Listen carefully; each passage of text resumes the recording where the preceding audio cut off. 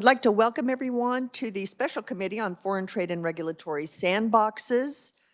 Hopefully we'll have other members join us, but we do need to get started and go through our agenda here. I'd like to welcome everyone, and just so everyone's clear, because there's been some changes with the structure and format, so I just want to make sure we're all on the same page and address any questions you may have about the agenda and what we're doing in the next couple of days. So we actually have two topics we're dealing with. We're dealing with foreign trade and regulatory sandboxes. Originally, we had a day each scheduled for those. As we had conversations and looked at the amount of information we needed to go through, we honestly felt like we really shouldn't extend to 2 days. We could get done what we need to in a day and a half, and we just did not want to meet for the sake of meeting. So I hope everyone's okay with that. And in working with Chair Tarwater, who's doing the affordable housing, kind of the same story. He could get accomplished what he needed to in a day and a half rather than 2 days. So I know it looks a little funny, but we will meet today and we'll cover foreign trade this morning. We'll begin regulatory sandbox this afternoon, and then tomorrow morning we'll finish regulatory sandbox. Then, those of you who are just on this committee, you're done at noon. And then we'll switch gears to affordable housing tomorrow afternoon and then Wednesday. So I hope that makes sense and answers some of the questions about the little different look to the agenda and schedule. We will have a lunch break at noon today. However, lunch is provided, but I'm going to give you that time to have any follow-up conversations with conferees. You can stay in here and have lunch. You can take a break, go do what you need to do, but we will take a break and then meet back here at 1. So are there any questions over the schedule or the agenda? Okay, great. We will then begin with our first conferee. We have John Adesi from International Trade in Kansas Small Business. John, thank you for being here. Welcome to committee.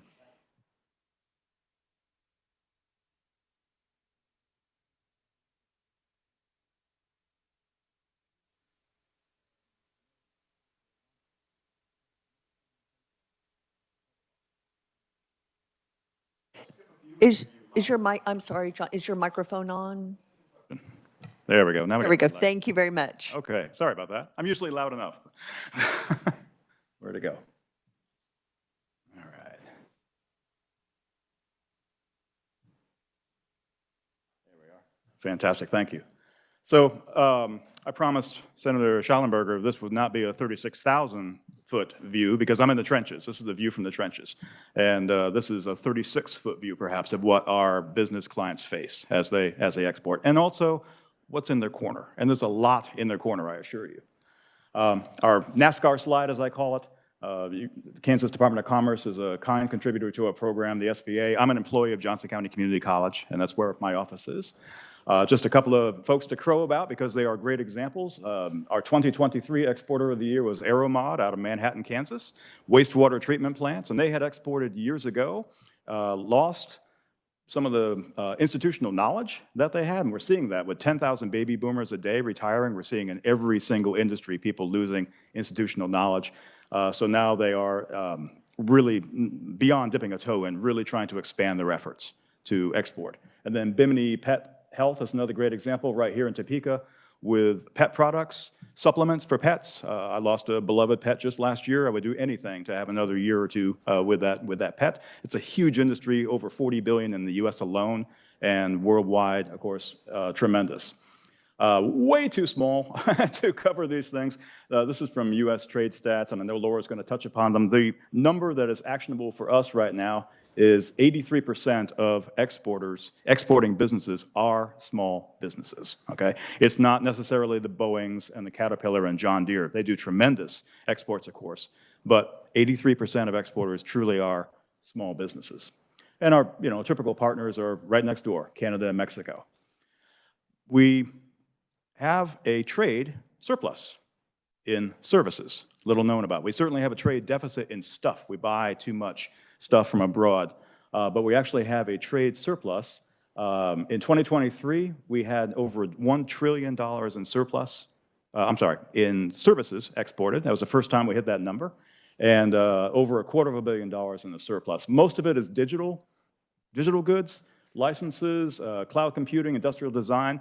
But, for example, I had an architect that wanted to do zoo architecture and came to us to find out which countries of the world they should focus their marketing efforts on. And so we did the research, and I'll show you a little bit about that. So those kind of exports can be fantastic as well, and we're doing very well there. That is typically our role, or my role, is the where. The where, and sometimes how you're going to pay for it.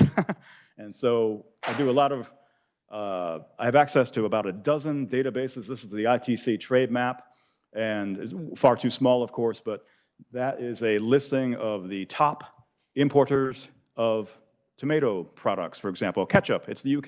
They have them on their chips and crisps, I guess.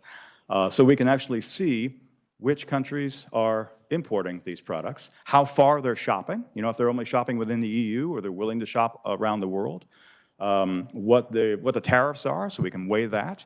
And it's eye-opening sometimes when you can show a small business, the units typically are tons of this stuff, you know? So when you're looking at the units, it's big, big numbers and helps to get people's attention. We can see, and again, that's a good part of my role, working hand in hand with the client. So make sure they're ready, make sure that they have the managerial acumen, they have the managerial desire to go to other countries, right? To travel, to be open-minded about the cultures that they're going to face and be aware of that. Financial wherewithal, manufacturing capacity, for example. So we make sure they're ready. We do the international market research to find the best spots there and get them started on which way is best to enter that market. And again, because we're funded in part by the SBA, Small Business Administration, of course, a lot of it is finance. So if they're going to expand, we're very happy to run the projections and show the bank the projections moving forward so that they can fund this expansion. Again, this is another great resource. I think I have 2 of them out of about 12. I didn't list them all. This is the Global Market Finder, which is fantastic because this is looking at who buys U.S. products specifically.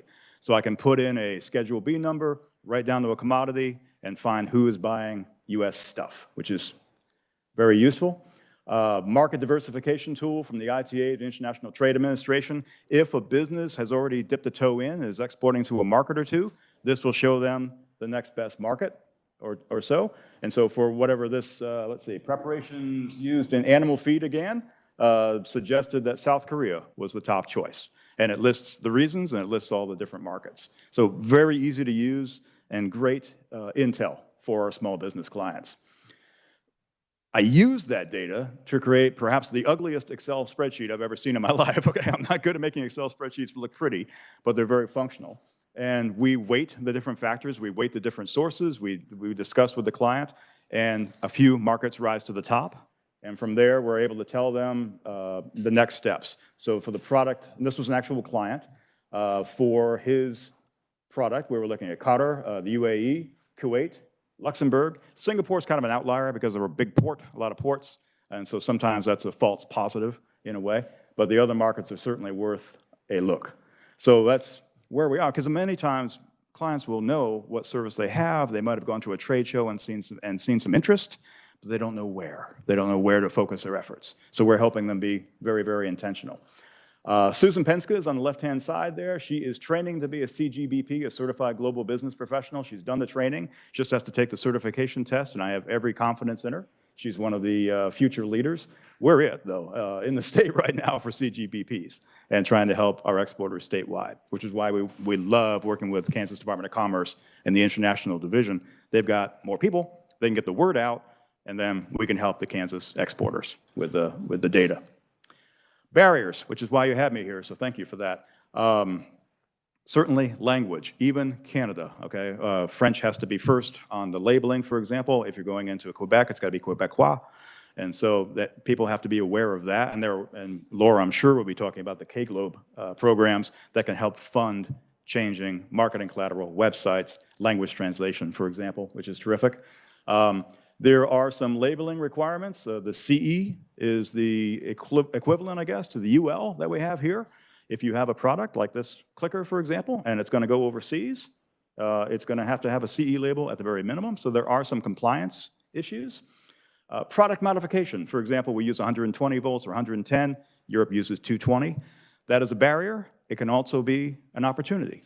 One of my exporting clients actually has a very large sawmill operation, and in Europe, you cannot bring in our version of pressure-treated wood. They do have no interest whatsoever in wood that has cyanide pumped into it. They're not going to allow that.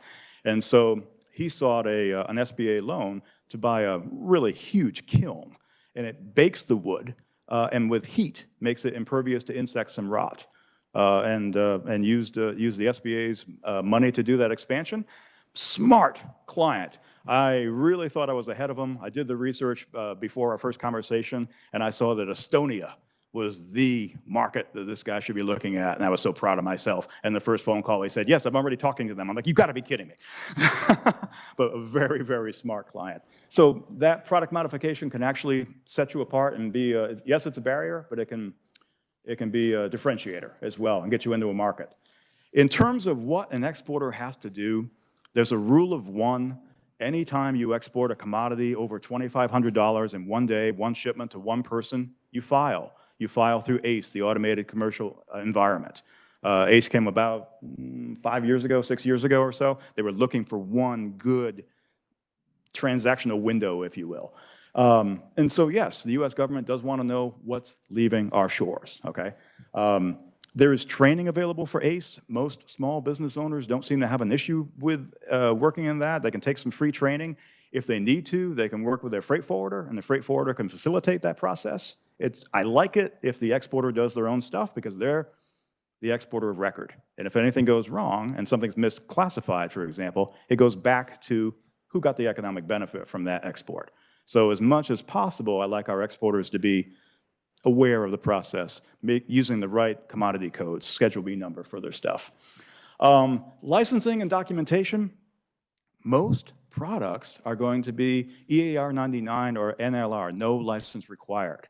The only licenses are when we are selling something that could possibly be used against us, or if we're selling it to someone that we're a little concerned about. You know, there are countries out there to whom we cannot ship. And I mean, that's the burden that our businesses are facing, but I think it's a burden that most of us would want. Let us know what's going out, make sure it's not going to someone who's going to use it against us, and make sure it's not something that could be used against us, right? So most items do not require a license. It's the dual use stuff that can kind of bite the small exporters. They are supposed to check what's called the specially designated nationals list. There is a consolidated list, because I think there are 6 or 7 in all, to make sure they're not sending it to someone who would harm us. And we've seen this. I think it was just last week, we saw that there are some Western parts and US parts in drones that Russia is using against Ukraine, for example. And we do not want our Kansas exporters to be in the news and make something that could be used against us. So yes, they have to check that list. There are duties and tariffs they have to deal with, and that, of course, raises prices for the consumer and sometimes can make it difficult to compete with the domestic markets if they're going to be taxed, and the prices are going to rise on that. Also, as our companies are buying stuff, tariffs are increasing the price coming in. Value-added taxes, here we pay sales tax. We pay it once as a final customer. Many parts of the world, every time a product changes hands, there's an additional tax. I was blown away in Italy when I went shopping, and I'm looking at a grill that I knew in America I would pay about $80 for, and it was $200, because it got taxed when it was imported. It got taxed at the distributor, it got taxed at the wholesaler, it got taxed at the store. Every single level paid another tax on that. And so that can double the cost of our goods and make them less competitive there. Again, it's their barriers, though, not necessarily ours, that are doing that. Intellectual property protection. I remember one time being in Mexico, walking toward what I thought was a Starbucks, green, clover-looking logo. It wasn't a Starbucks at all. It just had the look and feel of a Starbucks. In other countries, intellectual property protections are null. They're not very strong whatsoever. I also remember one time eating what I thought was a Reese's peanut butter cup, which was at least half sawdust in Mexico. Okay. be very careful about that. Supply chain issues, my clients were very, very concerned about the port and port closure due to the strikes. I'm very happy that that was solved because we have been suffering from supply chain issues for some time now. Not just the ship that was stuck in the Suez Canal, but what's happening in the Mideast, for example, global conflict. So there are headwinds.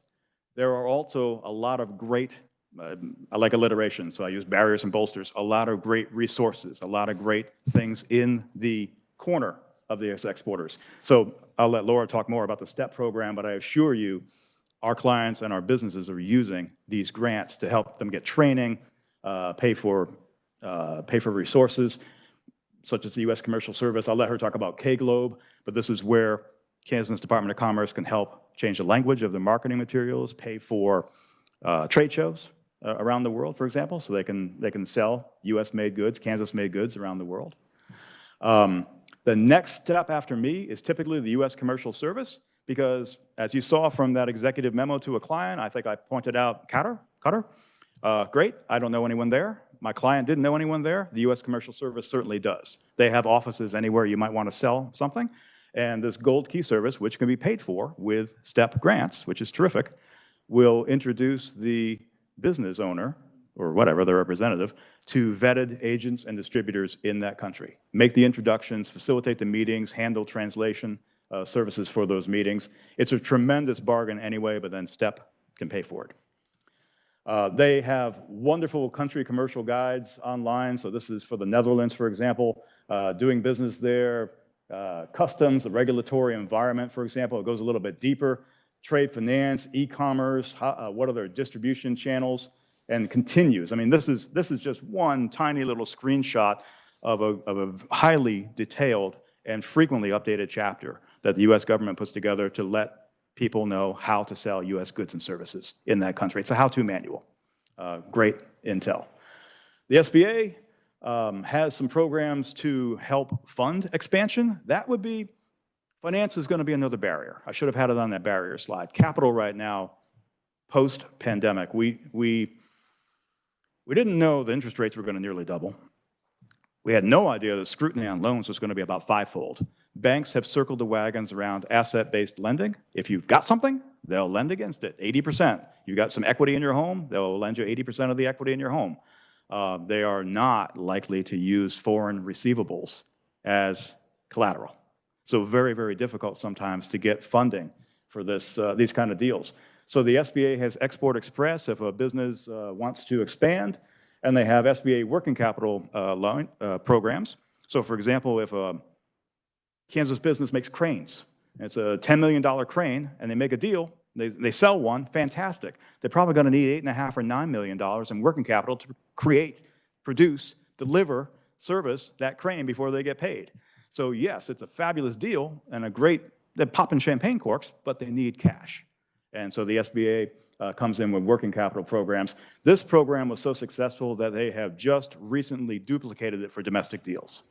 So it's terrific to be able to go to the bank and say, look, I've got this contract for this thing, and the U.S. government is paying up to 90% if this deal goes south.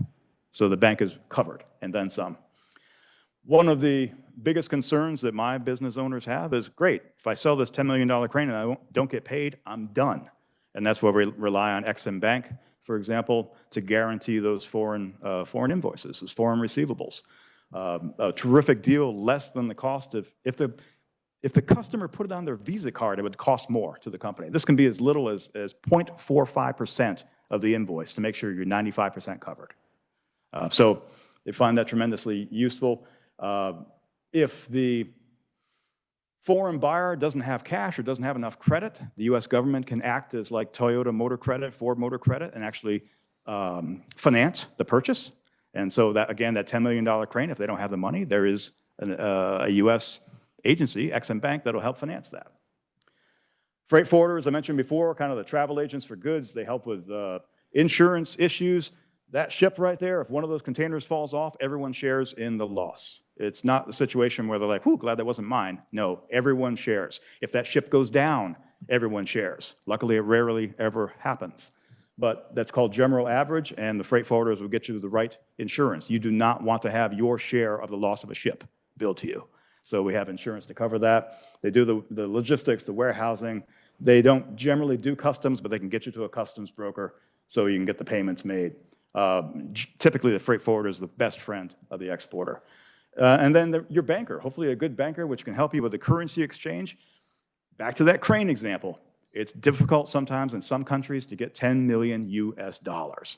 And the customers generally want to pay in their own currency, but then what do we do with that currency? So we have an international bank that can facilitate that. And also, through things like forward contracts, forward windows, lock in the rate. So if they're worried about, yeah, great, I got 10 million worth, but what if things go south and it's only worth 8 million in the future? You can lock in that $10 million value with a good bank. There are so many tremendous resources for these exporters. I think this is my last slide, or darn near it, so I want to have questions for you. This is a local program, the Heartland Export Accelerator. We've been doing this through the Greater Kansas City Chamber of Commerce. I got to be honest with you, it's difficult sometimes to get people to take this kind of training. We struggle to fill these things.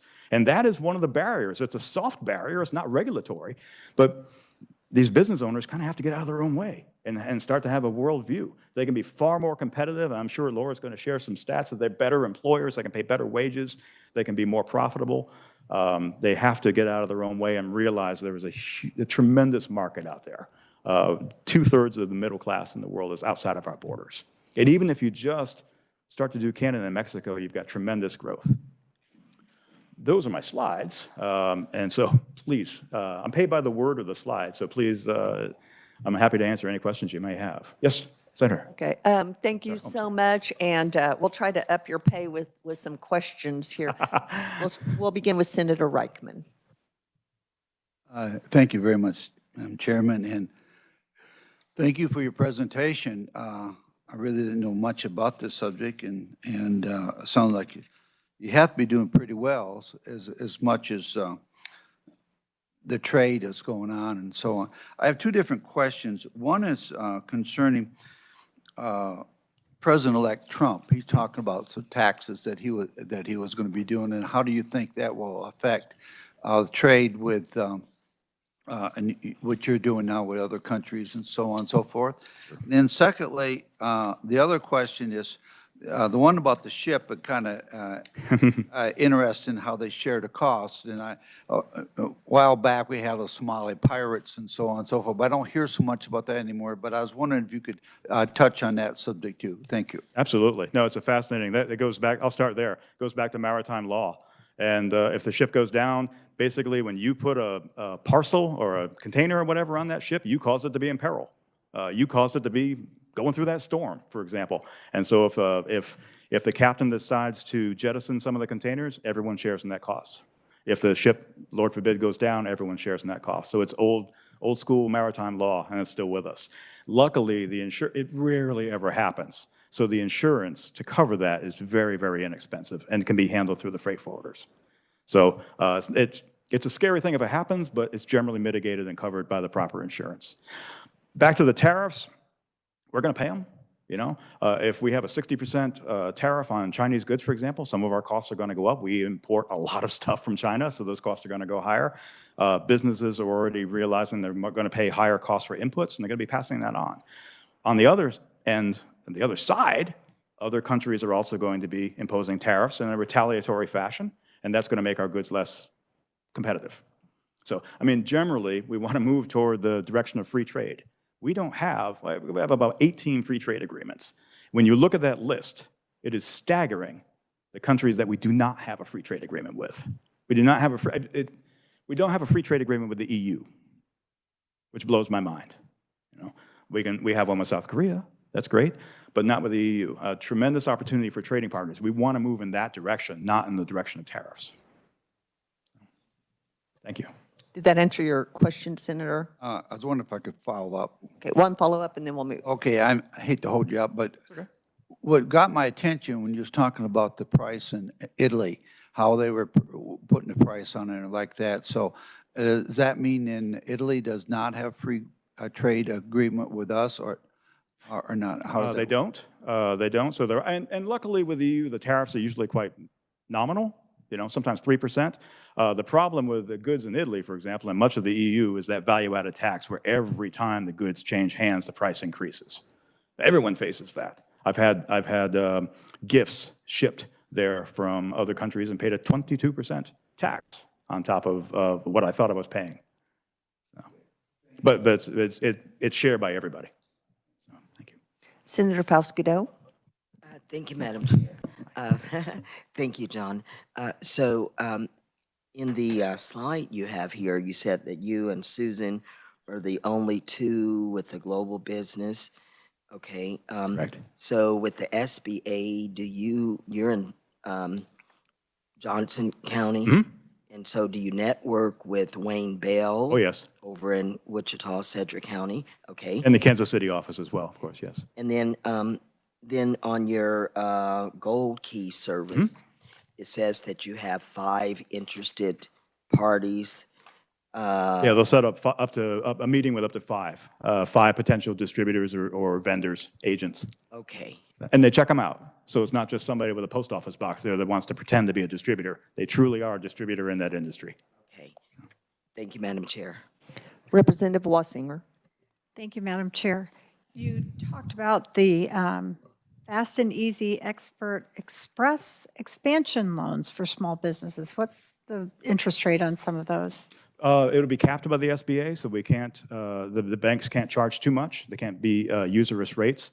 But working capital loans, you're probably looking at 10.5% right now for some of these things.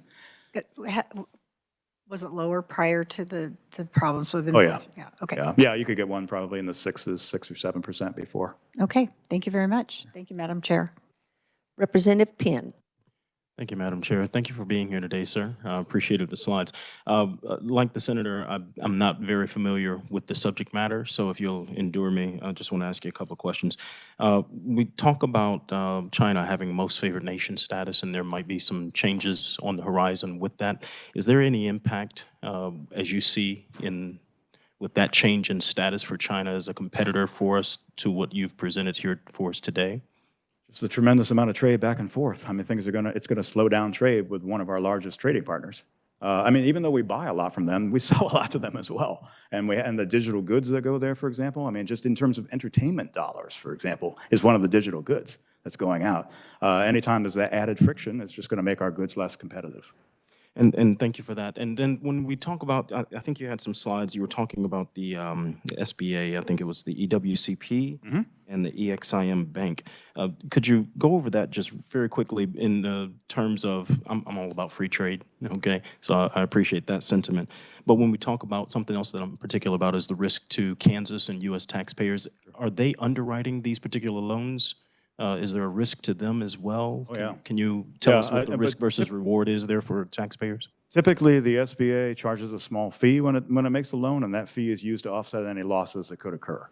Ex-Im Bank, for example, they don't actually end up taking any money from taxpayers at all. They're charging fees for that export credit insurance, and it covers their costs. We have one. We have Ex-Im Bank. China, I believe, has 30 different banks that do export credit insurance. This is the way international trade is generally done. You ship the stuff, you send an invoice, they pay it. Now, of course, we're concerned they might not, so you insure that receivable. The only thing we have is Ex-Im, and they're frequently on the ropes. But that's no cost whatsoever to the U.S. taxpayer. And if the winds change, as you said before, if they haven't locked in their particular agreement, their particular rate, are the taxpayers on the hook for a bad deal is what I'm getting at? Yes, absolutely. I mean, if a deal goes south with an SBA loan, it's a loss. It goes to Treasury. It's ugly. It's really ugly. I mean, it's just like you didn't pay your taxes, and that amount follows the borrower all the way to their Social Security, for example. It's really ugly. But like I said, typically the SBA comes in with a 1% fee, a 2% fee right off the top, and that generally offsets any losses that they suffer. So. Committee, we will finish with Senator Schallenberger. If you have additional questions, please jot those down. And if one of our other conferees does not address it or you get a chance to ask it, we will get that answer for you. Okay? Senator Schallenberger. Thank you, Madam Chairman. I have two questions. Are your slides available? We can look at these. I sent them to Eric, so yes, if you, So okay, yeah, I've got them in paper. I just want to blow them up. Where I oh can yeah, some actually of read them the are, numbers. some of them are about the size of a matchbook, I know. Yeah, and the second question is Exim Bank, is that a real bank in the term of standard banks in the United States? Is it an international bank? Does it have capital? Is it funded by the government in any way? I don't believe they actually function as a true bank per se, but that I'm not sure. I mean, I don't think anyone puts deposits in that. But like I said, it's stood up by the U.S. government, but they fund themselves. They fund themselves in the fees that they charge. They being who?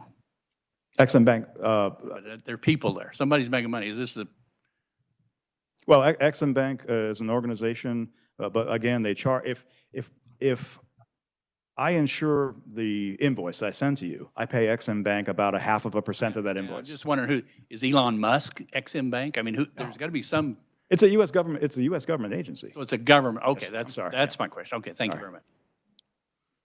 Thank you so much for your presentation. Appreciate it. Thanks for the great audience and great questions.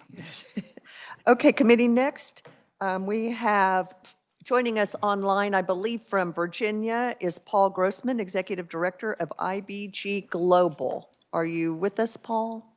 Yes, can you hear me? We sure can. Thank you very much. Great. Welcome to committee. Well, thank you so much, and it's a pleasure to be with you this morning. Greetings from the Commonwealth of Virginia. It's a little bit chilly here today, but we're looking forward to a good fall season. So, a little Paul, bit if on you my, can, Paul, we're having trouble hearing you. It's very, very low volume, so we're trying to adjust that. okay, it should be, I got everything set up high on my end. Is this any better? Can you hear me? Nope, not yet. We're trying. All right. I can Your hear you volume is well. all the way up, Paul? Yes. Yep. Volume is all We the could way hear up. you better when you first started out and then it faded. Okay, it should be working nicely. I can hear you very well on my end. Can you hear me on your end? Testing, testing, Not testing. yet. Bear with us. We'll try to get you on here to Sure, set. We can sure, see sure. you, just can't hear you. Okay, okay, there you go.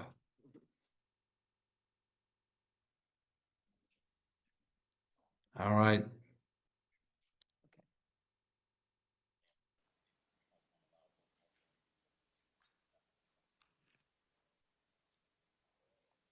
Is that any better? Is that any There better? we go. Is We that got you better? now. Yes, it Okay. is. We can hear you just fine. Sorry about that. Please proceed. All right. Well, thank you again for the opportunity to address the committee. My name is Paul Grossman. I serve as Executive Director of IBG Global. We are the world's largest international trade consultancy. But for the purposes of this discussion, I think more appropriate is my former background where I served as Director of International Trade and FDI for the state of Virginia for 20 plus years, and I actually started in the business of international trade in 1984. So I want to address three topics today. I'll do this in about 10 to 12 minutes, then leave time for questions. The three topics are: what is the current landscape of U.S. state trade development programs? So I know Laura is sitting there, Laura Lombard is sitting there in the audience. So how does her program compare to other states? Secondly, why states conduct this thing called international trade? And thirdly, what Kansas will gain by investing or investing more in your international trade development program. So first of all, just a little setting of the stage in terms of what other U.S. states are doing with regard to international trade development. A little bit of nomenclature there. The official term might be called international trade development. You can call it export promotion, but it's helping Kansas companies sell to international customers. So a couple of stats to share with you. 48 states have trade development programs. I think the only two states that do not are Tennessee, sadly, and Alaska. And let me preface my comments to say that these statistics pertain to manufactured goods and services. Virtually all states have additional programs for agricultural exports. My comments are pertaining to manufactured goods and services, okay? So 48 states have programs. The average number of staff is 6.5. But that means that 19 states, 19 have more than 7 full-time staff. To give you some comparison, the largest program of state-funded trade development is in the state of Virginia. It has 28 full-time staff. That's for trade only. That does not include FDI. Their state appropriation is $12 million per year. They receive a step grant of another $900,000, so Virginia's program is $13 million. There's a reason why they do that. Another stat is that in 2024, this year, states conducted approximately 110 trade missions. A trade mission is an international business trip with companies. In this case, it would be from Kansas. So if you take an average of 5 companies per mission, that's about 550 companies that have gone overseas to find business facilitated by state trade agencies. State trade agencies also participated in 201 trade shows. So again, if you have about 5 participants per show, that's about 1,000 companies. So you add those two numbers together and you might say, well, wow, that's a lot. That's 1,500 companies that have gone overseas. Now, states help many, many more companies in that. But ultimately, the goal is to get your companies, Kansas companies, or companies from other states in front of international customers. So they took about 1,500 companies to overseas markets. That's not a lot. So pay attention to that. I'm going to come back to that in just a second. Now, the services, there's about 20 distinct services that states offer in terms of trade development or export promotion. I'm not going to go through those, but I do want to list the top 7 or 8 here in this order of percentages of states that use them. Trade missions, trade shows, client export counseling, export readiness training, market research, and market entry strategy development. All of those, 66% of states offer all of those, all the way up to 88% of states offering those. Now, let me go through those real quickly. Trade missions, trade shows, client counseling, export training, market research, market entry. The common thread in all those is that those are labor intensive. So trade development is not issuing a certificate like some government agencies do. It's not registering a company. It's providing one-on-one human intelligence to help them sell their product or their service overseas. 2 more stats for you. 56% of states advise the governor or their secretary of commerce on trade policy. Critically important. We're going to come back to that. And 23% advise their respective legislatures. The last stat is that 69%, so let's say call it 70%, have as their number one problem insufficient staffing. 63% cite insufficient funding, and 60% cite a lack of awareness of their services amongst the companies in their states. That last stat actually is confirmation of the first 2, right? If you have insufficient funds and insufficient people, you're doing insufficient promotion, and therefore companies are not aware of the services that Kansas can offer for international trade. So that's the context. So let's talk a little bit about why states do international trade development. 3 reasons. First and foremost, job creation, right?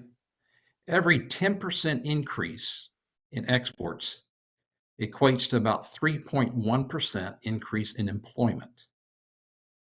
10% increase in exports equal 3.1% increase in employment. So states do this because it creates jobs. Number 2, the second reason why states do this is because There's demand, right? Let me ask you a rhetorical question. Give me a list of Kansas companies who do not want more customers. Can you name a Kansas company who is not looking for a new customer? That's what these trade programs deliver, right? They deliver more customers for Kansas companies. And so the demand is there. So job creation, demand. And the third reason is that international trade is the most economical form of economic development. The most economical form of economic development. Now, having done the FDI side for many years in Virginia, as well as Arizona and South Carolina, it would not be uncommon for us to incentivize a project coming into the Commonwealth. Let's say a project was a $100 million investment and they had 200 jobs. It would be easy for us to incentivize $5 million worth of tax credits, job training, perhaps free land at the local level. So $5 million to get a $100 million investment in a 200 job creation project. With that same $5 million, you could fund a trade program in a state for an entire year and serve hundreds of, in your case, Kansas companies, and create far more than those 200 jobs, right? So it is the most economical form of job creation. Then I will conclude my comments and throw it open for questions with just a couple of observations. So why should you in Kansas consider continue to invest in, increase your investment in international trade? I'll give you 3 reasons. First of all, you have the job creation, but in many states, and I will say I do not know what the case is in Kansas, but in many states that we have worked with, and we've worked with probably 20, 25 different states over the years, the International Trade Program is the state's only existing business program. Think about that. Yes, you have small business development centers who will help a company start, will help them incorporate, will help them get up and running, but that's taking an idea into reality and not helping so much on the finding new business for your existing businesses. And I'm talking about businesses that have 20 employees up to 500. So in many respects, and this may not be the case in Kansas, so I apologize if it's not. If you don't have an existing business program, international trade is it, okay? Second benefit you may accrue. In the coming months and years, and there was a great question asked earlier, every state, Kansas and every state, is going to have to adjust to a new international trade policy at the national level. Changes are coming. They may be positive, they may be negative, but they are going to be impactful. And so the role of Kansas in this regard is, first of all, to interpret those federal policies. What does this mean for this particular Kansas company? And the second is to mitigate any of those negative impacts and then to optimize any potential positive impacts. And then the last comment I'll make, and I'm sorry running a little bit long here, is paradoxically, what states have found is that international trade programs identify your better companies. If you pause for a minute and you think about it, starting to export is like starting a new business. You got to find, you can do your market research. You got to find your route to market. You got to comply with all the regulations in that market. You got to ship the product. You got to service the product. It's like starting a new business. And so people, business owners who are interested in exporting typically have an entrepreneurial mindset. They're eager to embrace this adventure. And so your faster growing companies tend to be your exporters. So when you identify an exporter, you're identifying a company that you really want to invest in. They're really going to be a leader in the Kansas business community. So those 3 reasons. It can be your existing business program. It is critically important over the next 6 months to a year to see how things sort out. And it really is your better companies because they are entrepreneurially minded. So let me pause there. That's all I have to say, but I'm happy to answer any questions. Thank you so much, Mr. Grossman. And I don't believe we have any written testimony. I did my best to get your statistics and bullet points down, but is there any way we could get your information submitted for the committee to have that as a resource? Yes, I will send these comments to Eric. Thank you very much. That'd be great. Appreciated. Questions from the committee?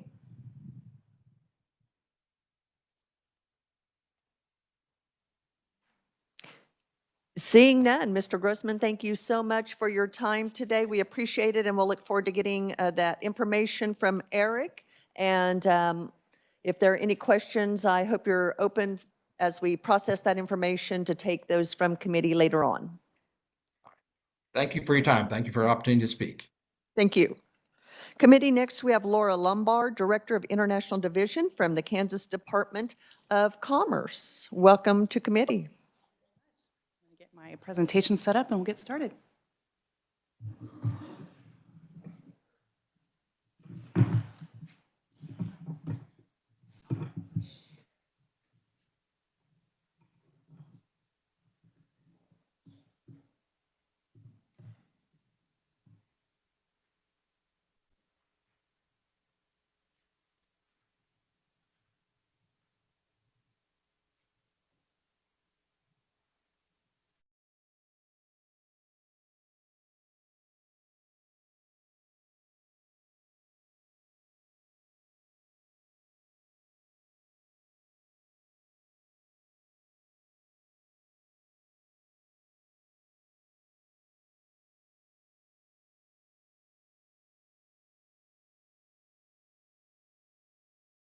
If it pops up for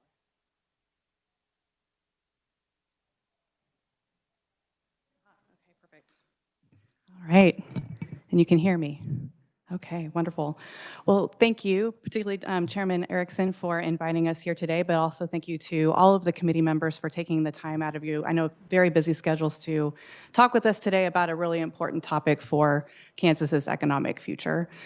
My name is Laura Lombard. I am the Director of the International Division for the Kansas Department of Commerce.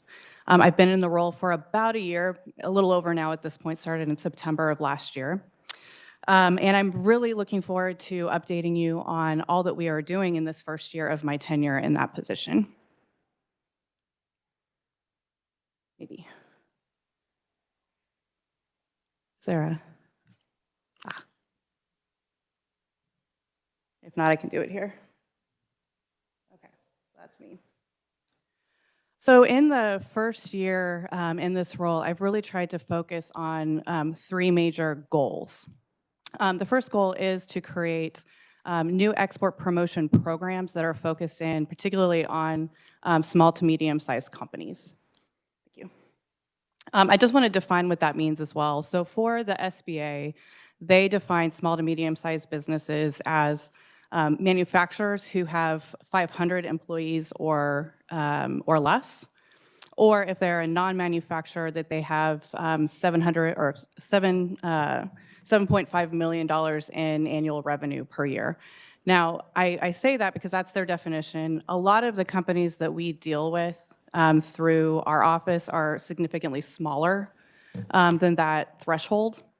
But that is the definition that we also have to utilize in terms of, for example, the STEP program I'll talk about more later, some of our other small to medium-sized businesses. So that is a cap. We follow that rule, but again, most of the companies that we deal with are significantly smaller than that.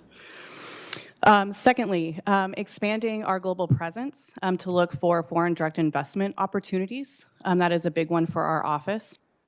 And then building a stronger international economic ecosystem in general throughout the state. And I'll talk more about that at the very end in terms of a subdivision that we've created to help us do that in a number of key economic issue areas.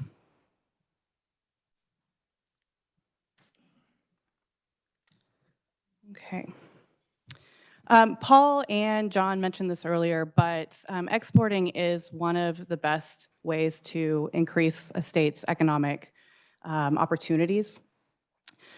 This largely comes from the fact, too, that it's one of the best ways to bring in revenue into a state. That wasn't mentioned earlier, but if you think about it, the money that we're spending on a day-to-day basis going to a restaurant or whatnot, that's revolving around, internally to our state.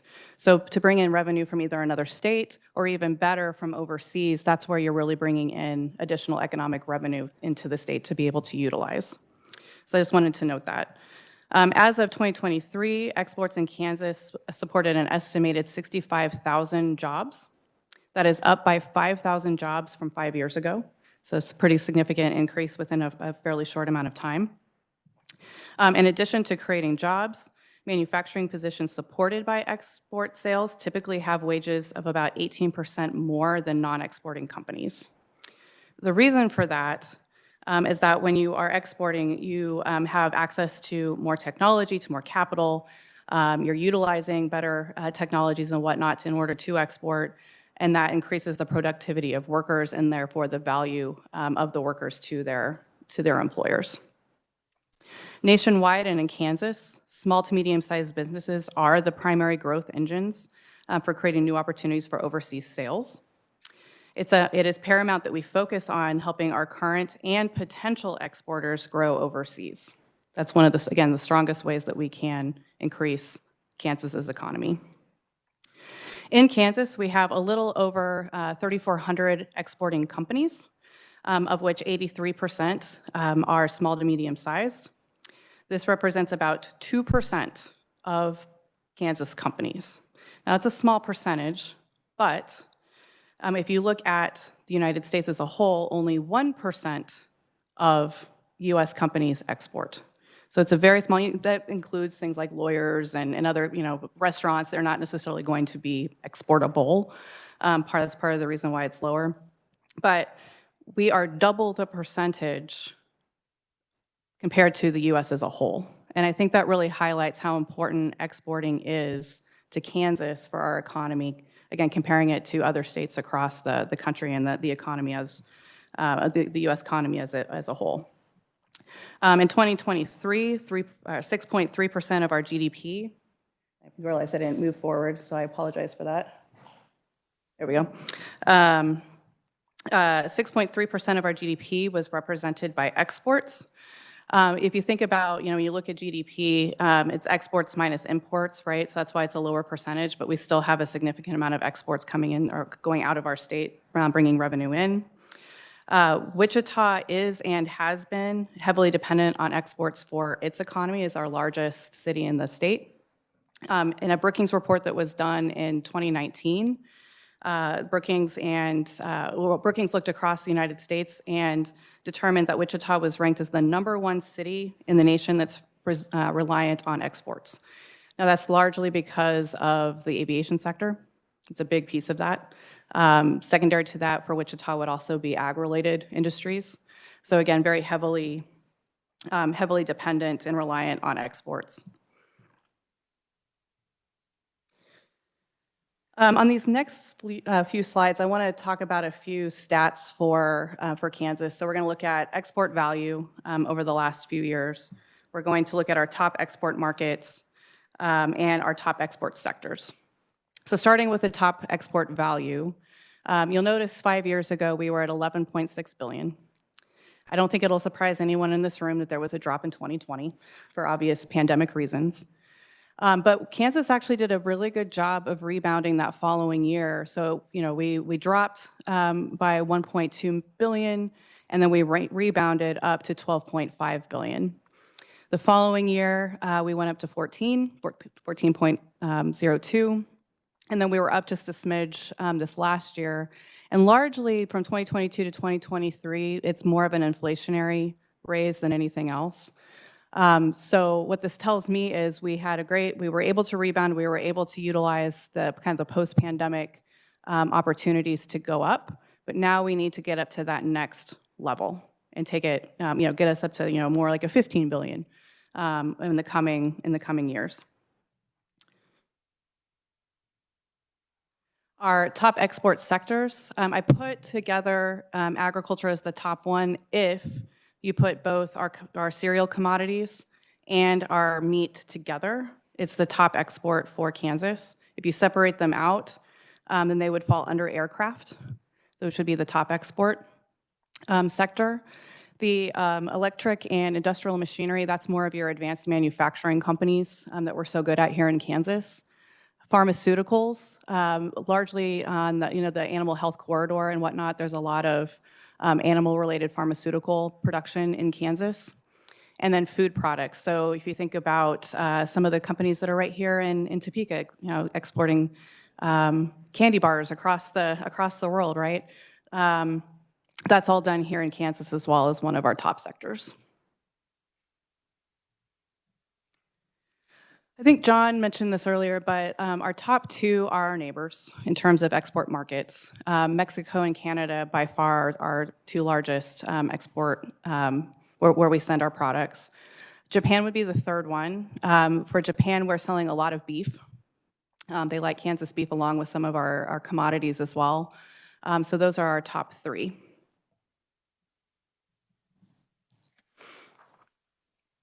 All right, how do we compare to our neighbors? We looked at the top, or the five, the four bordering states around us. So when I look at the five broader regions, I'm talking about Kansas, Missouri, Colorado, Nebraska, and Oklahoma. Our exports are above the regional average by 2.17 billion. Only Missouri exports more than we do. Their top sectors are transportation equipment that they're selling at 4.4 billion, chemicals at 3.4 billion, food and kindred products at 1.6 billion. But you have to keep in mind too with Missouri that they are double our size and population, and they have both Kansas City and St. Louis within their borders, or at least the bigger Kansas City side. The second, so keep that in mind as we go along. I also want you to note Colorado. So Colorado is less than what we sell. That's primarily because they're not as strong in agriculture comparatively to us. So more of that 10 billion, and I'll address this a little bit more on the next slide, but a lot of that 10 billion is small to medium-sized companies and some of the programs that they are utilizing to really help their small to medium-sized companies. And then Nebraska and Oklahoma round out the bottom on that. So we're doing much better than they are. So what are our neighboring states doing? We've talked about STEP quite a bit, and I just want to take a step back for a second, no pun intended on that, and say, kind of explain what that is. So STEP is the State Trade Expansion Program. It is a federal program through the Small Business Administration, but states administer the program through their international offices. We've been a recipient of it from the start. And our Kansas companies have used it quite a bit over those years. And a lot of times we'll use it for our aviation shows, so going to Paris or going to Farnborough air shows each year. A lot of our smaller aviation-related companies will utilize that grant to be able to attend. Missouri has a little bit less than us now in terms of what they're awarded. Missouri does not have a very strong export program beyond that. They utilize the STEP grant, but they are not as strong in terms of really being proactive in terms of getting out to their small to medium-sized companies and creating their own programs around that. So that's an area that we can utilize the programs we're now developing to try to bump ourselves to that first level in terms of our regional ranking. Colorado, as I mentioned, you'll notice from that last slide, they have a smaller amount of exports per year, but they're getting a higher level of STEP grants. So they're at the 900,000 range. And that's because they have done such a good job of focusing in on small to medium-sized companies, and the SBA has awarded them as such. They also have their own internal program where they call the Advanced Industries Export Grant. Is similar to K-Globe, which I'll be talking about here in a moment. Nebraska did not get awarded STEP this last year. They had in the past. So right now they don't have a lot in terms of their export programs that they're able to support their small to medium-sized companies on. And again, the numbers show that in terms of how well they're exporting. And then Oklahoma, is also very small. So they've gotten about 300,000, and they have a small program called Go Oklahoma that they're also trying to utilize to help their small to medium-sized companies, particularly those in rural areas, in the case of Oklahoma. We had great news in the fall. Our STEP grant went up from $200,000 to $450,000 this last year. We were awarded by SBA for the work that we've done with our small to medium-sized companies, and they want to see us do more than that. They also recognized how much our small to medium-sized companies were utilizing the grant, and that's part of how they evaluate is the usage of the grant, and our companies are using it.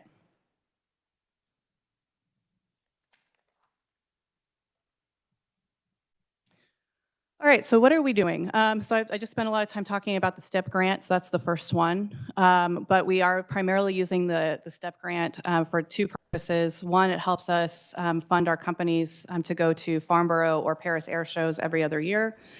We also use it to make a big splash for Kansas to make sure that everyone in the world knows that Kansas is the air capital of the world. So we're doing that. And next year, our booth is going to be even nicer with some extra money that we got this year. We'll also be able to take more companies with us to that next year.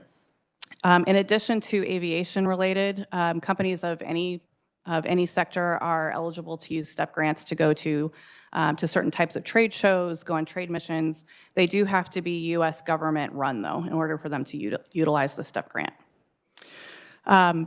One of the things Paul mentioned in his remarks is the ability to get out and let our Kansas companies know what resources are available to them. So one of the programs I instituted this year is called our Exporter Roundtable.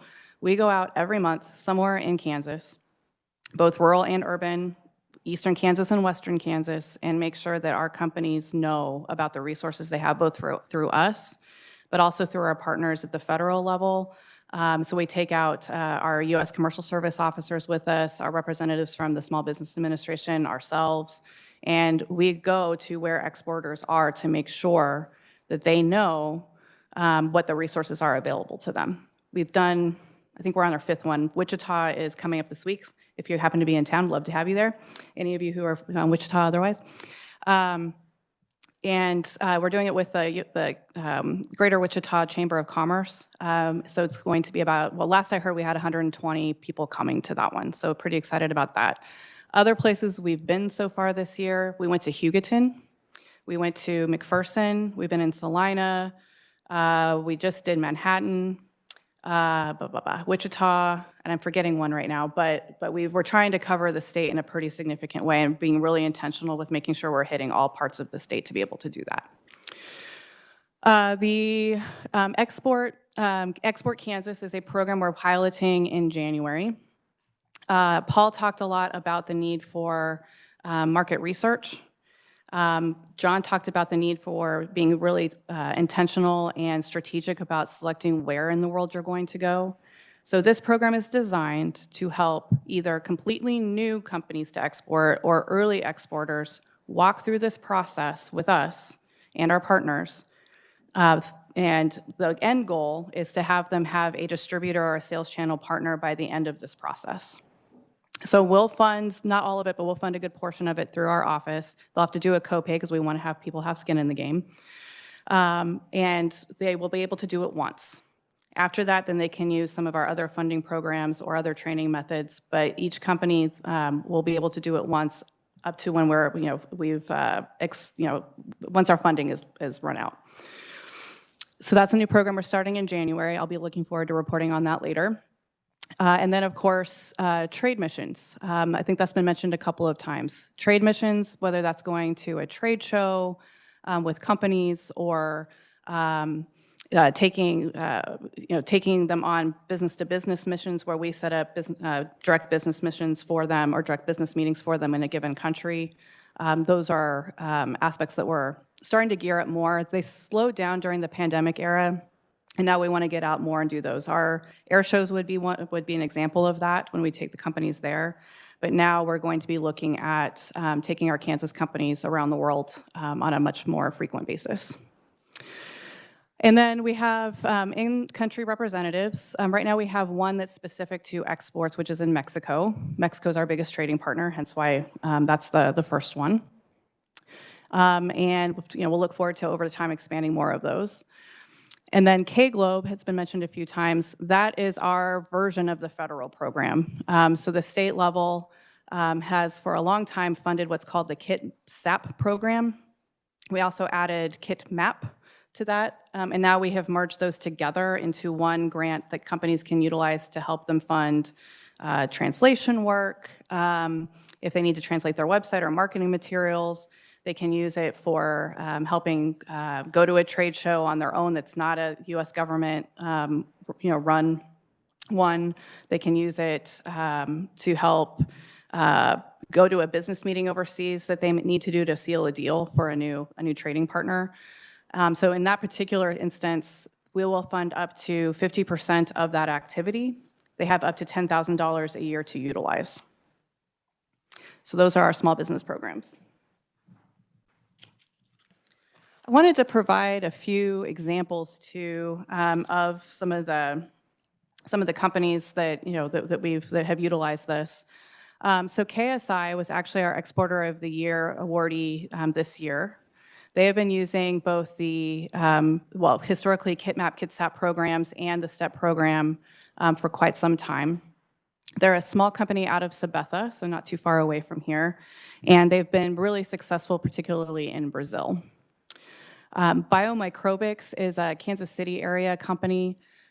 They have, again, used all three programs very effectively over the years. But what I like about Biomicrobics, and this will be true of VecTech as well, both of these companies have turned their experience into wanting to help other Kansas companies learn how to export as well.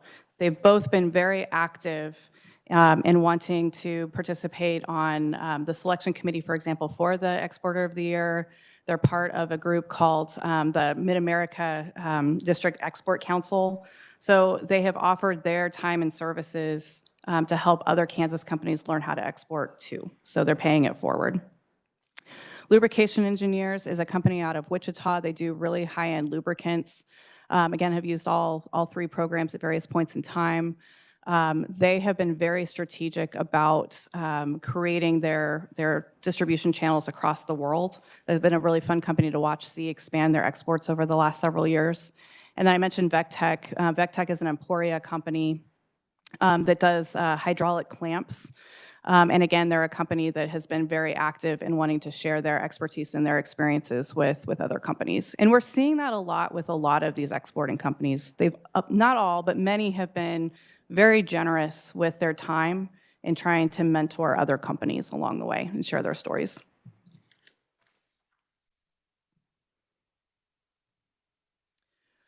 So I would be remiss if I didn't talk about foreign direct investment as one of our key areas within our department.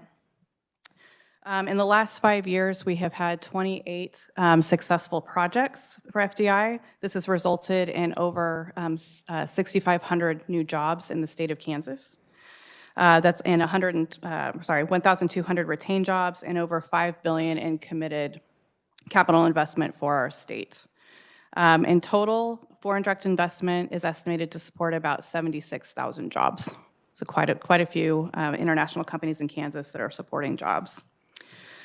We've had extremely good success in recruiting companies from places like Europe and Japan and Canada.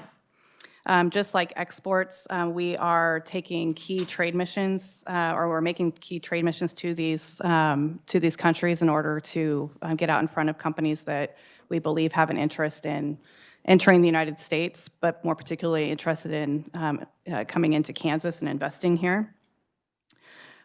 We are trying to visit companies in their home markets because that really sends a very strong message to them that Kansas is open for business and we want them here. It's also why we bring, at times, the governor or lieutenant governor on these missions in order to make sure these companies know the commitment of the state. It also helps us open up doors that I wouldn't be able to open up on my own without the support of our leadership. Since we can't be there all of the time, we have 2 representatives in our 2 big markets. Thanks to you all for funding this about a year and a half ago. But we have a representative now in Germany that is sourcing projects for us in German-speaking countries throughout Europe, so Germany, Switzerland, and Austria. We also have a representative now in Japan. This, of course, comes out of Panasonic, that we want to build on that amazing project that, again, you all partnered with us on to make happen. They're also helping us recruit some of the suppliers that Panasonic will need in order to be successful here and have them set up in Kansas as well. One of the jobs I've made for myself this year is to look at where else in the world should we be looking. Primarily, we're looking into two major markets, Brazil and Australia. So we're starting to open up those markets. We've had two trips, well, one trip each to each of those markets in this past year, and we're going to continue to build on that. And then I want to note, too, at the bottom, we've noted some of our biggest success stories. So Bombardier, of course, has been here for quite some time, but they, in recent years made Wichita their U.S. headquarters and are looking to expand. Siemens Gamesa, which is a wind turbine company that's located in Hutchinson. It's a German company, of course. Great Plains was bought by Kubota, a Japanese company, and of course, I think everyone in this room knows about our huge Panasonic deal. I will close with this. I mentioned at the top of my presentation that one of my biggest goals, one of my top 3 goals, is to look at international from a more holistic perspective. So we have added what I'm calling a subdivision along with export promotion and FDI called Global Resources, where we're looking at key areas like looking at our trade infrastructure. Where can we help find not faults, but areas that we could improve our trade infrastructure. So for example, we're working with the Wichita Airport to see if it makes sense to expand their customs port, mostly for products rather than human travel. We're looking at that as an example. We have heard from some of our Kansas companies in the West that they would be exporting more if they had more access to certain rail lines. So things like that we're starting to explore and say, okay, how can we help on an infrastructural level? Supply chain, that's been a big buzzword for the last several years for good reason. We're working on talking with our Kansas companies about where they're still seeing issues with supply chain that we might be able to create programs around to help. Some states have supply chain resiliency programs, so we're digging into those and figuring out how that might fit for Kansas. We're looking at business talent development and, well, I'll say recruitment as well. But how do we help both locally, how do we help our talent work in an internationalized world? But also, how do we bring more people into Kansas who, as we all know, jobs or having enough workforce is an issue here and in many places. How can we be more competitive to get more talent to come to Kansas and fill the jobs that we need them to do? So we're looking at that from a global perspective. International culture, that goes to, I'll give Panasonic as an example. Panasonic, one of the reasons they chose us on the list, there was a lot of reasons, but one of which was that there was a Japanese cultural community in the Kansas City area and nearby. And that was important for their executives coming from Japan to be able to access Japanese restaurants and a community that they could identify with. So we're looking at, again, how do we make sure that the world knows that Kansas has these different communities, and that's an asset to us, and that will help us recruit more companies in from places. So again, I'll use Germany as another example, right? Having more German-oriented restaurants and whatnot that allows people from Germany to feel more at home here in Kansas. Sports is a fun one, but a good one. So last year, the Chiefs went overseas to play an exhibition game. There was talk about KU going to Mexico. That hasn't come to fruition, but they were going to look at doing a game overseas. K-State is going to Ireland next year. So how do we use these ambassadors, these sports ambassadors, right, to help us also, again, build the reputation of Kansas? So we're looking at how do we do that, right? So those are some areas that we're looking at. And then hospitality and tourism, as we receive more international visitors from a business level coming in, especially in the wake of the World Cup, which I should have mentioned under sports. How do we utilize the World Cup? How do we get our communities ready to, again, host folks coming in from overseas because of such a premier international event? So those are areas that we're looking at through the Global Resources Program. And I think with that, I am happy to open up to questions. Thank you very much. Committee, what questions do we have? Representative Penn. Thank you, Madam Chair. Thank you, Ms. Lombard, for being here today, and we appreciate the presentation and the work that you do as well. One of your, near the end of slides, I can definitely understand some of the conversation that we've had in Commerce, Labor, Economic Development on the House side, dealing with the sports piece. It seems like it's going to be pretty exciting. Yeah. But right before that slide, you had one talking about foreign direct investment.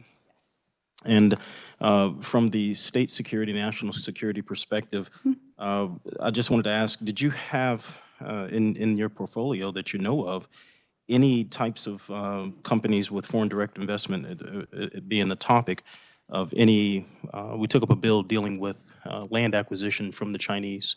And we looked at that as well when we were talking about the World Cup and the security profile with the FBI and everybody as well. Are there any foreign direct investment companies here in Kansas that deal with land acquisition investments or anything to that nature? I'm talking about with the pork industry, fertilizer, chips manufacturing, IT, robotics, et cetera. So yes, we do have foreign direct investments that deal in those particular sectors that you're mentioning.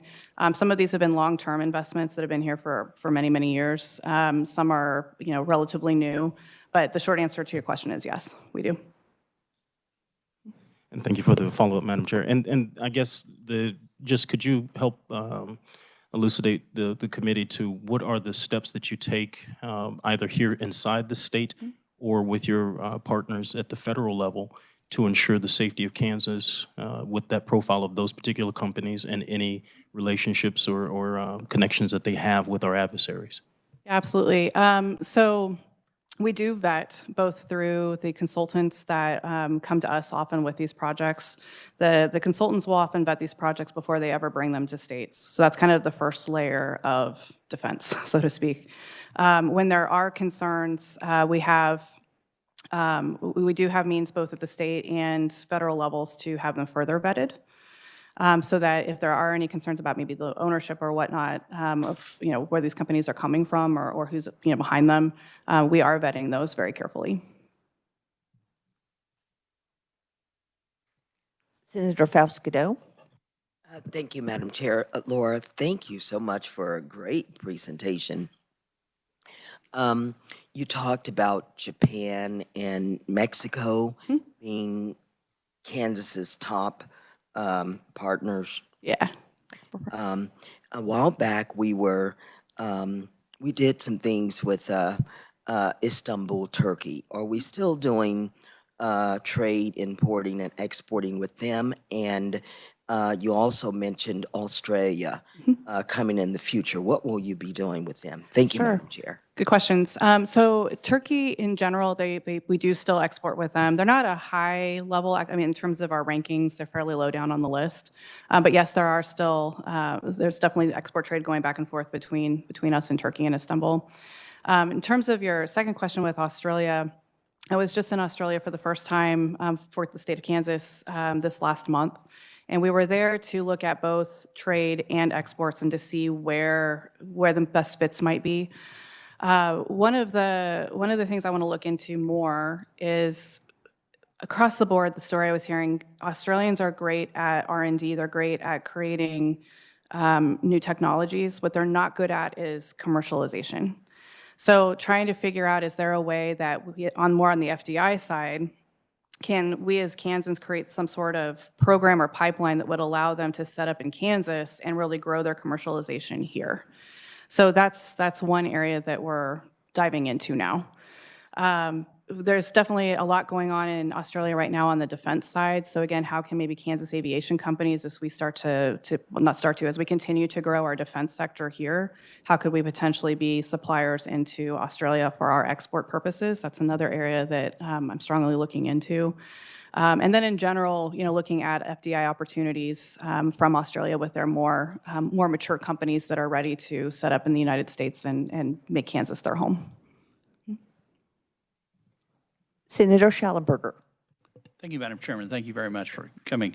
The gentleman from Virginia who was before you mentioned 6 or 7 were the number of employees in the average. How many do we have? Yeah, we have 8 currently. We can have up to 9.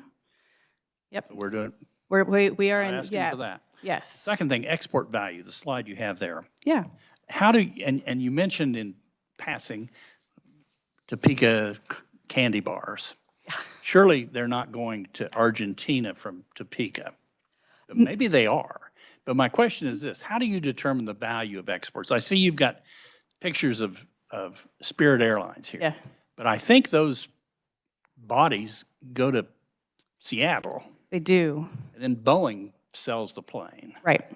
So how is all of that Calculated. Do you know where the wheat, where Ron's cattle are ending up, or are you just considering them all exports, or are you not considering them how's the value done? Well, let me use your last example first. So in terms of cattle, any cattle that was produced here in Kansas would be tracked, and we would know that they are going overseas. So if there's a shipment of cattle from Kansas that's going to Japan, that is all tracked, not by us as the state, but by the U.S. Customs and Border Control. And they're keeping a lot of the data too that then comes back to our office. In terms of, so you have direct imports and you have indirect exports. So Spirit in that particular scenario would be an indirect exporter. More would be counted in the aviation sector piece would be more of the Textron companies, selling Cessnas and Beechcraft overseas, but some element of indirect exports is calculated as well. Yeah. Yep. Good question, though. Senator Peck. Thank you, Madam Chairman. On your top exports sectors slide, you've got agriculture, and then you've also got food products. So food products are apparently more of a prepared. Correct. But Yes. they use agriculture products, so once they are consumed by the manufacturer of the food product, they're no longer considered agriculture. Correct. Yeah, so it'd be a value-added product. And are we seeing, because of some additional things coming into our state, Panasonic, et cetera, are we seeing much of a reduction in the percentage of exports from agriculture? In other words, agriculture has been our top exporter for a long time. Yes. The percentage of exports that are agriculture, is that shrinking a little bit, or is it still, are ag producers still producing and that they're maintaining a good portion of the percentage of Kansas exports? Yeah, that's a good question. To be frank, I don't know the answer to that. My educated guess would be that probably because, like you said, we are seeing more more diverse and we've grown other sectors, that it probably is a smaller percentage relative to where it was, but it's still and will be for the foreseeable future one of the top exports coming from Kansas. So the Department of Commerce will continue, hopefully, to focus on that sector as being extremely important. Yes. Kansas and the Kansas economy. We will. So so the way it's divided in terms of what we do versus the Department of Ag. So the Kansas Department of Ag is responsible from the international side for the commodities part of it. My job is more, say, ag equipment from what we do, but we work very closely with the Department of Agriculture to make sure that, as we can, we're supporting their efforts as well. I'll give you an example. We're both looking at going to an agricultural-related trade show in South Africa next year, and that would be a way that we could, partner together to make sure both sides are moving forward in the right direction. Yeah. Madam Chair. And we do have, I believe, Kelsey Olson coming and addressing us as well. So hopefully we'll get some more detail on international trade as it relates to agriculture. Committee, any other questions? I do have just a quick one. On your export value, you give us through 2023, and I know you don't have 2024 numbers yet, but can you give us a ballpark? I mean, do you anticipate that growing, remaining about like it did for think it's gonna 22 to remain. 23, the inflationary factor? Or can you kind of give us your Yeah. best guesstimate? Yeah, so at the end of September, we were just over 10 billion, which suggests to me that we will probably be pretty much in line with what we've seen the last couple of years. Okay, very good. And I was glad you addressed the World Cup because that was going to be one of my questions. How can we maximize, us not having to go out to the world, but the world's coming to Kansas? And Exactly. how can we maximize that opportunity to showcase that and hopefully make some connections that will benefit us down the road? So I'm glad you addressed that. Yeah. Committee, any other questions? Thank you so much. Appreciate your time being here. Thank you so much. Okay, committee, I see Andrew is here. Hi, Andrew.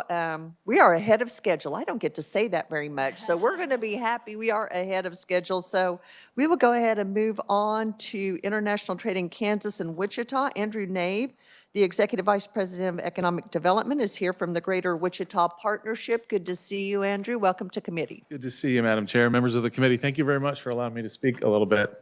Again, my name is Andrew Nave. I'm with the Greater Wichita Partnership, and I do have a slide deck. I don't know if you need me to go through the slide deck or how that works. It'll be up on the screen, perhaps. Yes, do you have his slide deck to project? And if you don't, that's okay. Yes, I believe we do. So we normally just project it for the online audience as well. Oh, I see. So that they can follow along. Well, I can follow along on my screen if that's, on my phone if that's, yeah, I don't want to make a whole thing out of it.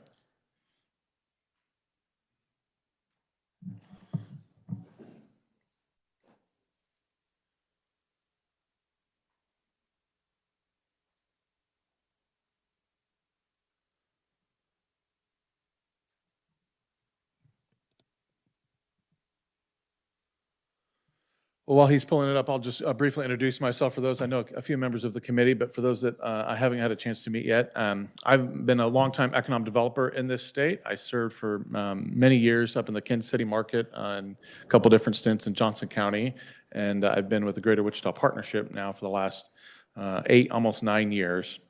The entirety of my career has been in economic development, kind of local government, and promoting and then selling in local communities. So appreciate the time and the opportunity to speak to this issue because it's really just been certainly in the Kansas City market and my experience in Johnson County was quite a bit of international trade, but it's really been in the last few years that I've worked in Wichita that foreign direct investment and trade promotion has been a much larger part of my career. So happy to share a little bit about that from the local regional perspective in Wichita. I think adding on to what you've seen and heard from Laura in the state of Kansas.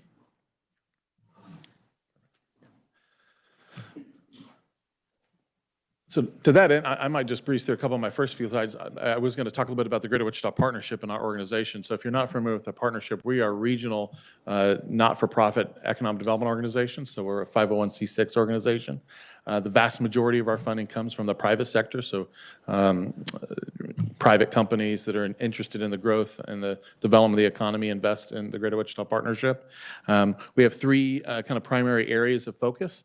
I lead the jobs team, what we call jobs, which is kind of traditional economic development, trying to help existing companies grow and expand in our region, and then similar to the Kansas Department of Commerce, trying to recruit new investment into the region.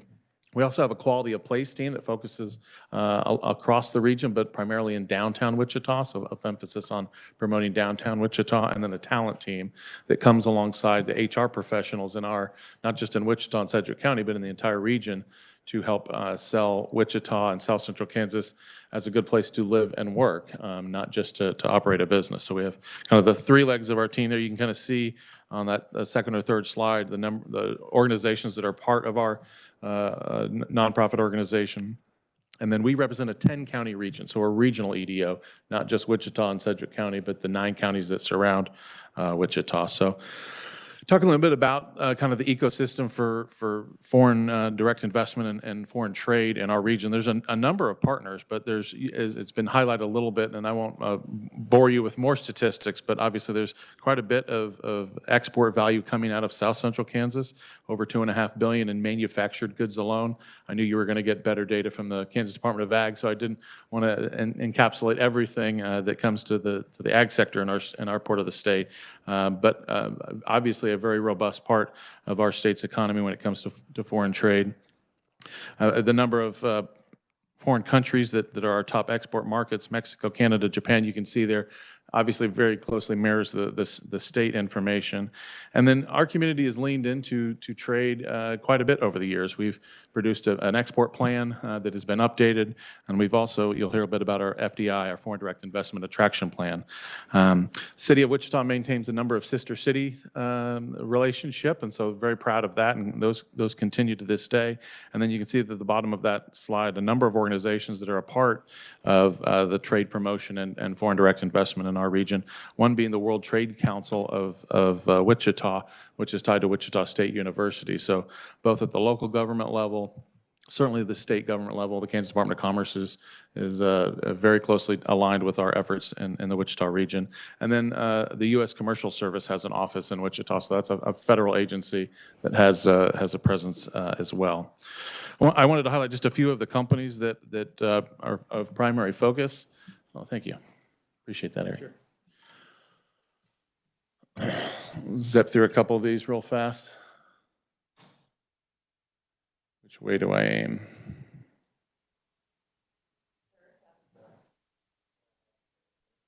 Yeah. Oh, there we go. Thank you kindly. Mentioned some of the organizations that are a part of the ecosystem. A number of the major international companies that have a presence in our region are well-known brands, not just to us as Kansans, but globally. Some of the largest and most iconic brands in industry, certainly within the aerospace, Airbus and Bombardier. Airbus, I get the question a lot when we talk about our aviation sector in Wichita. A lot of people don't realize Airbus has their engineering headquarters in Wichita. They don't have manufacturing in the community, but they have a major engineering presence at Wichita State University. But certainly Bombardier, Case New Holland from an equipment standpoint. T-Mobile has one of their largest call centers in Wichita, northeast Wichita, a foreign company. Deloitte has a major presence as a British company. And then Pfizer has their most sophisticated manufacturing facility in North America in McPherson, Kansas. And so very, very large presence and very robust type of manufacturing facility that they can do in McPherson County. ThyssenKrupp, I won't go on Bayer. I mean, just a number of companies. Pratt Industries down there on the corner, you may not be familiar with them, but Pratt Industries is probably the largest corrugated box manufacturer in the world. It's an Australian company that just built a new facility in Park City a couple years ago, so a major investment by an Australian company. So again, very robust, very diverse list of foreign companies that have a presence all across our state and especially in the Wichita region. Recent foreign direct investment wins that I wanted to just do a little bit following up on some of the data that you've heard and the data that you will hear from other conferees. I wanted to give you just a little bit of storytelling on how some of these foreign direct investment opportunities at the regional level happen. Kyoto Yushi and Rifehouse Ryloy, those are two companies, two manufacturers that are in Mays, Kansas, in a small community of Mays, and have really kickstarted that community's industrial park, which is not the typical way you would see industrial parks in Kansas or in our part of the Midwest start with two foreign companies, but that's what happened in Mays, one a German company and a Japanese company. And so we're really proud of that in the northwest part of our region.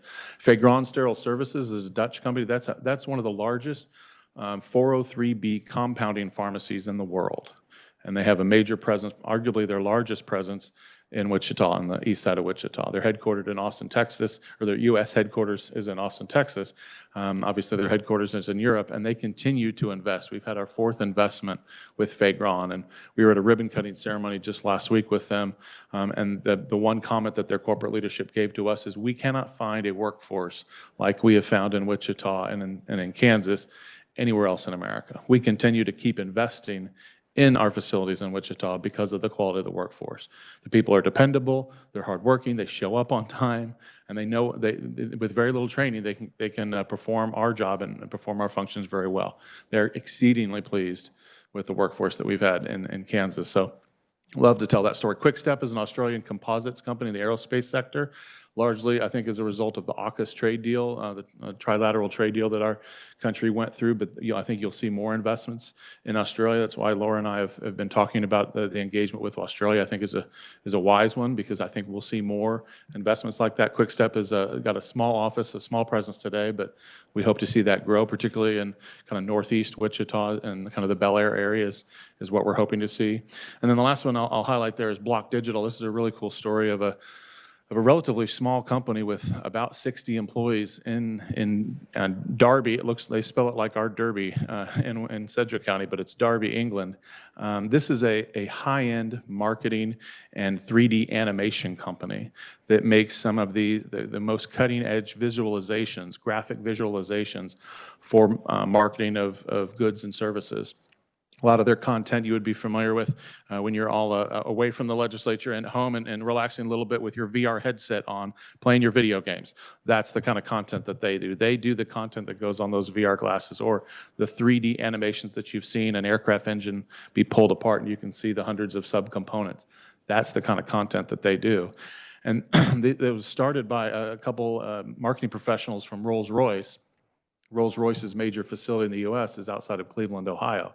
So when they knew that their business was growing and they wanted to open up a U.S. office, they went to what they knew. They went to Cleveland and they kind of knocked around Cleveland, and they ended up meeting an economic development group not too dissimilar from the Greater Wichita Partnership, and they opened up a small office. Well, the following summer, our team, along with the Kansas Department of Commerce, ran into them at the Farnborough Air Show, and we started to talk to them about our aerospace ecosystem and the number of companies that we have and the number of opportunities that could be had in Kansas. And they were blown away. At first, they really didn't believe us, and they had to come out to Wichita to check it out. And we made some connections for them and showed them the ecosystem, took them to WSU, showed them around the community.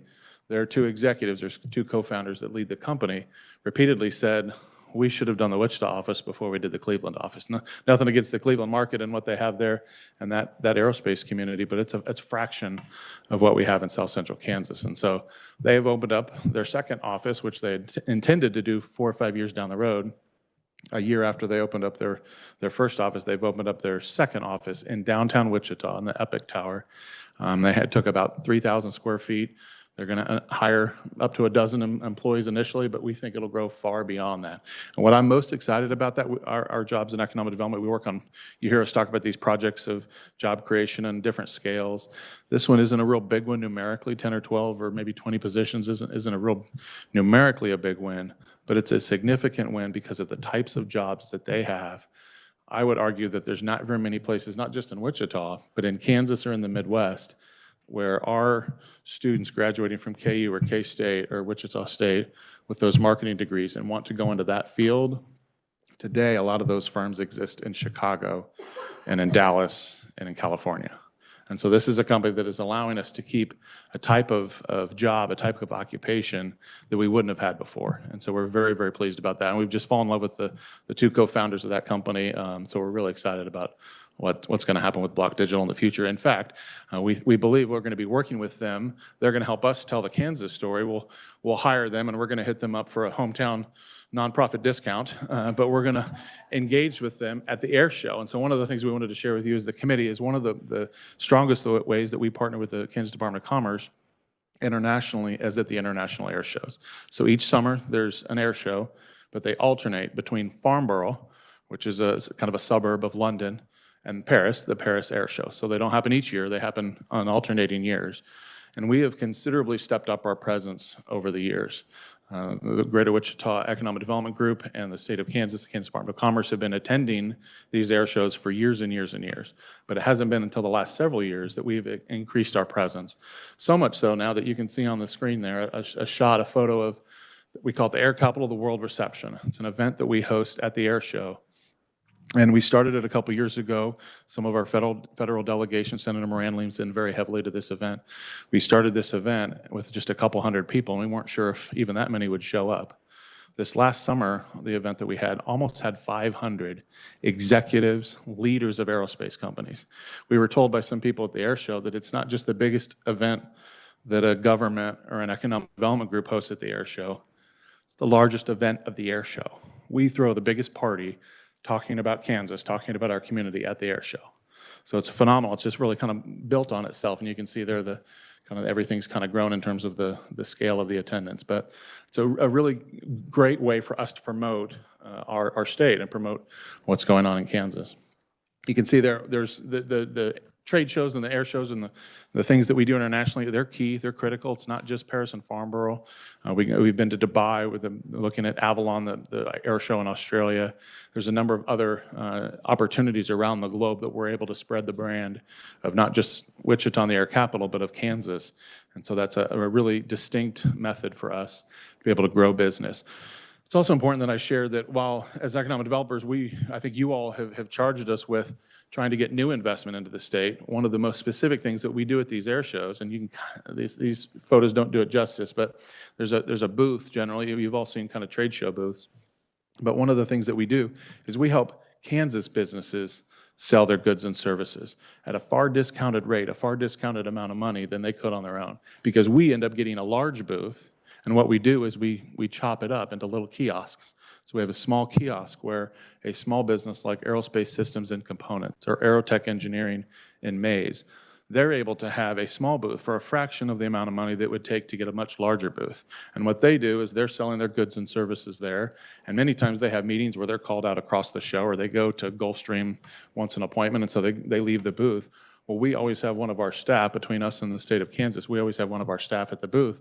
So if somebody else comes by looking for them, it's a team effort. We got their back. And so we're helping small to medium-sized businesses across Kansas also sell their goods and services, which it's not the same thing as recruiting a company, but if they grow their book of business, if they grow their revenue, that's absolutely economic development. That's absolutely growing the Kansas economy as well. So that's a kind of a touch and feel thing that we don't often talk about or we don't often share with you guys, but I wanted you to have that perspective that it's not just about the new companies coming in, but helping existing Kansas companies expand as well. Lastly, I talked about a little bit about kind of the future and what's looking ahead. We did this target market attraction study the last couple of years and then identified key industries, aerospace and defense. Obviously, cybersecurity is a significant opportunity, not just in South Central Kansas, but I think across our state and certainly in the Kansas City market. And then fabricated metals and industrial machinery has a presence all across our state. So we're looking at these other key markets across the globe. And because we're a region, we're a city, we've targeted metros around the globe. We'll obviously be partnering with the Kansas Department of Commerce, but that's what we've been focusing on the last couple of years. So I believe that's it. Happy to answer questions if there are any. But again, thank you for letting me share just a little bit of our story in Wichita, how we try to complement foreign trade and foreign direct investment for our state. Thank you so much. Questions? Representative Carmichael. Thank you, Madam Chair, and thank you, Mr. Nave. Just two questions for you today. How much does the largest party at the Farnborough Air Show cost, and who picks up the tab? It varies each year, sir. I would say that the party is multifaceted, but it's in the hundreds of thousands of dollars. But thankfully, we don't use any government money to provide for that. We fundraise separately, and one of the things I'm most proud about this, because of the scale of our market and quite frankly, the reputation of the air capital of the world, and some of the program that we set up and the invitees that we set up, it's created a gravity to where it's kind of the place to be. So nearly all of the revenue that's raised comes from outside of Kansas. These are major aerospace and defense firm prime contractors, the biggest names in aerospace. They are underwriting and covering the cost of the event. Thank you. Yes, sir. Senator Falscadeau.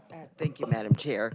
Mr. Nave, I have to say Mr. Nave because I have a cousin named John Nave, but you're Andrew.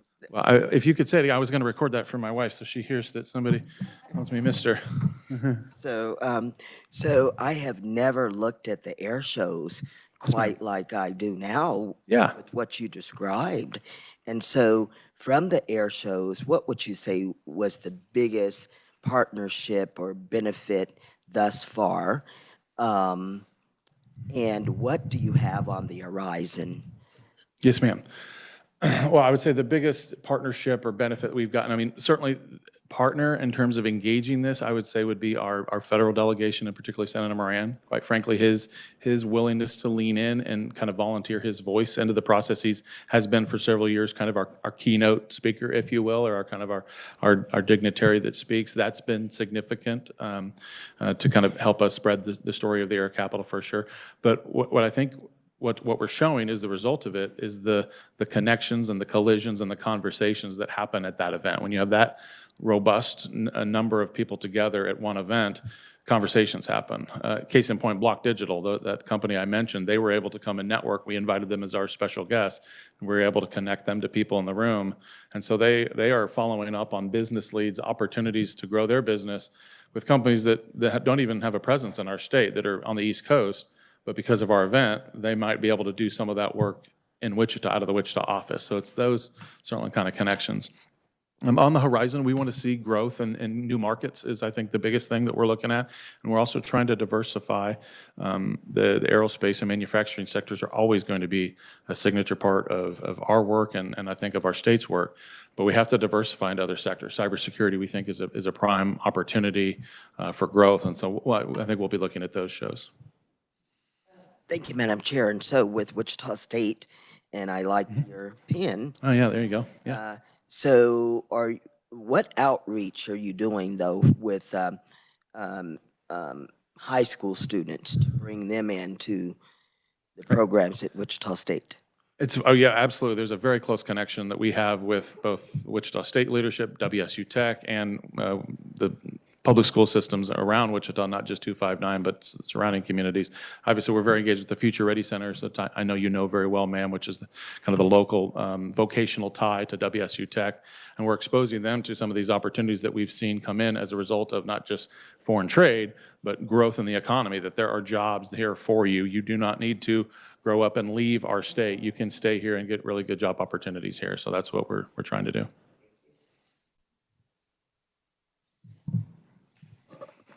Committee, other questions? Senator Peck. Thank you, Madam Chairman. I'm kind of stuck on that comment about legislators relaxing and playing video games. You're talking about House members, correct? Clearly, it must be. It absolutely must be. I was going to say your kids or your grandkids, but I thought, well, you may like to have fun too. So, yes, sir. Well, again, thank you very much for the time. Very much appreciate the work that you're doing. Andrew, appreciate it very much. I just have one question that kind of related to Senator Falscado's. The Wichita State Innovation Campus, how instrumental has that been? I mean, when you bring in people from out of state or out of the country, what has been the impact of that campus on being able to draw businesses to Wichita? It's almost unfair. I mean, it is a game changer. I tell this all the time, that how we sell into the aerospace and advanced manufacturing sector is completely different because of the Innovation Campus and what we do. Many times I start off, and I shared with you all, I've just been in Wichita for a few years, so I'm still learning the community. And I start into my whole spiel about how Wichita's the air capital and we've got this great aviation history. And usually that business leader, that executive, that prospect stops me and says, whoa, whoa, whoa, you don't need to tell me about Wichita. I've been coming here for years because of NIAR. I know the community, I probably know it better than you do. I mean, there's this awareness that I don't think we as Kansans understand what we have there. And then the fact that President Bardo and now President Muma and that the leadership there has seen fit to kind of accelerate that and fast forward that with world-class facilities that quite frankly don't exist anywhere else. We're able to take a prospect through and it opens up their minds to the art of the possible, what they could do. And then of course, we're talking to them about, well, you could do that just right over here at an industrial park in Wichita or right over here in Mays or wherever. It makes that part of the selling job a whole lot easier when their eyes have been open to all these possibilities. So no, I cannot say enough good things. We work very, very closely with the WSU leadership. And again, we are very dependent on them for economic development and economic growth. Okay. Thank you very much. I don't know if there's going to be a committee recommendation that this group needs to go to the reception at the International Air Show, but that might be coming and we might need you to have some private funding. I was going to suggest the VR headset. Maybe we could get the committee members all one of those. Yes, ma'am. Thank you again. Thank you so much, Andrew. Appreciate it. Okay, committee, our last presentation before lunch, no pressure, Kelsey, but we have Kelsey Olson, Deputy Secretary of Agriculture from the Kansas Department of Ag. Thank you for being here. Yeah, thank you for having me. Let me give me just a second to share my screen.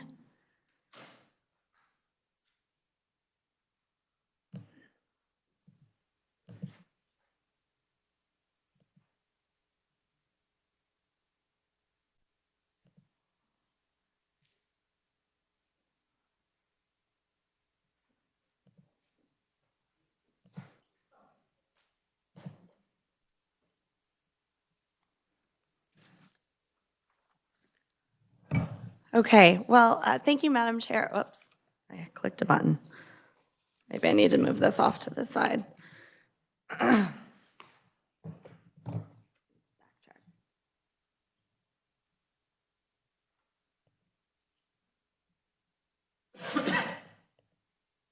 right, okay, I think I'm ready now.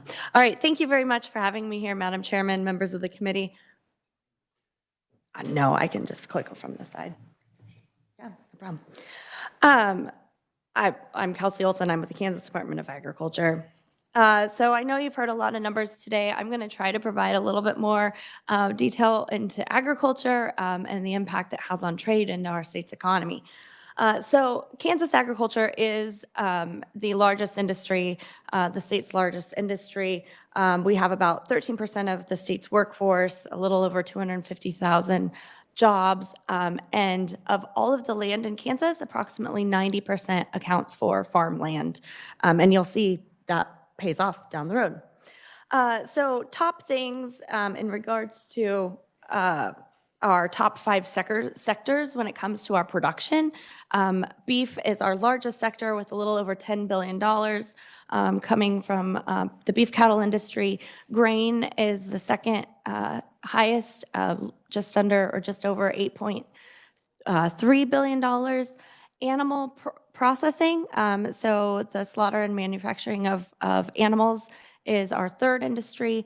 And then we go to advanced processing. So we do have some facilities in the state who take parts of the carcass and break them down further for value-added components, and that is broken out when we look at agriculture and the different types of sectors that impact us. So we have advanced meat processing, and then dog and cat food manufacturing. We've bragged about a lot of things that Kansas is the capital of. We can also brag that we are the pet food manufacturer. We have most of the country's largest manufacturers produce product here, as well as a key manufacturer which almost all of the pet extrusion manufacturing equipment is produced here in the state of Kansas. So another fun one to add to the list. Okay, so this slide, I apologize, it's a little small to see, but I wanted to highlight just where we rank as far as Kansas compared to other states as far as agriculture. So you can see we rank very high for our sorghum, for our wheat, our cattle, our red meat production, as well as sunflowers. But it's also important, we have the highest number, we're ranked 2 for highest number of cropland in production, and then as well as like our acres and percentage of acres in production. So we produce way more than what we as Kansans consume. So certainly trade is a very key component to the success of our Kansas agriculture. So when we start looking at our trade export information, the U.S. is the second largest trade exporter in the world. Kansas ranks 7th when it comes to other states as far as who's producing and exporting agriculture. And then we have roughly about $4.6 billion in total exports. This is around 33% of everything that is exported out of Kansas. And I missed the start of Lori's. I think that jives with her numbers. Okay, so where do all of our products go to? So our next map is showing our top 10 trade partners and trade countries. We do export to over 99 countries across the globe, but our top exports there you can see are Mexico, Canada, and Japan. And those 3 tend to be our top 3 no matter given the year you're gonna see China come up and down a little bit depending on what's going on with their market, and I'll talk a little bit more because they are the largest importer in the world. So China does play a key factor when it comes to food and agriculture. Okay, so what are we exporting? This next slide shows in 2023, our top export products. Meat and edible offal is our largest volume. So we sell a lot of high-end cuts to Japan and to the Asian markets. But it's also really important to look at the second half of that because the edible offal are parts of the animal that we do not regularly consume, but other cultures do. And that is a key driving force, and it has a significant portion of adding to the value of what our beef producers get when they're selling that animal. So you can think about the intestines, the lungs, or not the lungs, excuse me, the tongue, the feet, the tail. There are a lot of different cuts. Yeah, you're throwing some of them out. That's great. And there's also people who are cringing. We don't typically think about consuming those, but there are many countries who do. So when we process a beef, if we want that steak, there's a lot of extra parts that should be consumed. And so the value of that animal that we're producing really depends on that export market and ads. We're working on some numbers. I'd love to be able to say, $400 of that beef process is coming from exports, but I don't have it quite yet, but I think that's in the ballpark. So a significant portion for sure. And then when you see cereals as a grain producing state, we rank number 1 or number 2 in the highest wheat producing state every year. That's going to be one of our key exports routinely for cereals. Residues and waste, again, maybe something you're going to scratch your head at, but this is going to be all of the non-edible parts of whether it be of the animal or of our plants that we produce. So the corn husks, the stalks, some of the non-edible components of the animal that are also have a value and a use for. So we have several additional parts that can be exported and sold to other countries. Oil seeds, you see that's largely our soybeans, excuse me. And then dairy products and eggs. Dairy products is interesting because we do have a dry milk protein powder plant that's in the state that does a lot of processing for export when you start looking at the ag market. Okay, so how does this shape out? So this is the kind of a historical view of 2018 to 2023 as far as where we are in production for exports.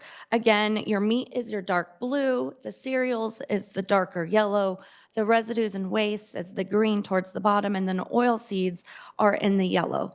And when we look at this, we have continued for the last 5 years, we have continued to set new records. With the exception of 2023. So what happened in 2021 and 2022? Well, when we looked at 2018, 2019, the U.S. was essentially in a trade war with China. President Trump at the time increased tariffs, China increased tariffs, and there was a back and forth about trade negotiations and between the two world's largest trade countries. They came to what was called the China-U.S. Phase 1 agreement. That basically allowed ag products to go into China at a much lower, reduced, almost insignificant trade with a trade tariff.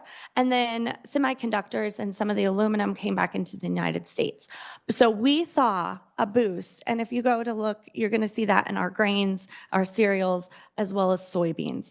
Because soybeans China is the largest consumer of soybeans, and basically it comes down to either Brazil or the U.S., of which can provide the soybeans to China.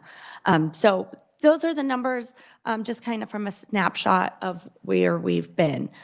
It is noteworthy, President Biden continued to keep those tariffs kind of set in place. Nothing has changed with those with China, so we're still benefiting from them. But soybeans out of Brazil were cheaper the last year. So we're on par to be very similar with 2023. We don't look for it to make a substantial jump at this point. Okay, so what's been really significant to increasing agriculture trade? I think it's important to note that, all countries need food and ag products in order to survive, and many cannot produce enough in their own countries. So that's why you're going to see a lot of commodities at the top of a lot of the lists when you start talking about agriculture trade. But since World War II, there's been about 20 different trade agreements that have come into play. And I've tried to focus on this slide ones that are really significant to agriculture. So first you have NAFTA, which was the North America Free Trade Agreement. That first started with Canada in 1989. Mexico came on board in 1990, and then that was reviewed in 2018. And that essentially allowed for cross-border trade for a free flow of commodities back and forth. You know, I mentioned earlier that Mexico and Canada are always in our top for trade partners, and it's the NAFTA agreement that has really allowed for that. There are trains daily that cross borders both directions, cattle that go cross directions, and is really kind of the backbone of our trade when it comes to international trade for Kansas specifically. So we've got NAFTA there. In 2020, excuse me. In 2020, the NAFTA agreement was revised, and now it's called the USMCA agreement. And that agreement's been going since 2020. There were new nuances that came into play with that, specifically when we were talking about Canada and some of the dairy products that go back and forth into Canada. Canada has a strong dairy industry. We have a strong dairy industry, and there were some really new, really specific terms of that trade agreement, which kind of crafted a need to call it something new. So we call it the USMCA agreement now. CAFTA, the Central America Free Trade Agreement, came on board in 2006. That really opened up broader trade options for us when we looked at Central America. And they consume a lot of the grain products down there for milling. They also consume a lot of our beef products historically. So that's a key one for us as well. And then we have Colombia, you've got Japan. Japan is a very high end. They want high quality, high finished product. And so they worked really hard to ensure that when that trade agreement was taken into consideration, agriculture was at the top, and really our meat products that we send there are what is high end. It's also important to note that Japan, you might be familiar, has Akuwashi and Wagyu, which is with cattle breeds that are unique to Japan. And so our meat trade agreements had to take in those considerations. But their consumption of red meat continues to go up. And so they look to the US for the top quality products.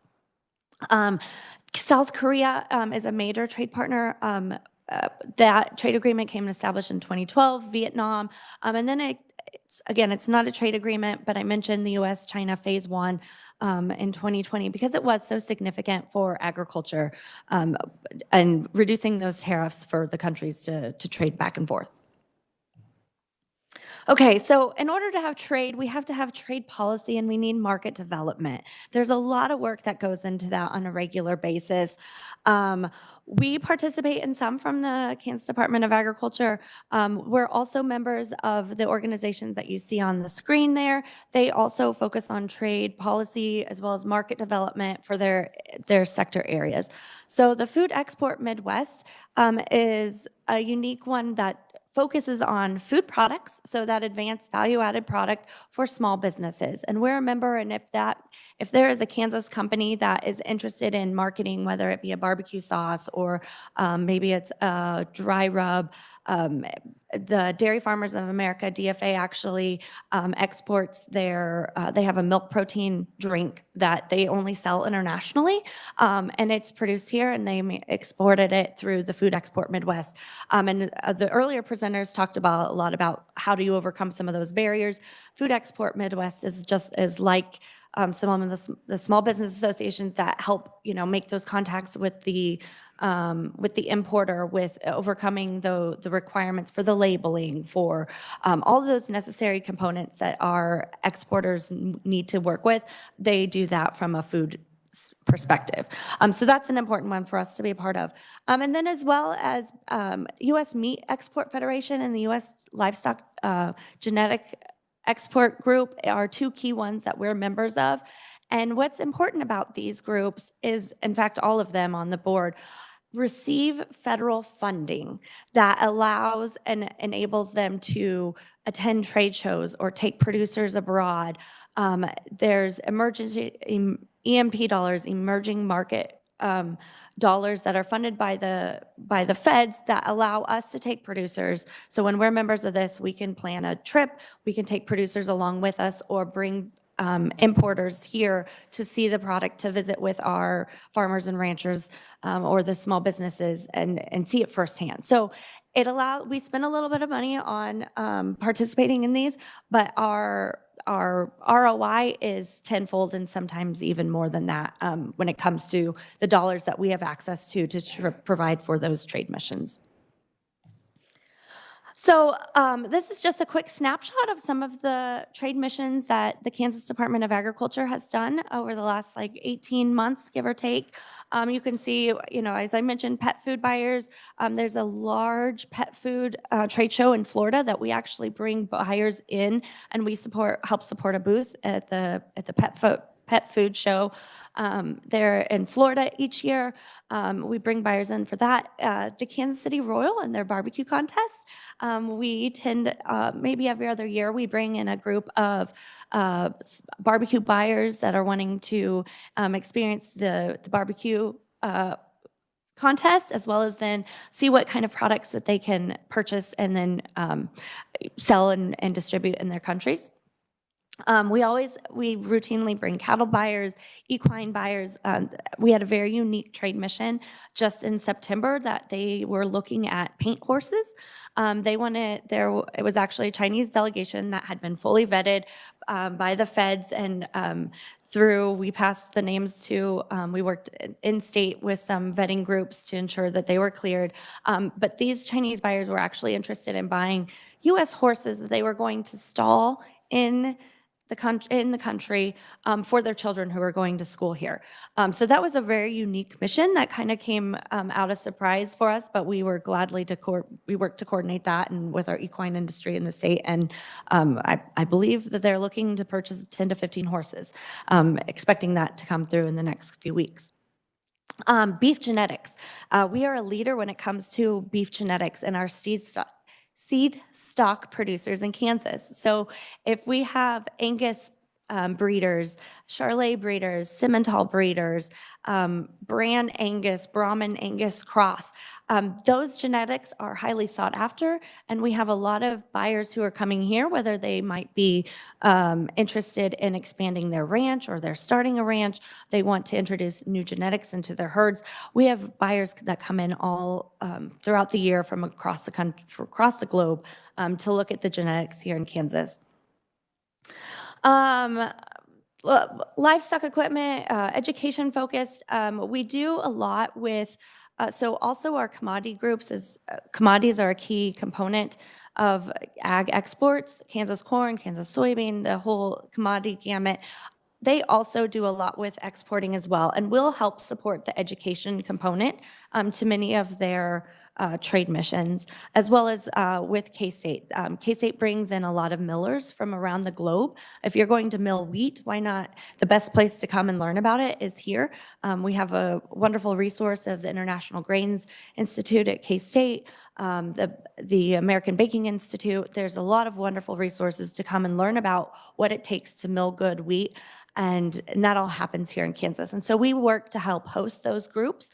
And in fact, soybeans had one last week, and we went over and participated in one of their activities. As well as Paraguay was in town last week, and they wanted to know how to help set up regulatory markets, because they are trying to expand their food testing, their chemical testing. And so we spent about 4 hours with them one morning walking through the Department of Ag's laboratory. What kind of protocols do we have? What type of testing do we require for our food in Kansas and in the United States? So we do a lot focused with education as well. On the right-hand side of that column, you can see some of the countries we've participated in outbound missions to, whether, and sometimes that's going to a trade show, many times that's meeting with their foreign ag ministers, or even I had the pleasure of meeting with Armenia's president last summer, who was interested in, they're doing a lot with K-State.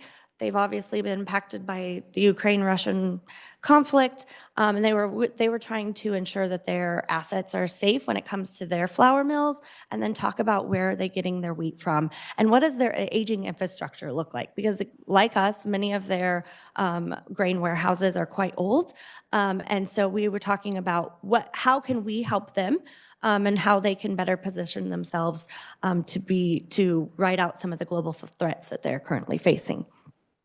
So again, it's that trade policy, it's that education, it's that going out, building those relationships, following up with them, and doing that work to help support that future, that potential next sale. With Armenia, we're looking at some water irrigation technology equipment that they might be interested in as they make their irrigation systems more robust. Okay, so when we stop, I'm gonna pause for a drink, pardon me. As we look forward to what does agriculture and trade look like for the next short-term, long-term, midterm, there's several things that come to mind. Right now, by value, the U.S. is in a trade deficit. I don't remember the exact numbers, but we're like at least $100 billion short of like where we were in 2023. I don't have the Kansas specific numbers, but as a U.S. in agriculture, our trade is in a deficit.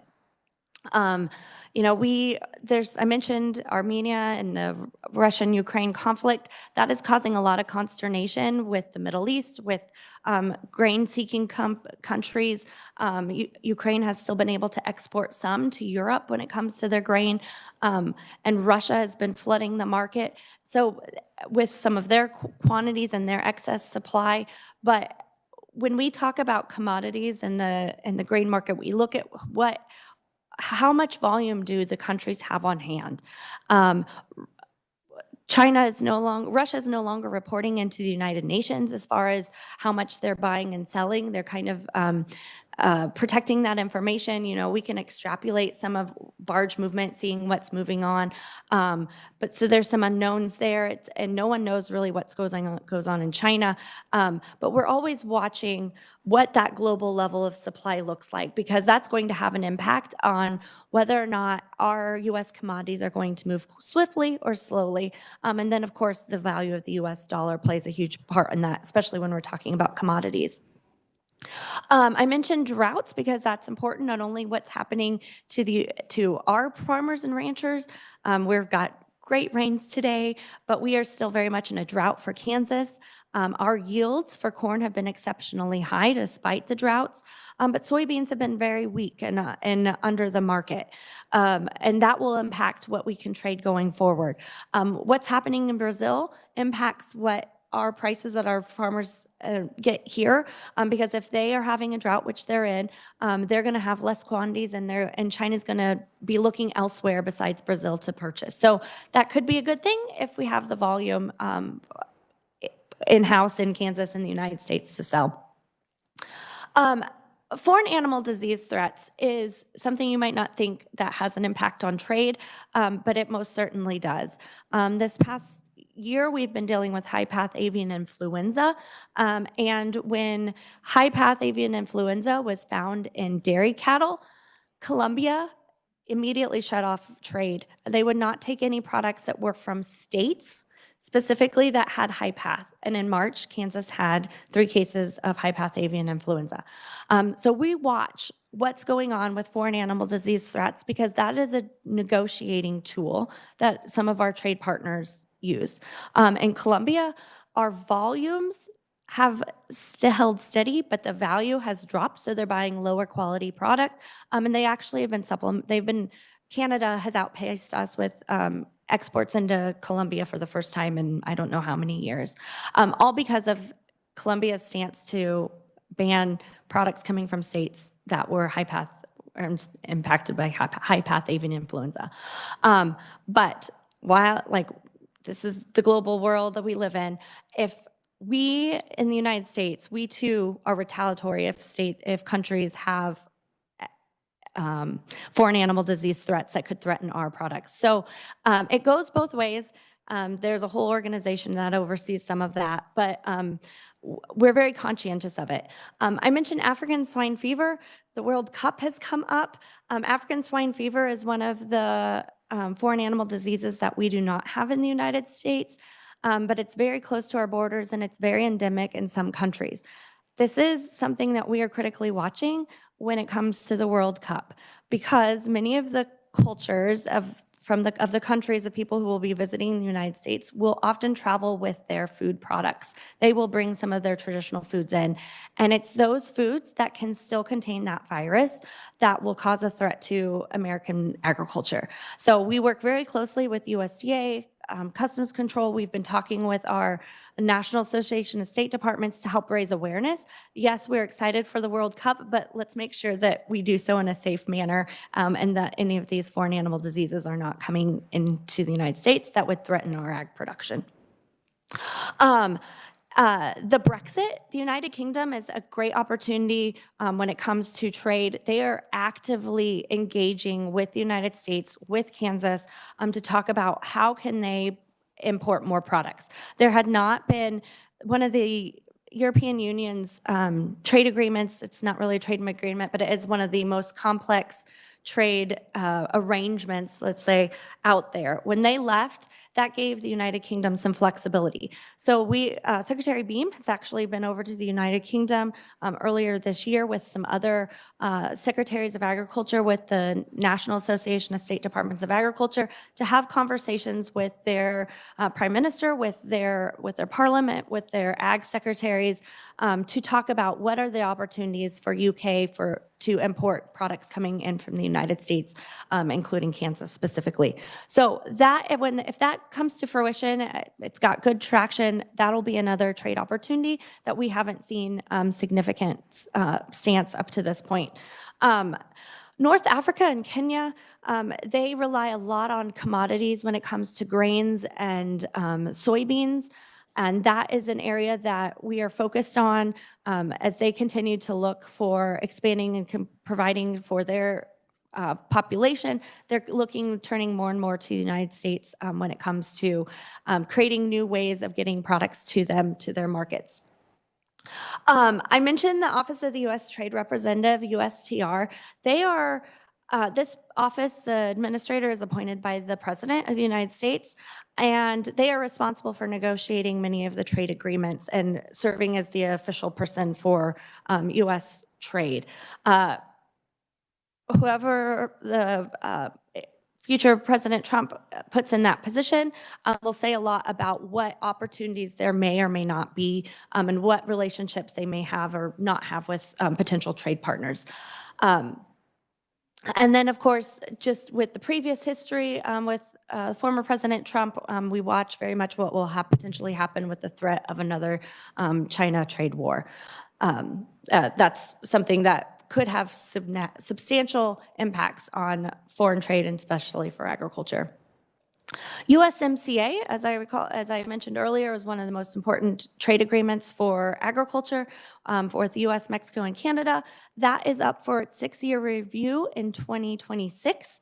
We have already started conversations. We participated in a tri-national accord with Canada, Mexico, and the U.S. and D.C. Back in September. Those conversations about what is working and what isn't working across secretaries of ag and ministers of agriculture have started. So we are talking about what is and isn't working and where we can expand so that we can hand that information off to the trade delegation when they begin to renew that agreement. So that will be a big one.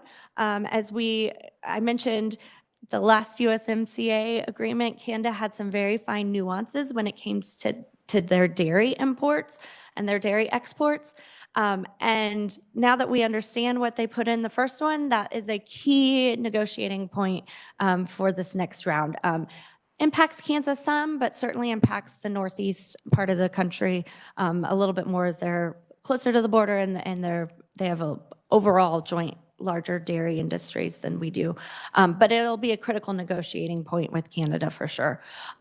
Mexico, the new Mexican president has at least been somewhat optimistic when it comes to ag trade. However, they still have the policy that was put in place by the former president, who was anti-GMO corn and did not want to take U.S. corn because it would hurt their white corn, their historical native corn that they grow. They can't produce enough. They're subsidiary as it is. They have to import. So that'll be a big trade conversation as well of what they will do with the corn and what they'll accept when it comes to corn. Again, having an impact on our Kansas farmers and ranchers. So with that, I think that's it. I'll happy to stand for any questions. Thank you so much, Ms. Olson, for that question. Yes, Senator Reichman. Thank you very much, Madam Chair, and thank you for your presentation. I got a lot of different questions, but I was going to focus on a couple of them. You touched so much on trade agreements and what could happen in the future and so on and so forth. And one question, you made a list of all the different kinds of agreements we've had in the past of different countries and so on and so forth. And I wonder if you could touch which ones were pretty good for us in the past for us, especially for the egg industry, and which one were good and which one were bad or poor. And then the other one, when you're talking about trade missions, you talk about barbecue sauce, and of course you always think about Kansas and so on. Is there a particular kind of barbecue sauce that other countries buy, like Kansas City Masterpiece or whatever like that? Anyway, I just personal interest on that. Okay, I'm gonna take the latter one first, if that's okay. I don't have any information as to what is preferred, and I don't want to touch that with a stick. But if you want some specific numbers of sauces, I can try to work on getting that for you. As far as trade agreements, the NAFTA USMCA is critical, as well as Japan and South Korea. Top trade partners really make a difference for ag products going abroad to reduce those tariffs, and really it's a balanced two-way trade agreement. I'm not sure that there's ever been necessarily a bad trade agreement. The ones that I focused on have had very positive impacts with the Kansas agriculture. If we flip back and you look at the map, when you're looking at our top 10, you're going to see Indonesia and Japan and Korea. Those have all been very impactful, as well as the CAFTA agreement as we look at Central America. A little bit gets lost just because of the size of those countries and the volume of which they're importing, but still very significant. I don't have a good example of a bad one necessarily. Senator Peck. Thank you, Madam Chairman. Deputy Secretary Olson, I really appreciate your presentation. I think it's really valuable for members of this committee who don't spend a lot of time in the ag industry or ag committees to understand. Agriculture is not just, oh, you go out there and plow the ground and you grow some crops, or you feed some cattle, they grow up, you sell them. It's a lot more extensive than that, and there are a lot of ramifications for our state. As it relates to I found it interesting, Madam Chairman, this picture that Deputy Secretary put on the very front, actually the second slide, with the two combines.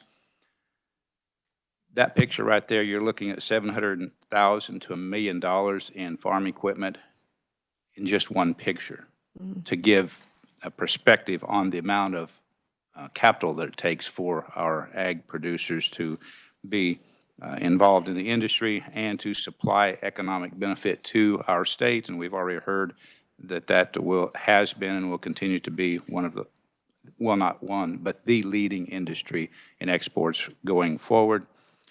One quick comment, and then I do have a question, Madam Chairman. I just felt like it was really important, and I'm so appreciative that Deputy Secretary Olson made this presentation as it relates to the barbecue sauce. Gates barbecue sauce out of Kansas City is probably the best that you've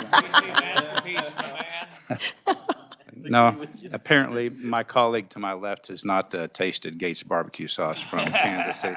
In any event, an important question. You mentioned the U.S.-China Phase 1 2020 agreement, and there were several. Vice Chairman Reichman hit on that. I'm sorry, Vice Chair of the Ag Committee, Chairman hit on that just briefly. But you used the word Phase 1. So was this established for a time frame, or why is the word Phase 1 used? Are there additional phases already in place? Can you elaborate a little bit on the U.S.-China Phase 1 2020? Yeah, so trade with China is complicated. So there was a first phase, and the first phase was looking at the largest volume of products that we export as well as what China exports. And so the idea there was that they were going to, get some sort of agreement that allowed for those top products to go back and forth. It was envisioned that there would be future agreements that never came to fruition. Obviously, we had a change of administration that, again, going back to who appoints the USTR position, makes a significant impact on what trade agreements do they pursue and where do they look. And there was not an additional phases that were ever considered. So it was never, maybe call it a true trade agreement, but it definitely there were wins for both countries as what, we import a lot of electronics and semiconductors from China, and those were all parts of that first phase, but the additional phases have never come to fruition. Senator Pasquito. Thank you, Madam Chair. So when you talk about you're going to concentrate more on policies, so is that a collaboration of who you're doing business with, number one? Number two is I have visited a facility in Wichita where they make pet food, but where's the largest one here in Kansas? And then, so do you have any knowledge if Kansas, the McDonald's here in Kansas, are we good to buy a quarter-pounder cheese? Okay. All right. Let's the policy collaboration. So so all the federal trade policy happens at the federal level, but our voices coming from the states are really valued. And so we've met with foreign trade partners, but we also work within our border and look at and have conversations as to some of our what's happening from our negotiation side. So what I mean by, one example of that is one of the first things I had the privilege of doing is while USMCA was being negotiated, Governor Kelly and I traveled to Washington, D.C. and met with the USTR office, Lighthouser at the time, as well as Greg Dowd, a Kansan, who were part of that trade negotiation. And we went there saying, we've got to figure something out for this trade because it's critical to trade for Kansas, right? So there's the advocacy part that happens with our own Americans, but then there's also the going abroad, meeting with the foreign ministers, understanding what their concerns are when they buy U.S. product or Kansas product, commodity products, meeting with the importers, the port barges, talking about that transportation system. And it's all about that building relationships, talking about what's working, what's not working, and trying to find a common ground that then we can either help advocate for or help express the concerns when people are going to the table. Okay, so that was the first question. I wrote them down. So our pet food locations, most of those are in the eastern third of the state, the Kansas City area, Emporia,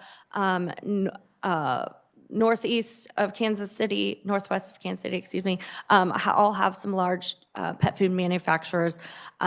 They're centrally located, one, because of our centralness to the country, but they also have great ease and access to the ingredients that they're manufacturing, right? So many of them use grain products, grain byproducts, and they're getting those from our producers here, from the mills, from the brewers, as dried distilled grains is also an ingredient that's critical.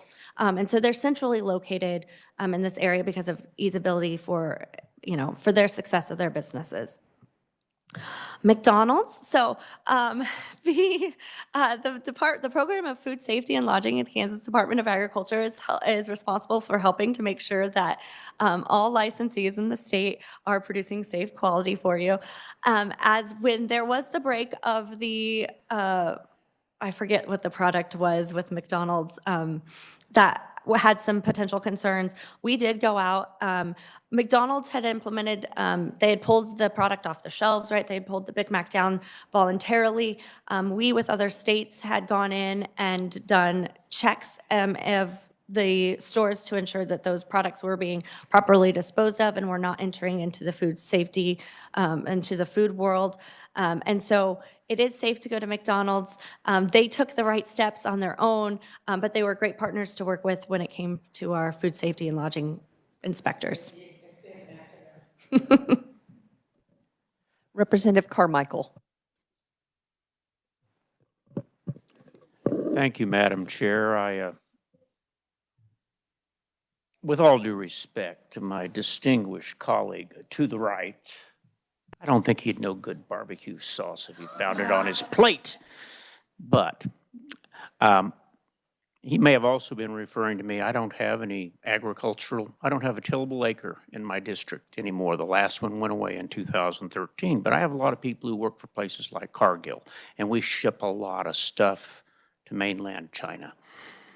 What number should I give people as far as the yearly value of agricultural products that are exported from Kansas to mainland China? I don't have that specific number offhand, but I will get that for you because I do have the value.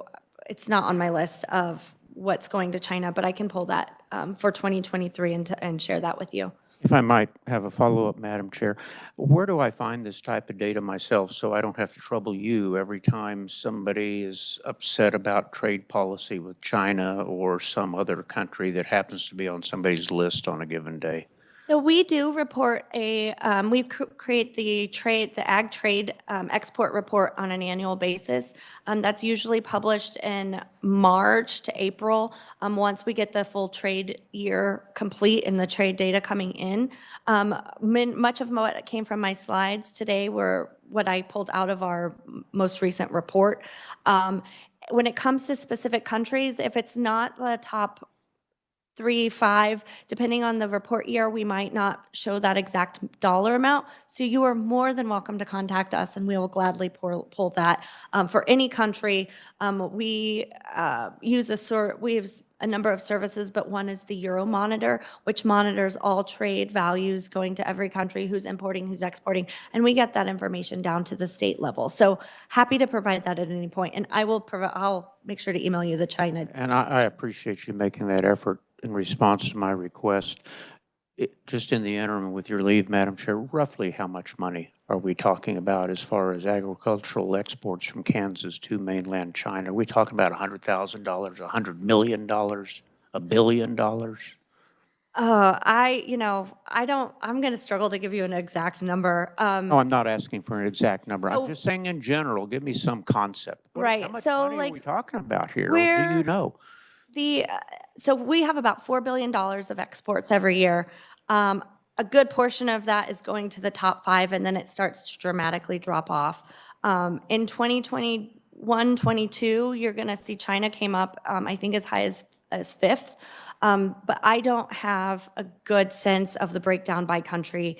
I don't even want to stagger a guess, but I will gladly provide that to you and to the whole committee for your information. Finally, Madam Chair, with your leave, would it be more than $100,000 maybe? I would feel very comfortable saying it's more than How about 100,000. 10 million? It's probably safely in the millions. Okay, I won't press you any further. I thought it was an easy question. I apologize, Madam Chair. I'm sorry, I should have pulled that for you. Your slide that has the map, it says Kansas ag export destinations, it says China 423 million. Oh, is it on there? Is that Perfect. that That would be the number. is that it? Yes, thank you. Okay, there we go. I forgot that Thank part you, was on Madam there. Chair. I You're appreciate your assistance. very welcome. You're very I welcome. I appreciate the Madam Chairwoman's attention to the And I would slides. observe that that's a lot of money, and that's a lot of tax revenue, and that's a lot of jobs. Thanks. Senator Schallenberger. Thank you, Madam Chairman. I have the second half of this committee deals with regulation, and this is an ag regulation export question. And I know so little about this, and maybe it's not in your bailiwick either. But it's my understanding there's some very new rules and regs dealing with milk that are going to affect how it's labeled, how it's sold, how it's exported. Am I wrong? Have I had a bad dream? Or do you know what I'm talking about? So milk regulation is part of what's touched in the Farm Bill. Again, the Farm Bill has a lot of implications to trade and to what happens in agriculture. Right now, and they always say if you understand how milk is purchased and explained, then like you're out the door and there's only like 5 people in the US who understand it. And I'm not one of those 5. But there's a lot riding on the line when it comes to our Farm Bill. Typically, a Farm Bill is passed by Congress every 5 years. It authorizes funding. It establishes some basis for the subsidies that our producers receive. There's funding for the Foreign Ag Service, which we work a lot with when it comes to exports. And it establishes some of the milk pricing basis. It has not been renewed for a year now. They extended it. They did a 1-year extension this year. There was hopes, depending on how the election went a couple weeks ago, that there might be a chance that we'd pass a farm bill in Congress during the lame duck session. They did not include it in their package that they put forward when they passed some of that. But what happens on January 1st if they don't do something with the Farm Bill, we revert back to 1939 prices. And the milk order would be no different. They make their profits on the volume, because we're talking about half pennies by the gallon of what kind of margin our dairy producers are getting. So it would be very, very disruptive if we don't have some sort of either extension or the passing of a Farm Bill by January 1st.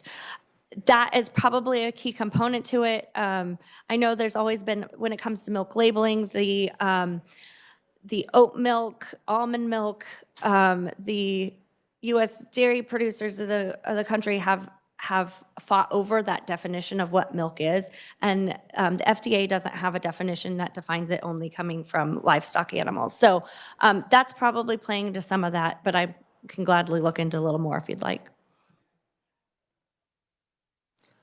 Representative White. Thank you, Madam Chair. Thank you, Kelsey. Very informative. Would you speak to, or could you speak to, you mentioned a cheese factory in the good senator from Meade's district.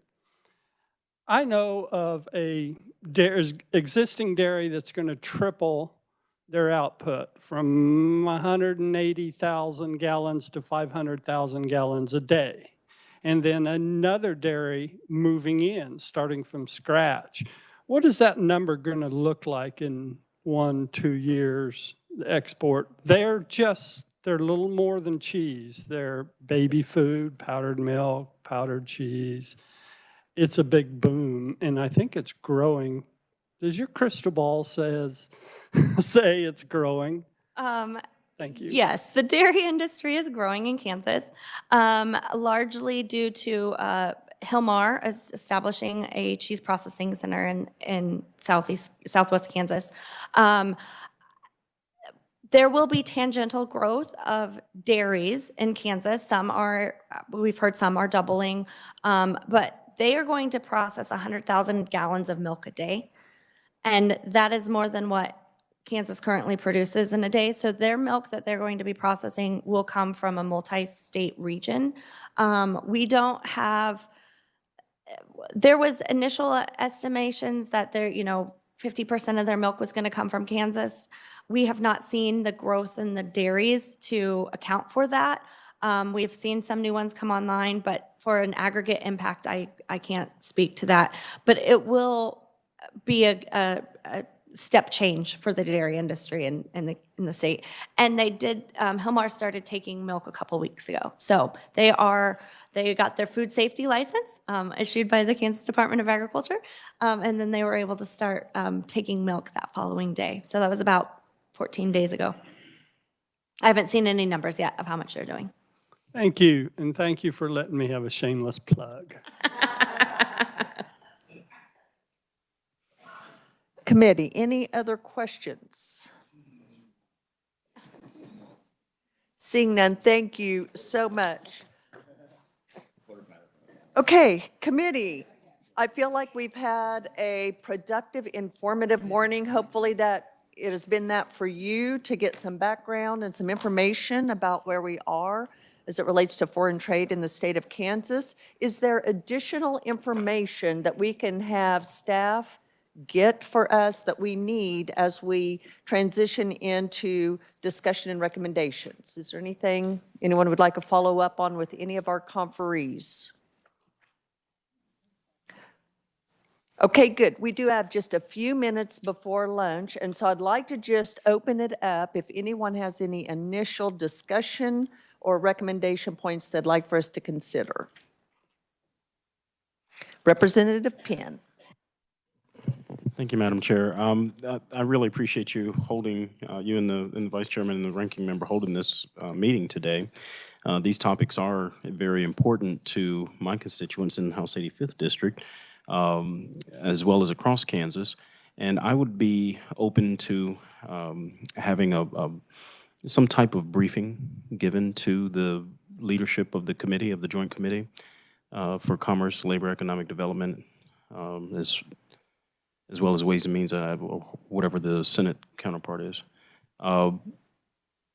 as well as the leadership of both of the chambers, dealing with exactly what are the threats that have been identified to Kansas as it pertains to international trade, commerce, as well as agriculture.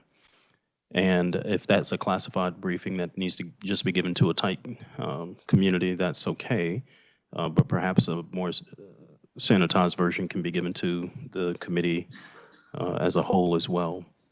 Because there are some things that are pressing that we see in the headlines, and I think we need to have a firm grasp of not only identifying those issues, but also who are they working with and their counterparts on the federal level to identify, mitigate, and resolve any of those issues that we might have dealing with foreign adversaries. Thank you, Madam Chair.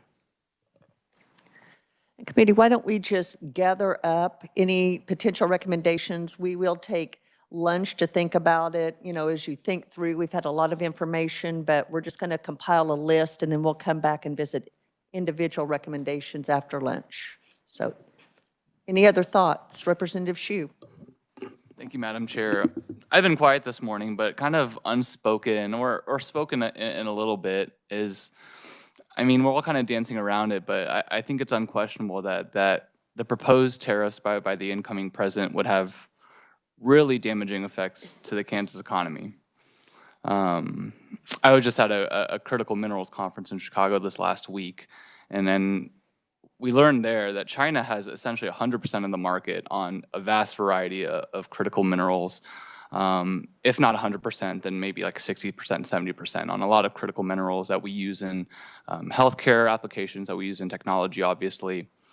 And so if we immediately, turn off the tap in terms of tariffs or greatly increase the price of that, and they decide to turn off their tap in importing critical minerals, I mean, that's going to be devastating to Kansas and the country. And so I don't know if there's a recommendation that we can say, just we can ask the federal delegation, we can have some sort of resolution that to the extent that the president does want to implement tariffs, that we ask them not to damage the Kansas economy as a result.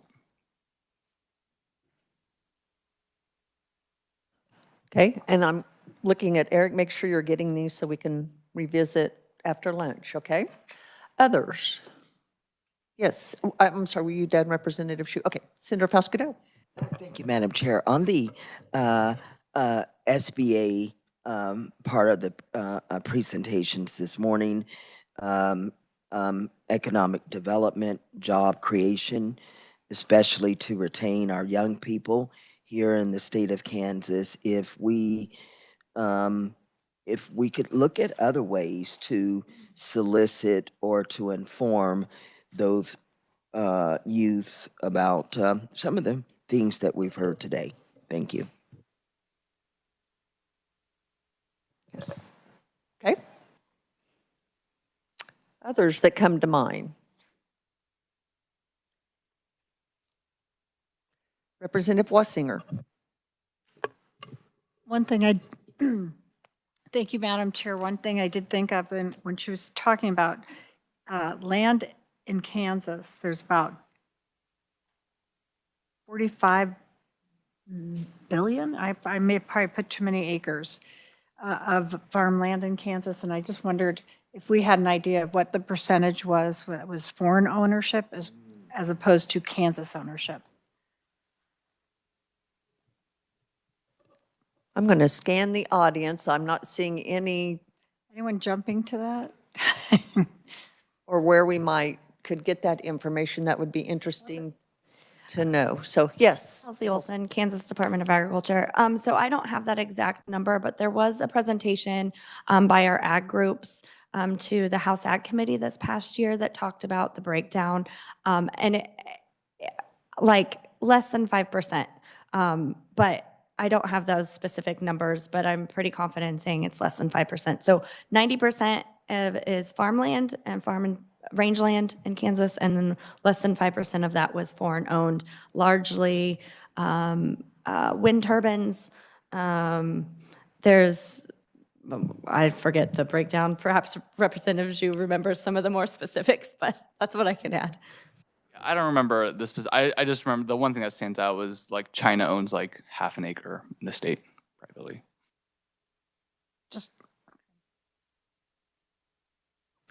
Senator Peck. Thank you, Madam Chairman. On that topic, it is not known how much is controlled by foreign adversaries. There's a difference between owning and controlling. And those numbers, Madam Chairman, are difficult to ascertain because I'll just use myself. I would not do this, but someone come to me with enough money, I would be the owner of a lot of property and then just leave and someone else control some foreign entity. So to answer Representative's question, I don't know that we can get a really good answer, but it's certainly an issue that Kansans are concerned about, at least Kansans in Senate District 15, and I believe across the state are concerned about foreign adversaries controlling particularly agriculture land. They're not so concerned about foreign adversaries having business interest in urban areas. So I just thought I would sort of muddy the waters here a little bit for So Senator, that I think begs the question, how do we know? How do we ascertain if, there are just people who on paper own it, but they're controlled by, an adversary of, I don't know how we would begin to find that out. Is that something we want to say we need more attention on? How do we create a trail or some safety nets along those lines? I don't know. I'm just following up on your suggestion.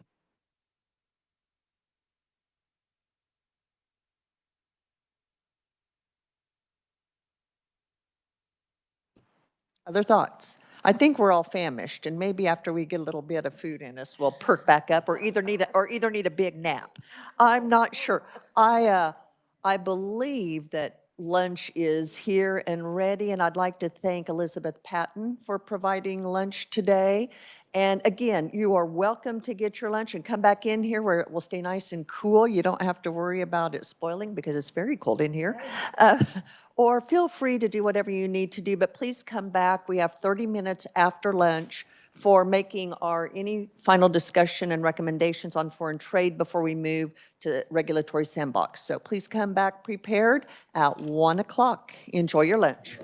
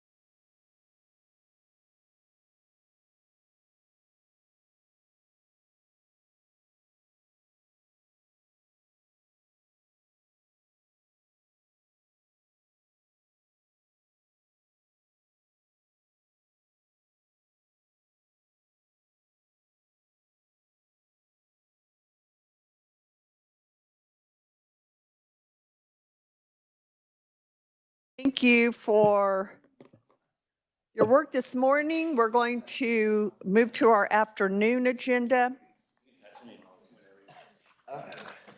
Before we left for lunch, we did take some initial recommendations. Hopefully you've had a chance to think a little bit about this morning's information. And so I want to open it up. Again, thank you to Elizabeth Patton for providing lunch. Appreciate it. And with that, we will open it up for any additional recommendations before we begin seeking a motion and second and discussion on each individual recommendation. So are there any other recommendations or discussion items? Representative Tarwater. Thank you, Madam Chair, and thank you for having this committee. This was, foreign trade was something that I've been thinking about for quite some time. Because anytime that you can take a product made in Kansas or a service in Kansas and sell it outside of Kansas and bring the money back to Kansas, that's a net gain. And the whole idea of this committee was if we could figure out a better way to expand foreign trade, that would be even more money that's coming in from outside, not just of the state, but out of the country. And that's good for all of the country also. So from what I could tell from most of today, a lot of this is kind of out of our hands because it's mostly federal issues that we heard about that are the barriers for entry. But one of the things that I'm familiar with, the Kansas City Chamber, the Heartland Export Accelerator is a good program. And so is the SBDC does a really good job if you know where to go, if you know to ask them for help. And it's kind of a reoccurring theme in commerce. Each year we learn more and more about some of the things that the Department of Commerce offers and K-State 105 and SBDC and all these little incubator things that are out there to help small businesses or businesses get better. And they're all great assets, but nobody knows about them. And so my recommendation would be let's figure out a way to inform the public and businesses. How do we contact? It's almost like when you file a new business, you should get a package from the Secretary of State that has all this stuff in it. And say, this is what we can do for you. Or even if you had a person contact them or a contact person for questions, it's very difficult to start a new business. And it's even more difficult to grow a business because you don't think that way.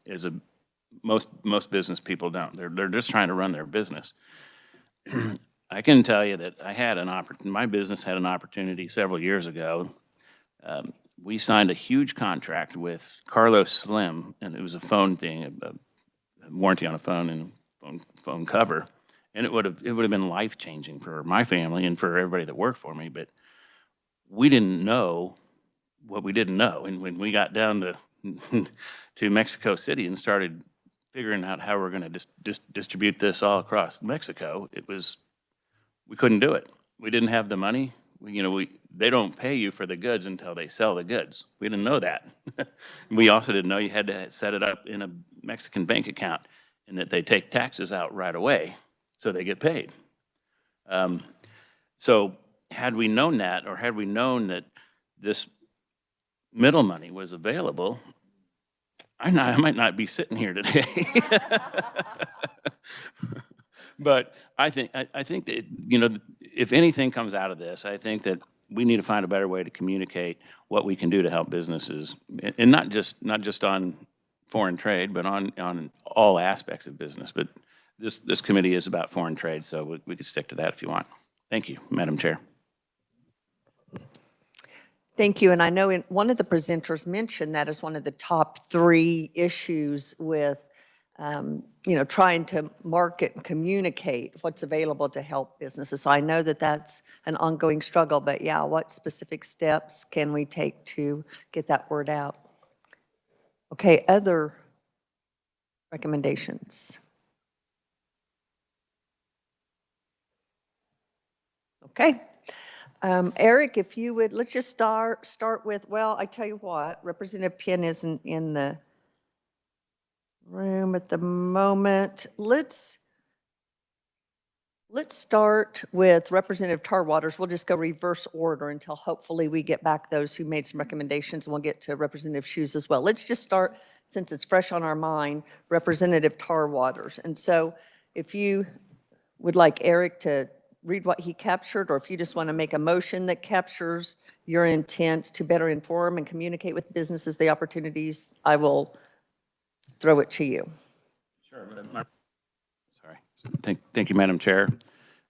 My recommendation would be, my motion would be that we explore opportunities to educate businesses on what the state of Kansas can do to help them with foreign trade and with all aspects of business, with the tools that we currently have. Okay, we have a motion. Do we have a second?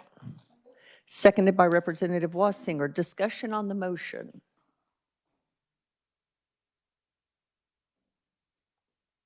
Seeing none, would you like to move your motion? I'll move my motion. Thank you. All in favor, say aye. Opposed, no. Motion carries. That will be a recommendation. I think the next to the last was maybe Representative Wassinger. Was that just more of an informational one, Representative, or did you want to make a motion that would broaden that to do an ongoing look at foreign ownership of acreage in Kansas? I'll throw it to you. I would like to add that I'd like to try to investigate that. We just had to fill out all this information for our credit union on our mortgage about financial interests and everything. And so didn't send a report. I don't know if we did driver's licenses. Anyway, you're asking people for all this information. At least if you're getting the information back and they're not, later on we find out they're not telling the truth, there is some pushback on them. So I think that the Department of Agriculture should check a little bit deeper, not necessarily asking them to do a deep background check, but once you put something on paper and you file it with a regarding financial issues, you would have to be held to that. If you lied and not told the financial interests of a different country. I don't know. I'm not sure how to put that into words. Sorry, Eric. But we already do it for just about everything else. Okay, Eric, do you have a sense of how to maybe narrow that and get a motion out of that? That the legislature requests that the appropriate state agency provide Beneficial interests. Yeah. Provide information regarding foreign interests in property, or I'm not totally sure. Well, I think what I'm saying is that we. Their legitimacy. Well, just if you already have to put in for so many financial institutions, when you are loaning money or doing anything, you're saying who's another interest holder in it. So I don't know. I'll drop it because I don't think we can. Let me really try to work on it. And the controller. If I may suggest, maybe it should be that the committee recommends that the appropriate agency look at ways to begin to capture the data that would show us foreign interest or foreign ownership of Kansas land as a starting point. I know we want to actually get the data, but look at ways as to how we could capture that data, because I think that's, right now, we don't even have any inkling how to capture it. And so maybe we need to look at how can we realistically capture it. Representative Shue. Thank you, Madam Chair. And Deputy Secretary Olson did allude to, we have had previous hearings on specifically this issue, maybe not to Senator Peck's issue on control, but at least ownership we do. So I could read some stats if that's helpful right now. So 2.4% of all ag acres in Kansas have a foreign interest. Of that 2.4%, 94% of that is wind and solar. And so the remaining 5.7% of that is foreign held ag land. 0.14% of all privately held land in Kansas has a foreign interest that is not related to energy production, and that China is actually the lowest ranked country, and that is actually at 1 acre. The top 3 are Germany, Netherlands, and Canada. So we do have that data. It's in previous committees and all that, but we do have it. So Representative Hsu, do you know how they capture that? Is it self-reported? Do you know how they capture that? Not off the top of my head, I do not. Okay. But Yes, Representative White. When you purchase land, you go to the FSA office, which is federal, and you have to fill that out. If you're a foreign interest, or you have to, this is already collected, excuse me, federally. And Representative Hsu's stats probably come from that. I'm not sure. But they have, he said this, the second time I've heard this in this committee about the windmills, and that's not foreign owned. It's leased. The owners still own that land.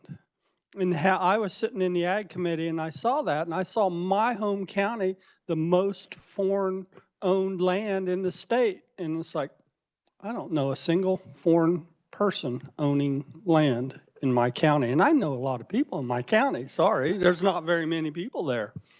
And it turns out it was the windmills. That's leased.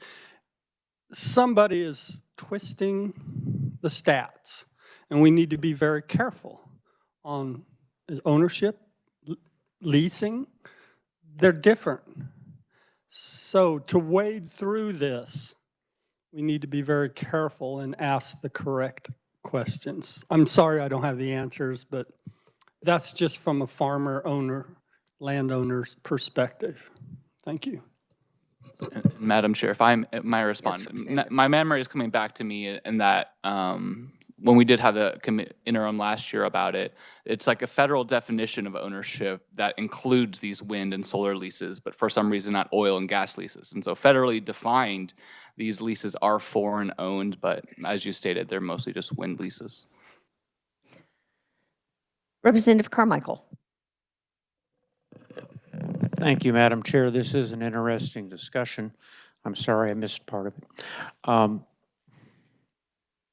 You know, just a few months ago when I was finally filing my tax returns, I had to file this big, long form with the federal government because I have an LLC about who the owners are and who has an interest in it and all this other stuff that doesn't help me earn a profit in my business.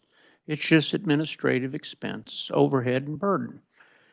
And I would hate to see us be construed as saying that my friend, the representative, that we start investigating every farmer in the state to see if maybe somehow there's somebody who isn't a United States citizen who has some beneficial interest in their farm. I mean, at some point, the regulatory burden that we place upon people who are just trying to farm and earn a living and meet their mortgage, for what benefit? We have pretty reliable information that says that this is an infinitesimal amount of foreign ownership of farmland in Kansas. Do we really want to put every Kansas farmer to the burden of having an investigation conducted to see where he or she gets their money and who might own a beneficial interest in the farm? I think we're just going too far in regulating businesses, particularly farmers. So I just don't see the need for all this, but thank you, Madam Chair.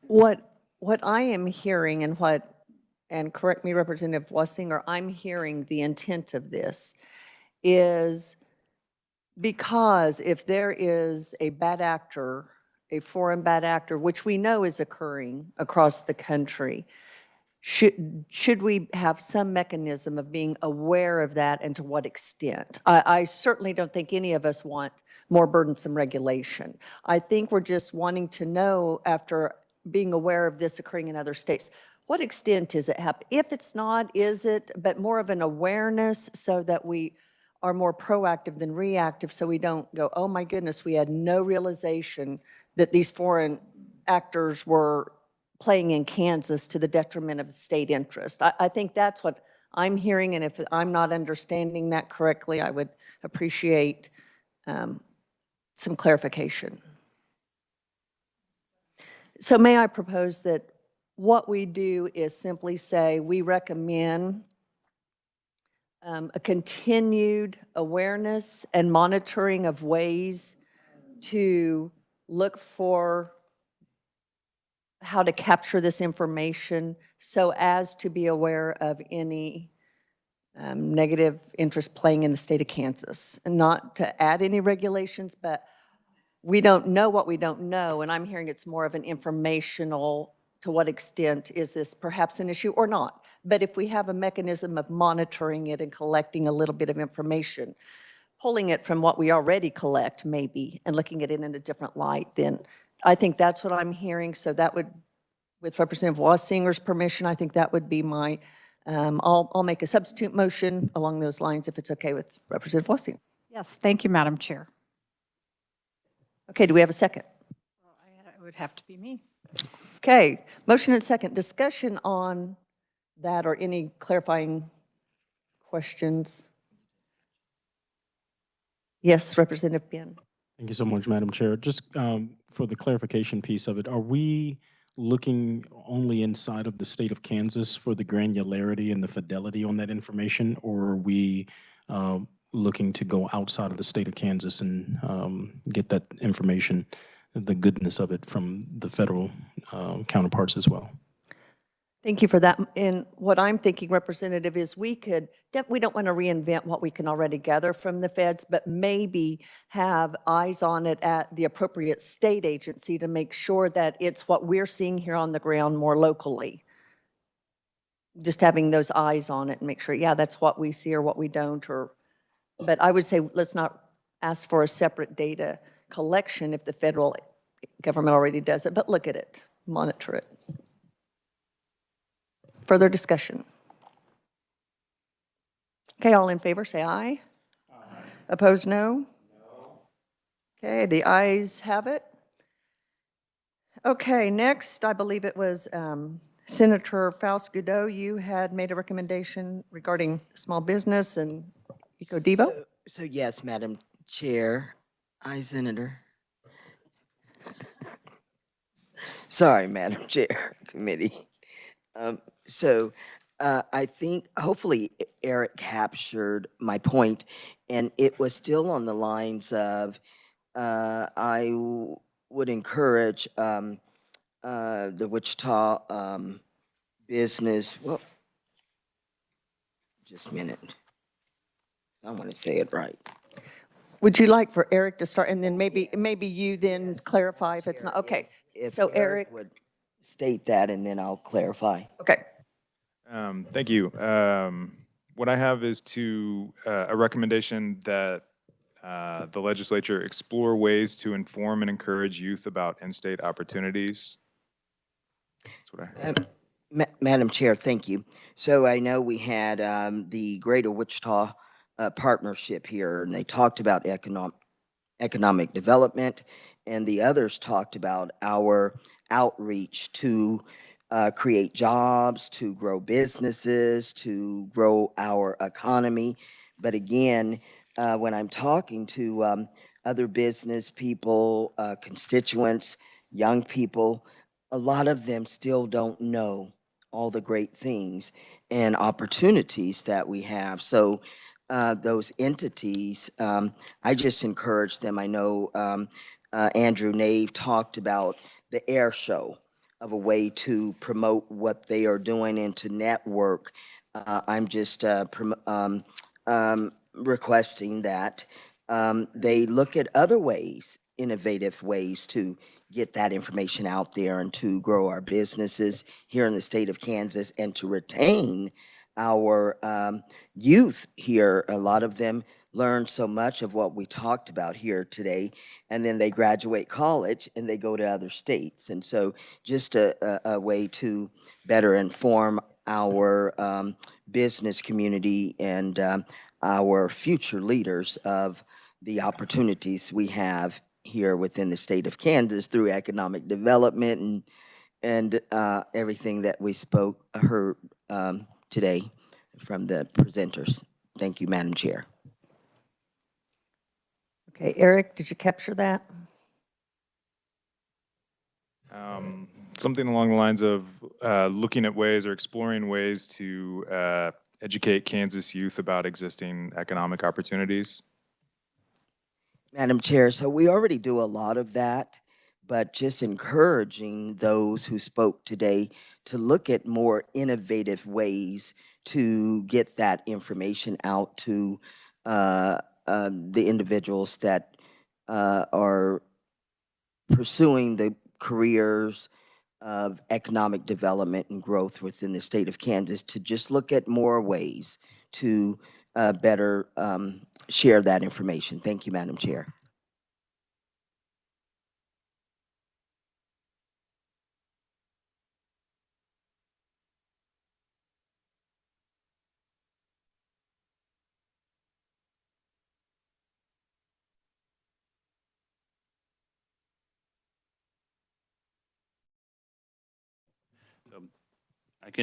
One of the things that the senator mentioned was the students leaving the state, and that might be the most important part of this whole deal.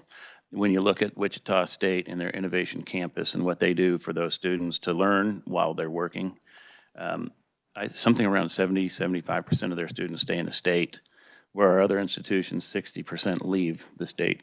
And so I'd like to see some of the other institutions grasp onto that innovation campus, and some of them are starting to do that.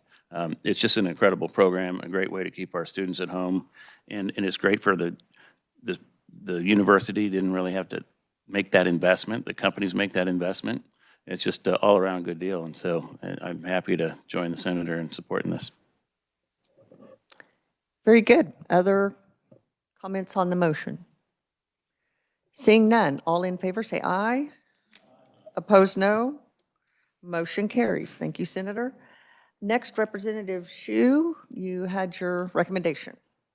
Sure, and again, I hope this doesn't come off as partisan at all. I think I would imagine many of you in this room supported and are happy that President-elect Trump won the election, but bad policy is bad policy, and I think that for a committee called Foreign Trade, I think we should probably address the single biggest thing that could affect Kansas foreign trade over the next 4 years. And so I guess my recommendation would be something along the lines like this committee recommends that the House and Senate send a resolution to our foreign delegation and President Trump requesting that any foreign tariff that is implemented would not negatively impact Kansas's economy.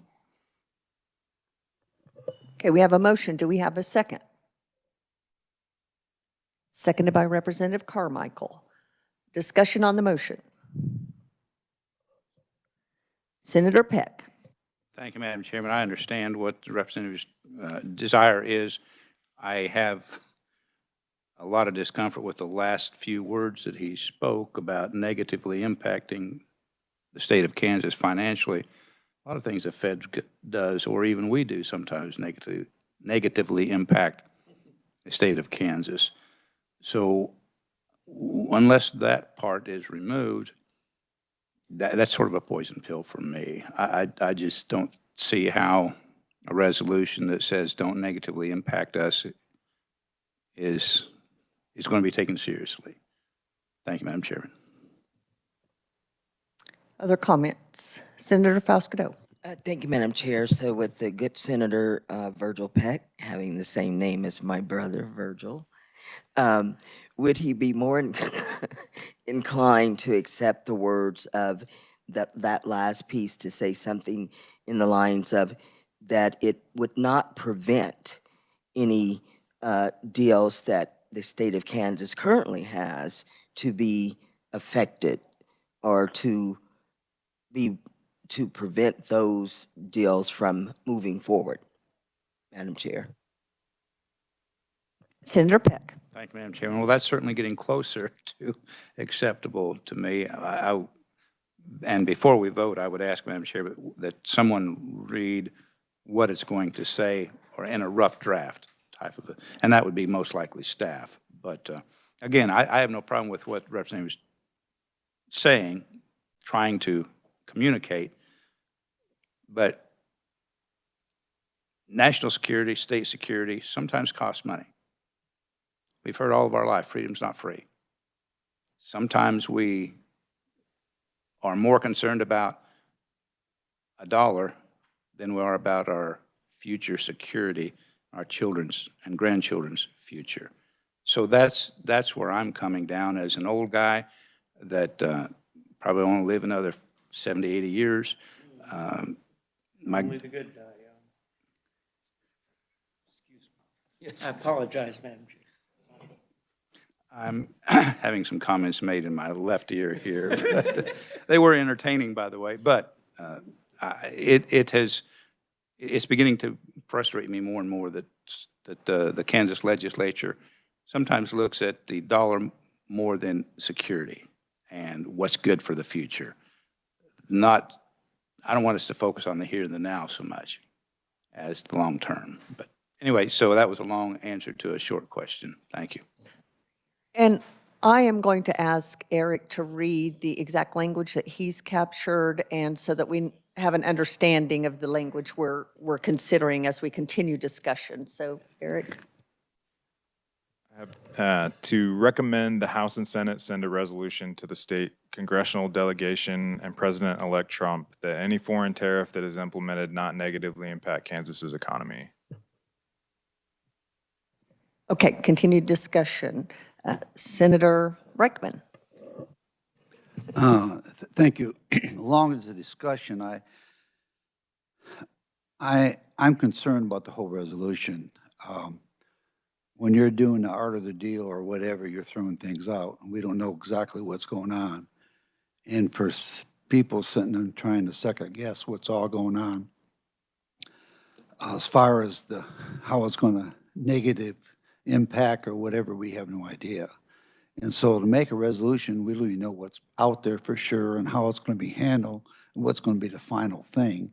I think sometimes we have to trust the people that are doing that. And so I'll be voting against this. Thank you. Representative Tarwater. Thanks, Madam Chair. So the way I look at this is President Trump is a shrewd negotiator, kind of along the same lines that Senator Reichman just mentioned. The last thing we need to do is to somehow diminish that capability or give the idea that Kansas isn't solidly behind the president. When the president talks about tariffs, he uses them as a negotiating tool. He'll talk about a tariff a long time before he'll ever institute a tariff. But when he does put a tariff in, and what about all the jobs that he does save with that?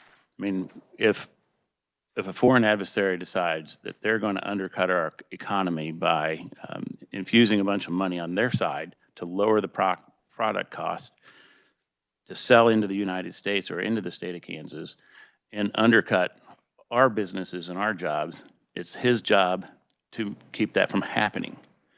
And this whole thing started by the bringer of the motion talking about minerals that only China has that we need. What if President Trump is using these tariffs as a negotiating tool so that we get more of those needed minerals into the United States versus other countries? They're in demand, right? And so if we're going to put tariffs on different things, maybe he'll take them off to get those. You just can't tie his hands. I understand where you're coming from, but I think it's just a bad move to undercut what most of the United States has voted for. And that's a shrewd negotiator that's going to do good for the United States of America. Thank you. Senator Foscato. Thank you, Madam Chair. I need clarification. Representative Shu, was it a resolution or was it a recommendation within our committee here, or a resolution? I'm confused. Madam Chair, Representative if I may, it was a recommendation that the committee recommends that the legislature of next year, the House and Senate, take up a resolution. Representative Penn. Thank you, Madam Chair, and thank you to the bringer of the recommendation. Could you please read the language of that one more time for us, Eric? Eric. So I would just modify it just slightly. Recommend that the 2025 legislature take up a resolution that any foreign tariff implemented not negatively impact Kansas's economy. Okay, take up a resolution to send to the state congressional delegation and President-elect Trump. Okay. Thank you, Madam Chair, and I apologize. I'm not to direct staff. Remind me to go through you. I apologize for that. So what I heard the staff say is that you want to do a resolution for the 2025 legislative session, whereby we tell the state congressional delegation, which includes the U.S. senators as well. Correct. Okay. And to President-elect Trump to put in some type of language that says that we won't have any bad tariffs impacting Kansas. The problem that I have with this, ladies and gentlemen, is that 76 million people voted for President-elect Trump. 76 million people. And that's the first time that's ever happened. 312 members of the Electoral College went to President-elect Trump.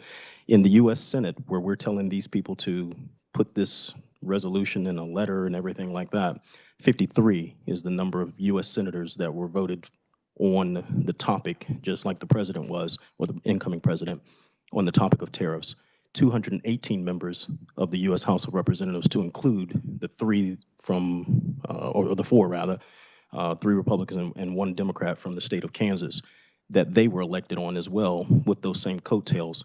By that same token, you're asking the Kansas legislature, both in the House and the Senate, that both received overwhelming supermajorities and an increase of 4 seats each in each chamber, to go against pretty much everything that they just finished winning elections on. I think that this is wrong-headed. I don't think that we should be tying the hands of an incoming administration, and especially we don't direct our congressional delegation to go against what they campaigned on. Thank you, Madam Chair. Oh, I'm sorry, and I'll be voting against it. Thank you. Any additional comments or questions? Seeing none, we have a motion and a second. All those in favor say aye. Aye. Opposed, no? No. The noes have it, and that recommendation will not be made. And I believe the final one we have is Representative Penn, the briefing for commerce leaders and leaders of the chamber. And do you have language around that, Eric, that you can clarify? What I have is that the committee would recommend a briefing be given to the joint commerce committees and to legislative leadership on any identified threats to Kansas from foreign adversaries as it pertains to international trade and foreign influence. Does that capture Representative Penn? Madam Chair, thank you for the recognition. It does, and as we heard from agriculture as well, I want to make sure that they're added to that as well, the agricultural secretary, not just the commerce and international trade piece. Okay, I believe Eric has captured that. Would you like to make that motion? Madam Chair, I do move. Do we have a second? Seconded by Senator Peck. Discussion on the motion for the recommendation. Senator Peck. Thank you, Madam Chairman. Could I get clarification? I may have missed right at the very beginning. Who's going to be giving this report to the committees? Is it? Go ahead. I was going to ask, as a member of the Joint Committee on Kansas Security, the KBI, the Kansas Fusion Center, have a lot of information that we receive in closed session that I think would be beneficial for a few additional legislators to hear. So maybe that's who the maker of the motion had in mind, but I didn't know if he specified a certain specific government entity provide us the information, or if it was just that the legislature, these committees received the information. Representative Penn, would you like to Thank you, Madam expand on Chair. your? Yes, thank you, Madam Chair. And Senator Peck, you're correct. The only thing that I was going off of were the briefings that we received today, that a briefing dealing with security issues should be given to the legislative body to include the leadership of both chambers as well as the leadership of the Joint Commerce Committee. That said, as originally stated, not only would I like to have that, as you state, I didn't flesh out exactly who should be giving that and at what level of sensitivity that brief should be prepared, but I am certainly open to any and all necessary players creating said briefing, presenting that information, as well as having a lower sanitized version, if you will, for any other players that need to have that in order to make some decisions for the people of Kansas. So it's open and fair game, but I just think that the information needs to be corralled, presented at the appropriate level. Senator Peck. Thank you, Madam Chairman. I appreciate the answer to the question, and that's what I would support, because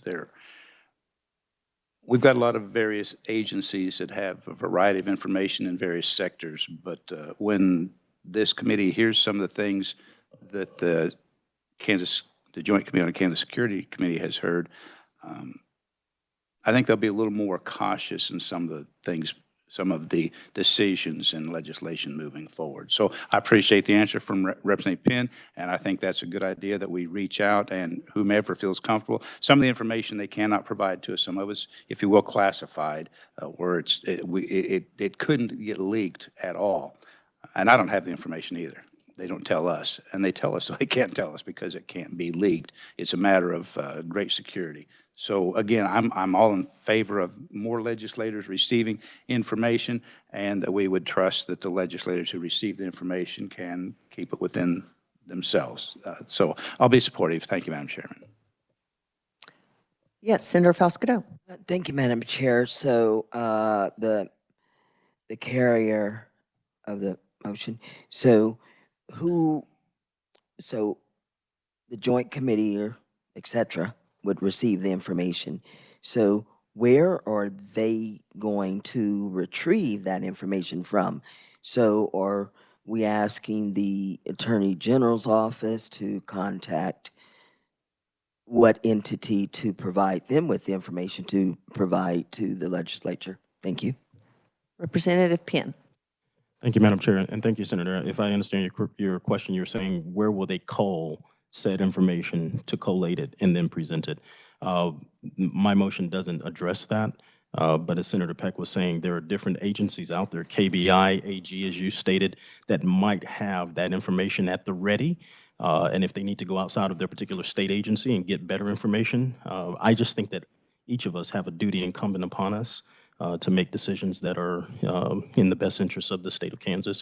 So if we can get that from anyone that recommends to the chairs, and the chairs, as the chairs direct, let's put that language on there, as the chairs direct. We'll leave it at the headship for them to both decide who needs to come forward with said information, present it, as well as who needs to receive it. Thank you. Any other comments? Seeing none, we have a motion and a second. All those in favor say aye. Aye. Opposed, no. Motion carries. I believe that completes our list of recommendations. Did we miss anything? Anyone have anything else? Eric, you got that? Okay, very good. Thank you, committee, for your work on that. We are now going to switch gears, as I mentioned, and we're going to now move to regulatory sandboxes. This is an area that not a lot of people know a lot about.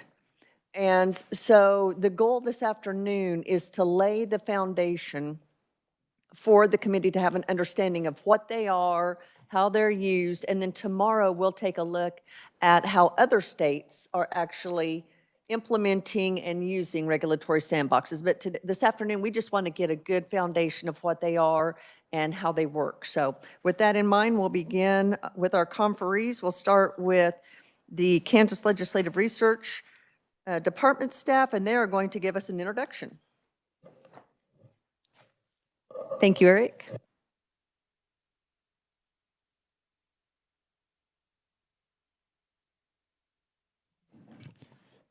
Thank you, Madam Chair. Members of the committee, I'm Eric Adell, the Kansas Legislative Research Department.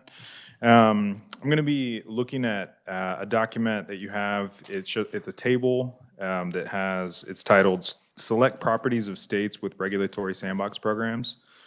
My goal is just to give you kind of a very high-level introduction to the idea of regulatory sandboxes.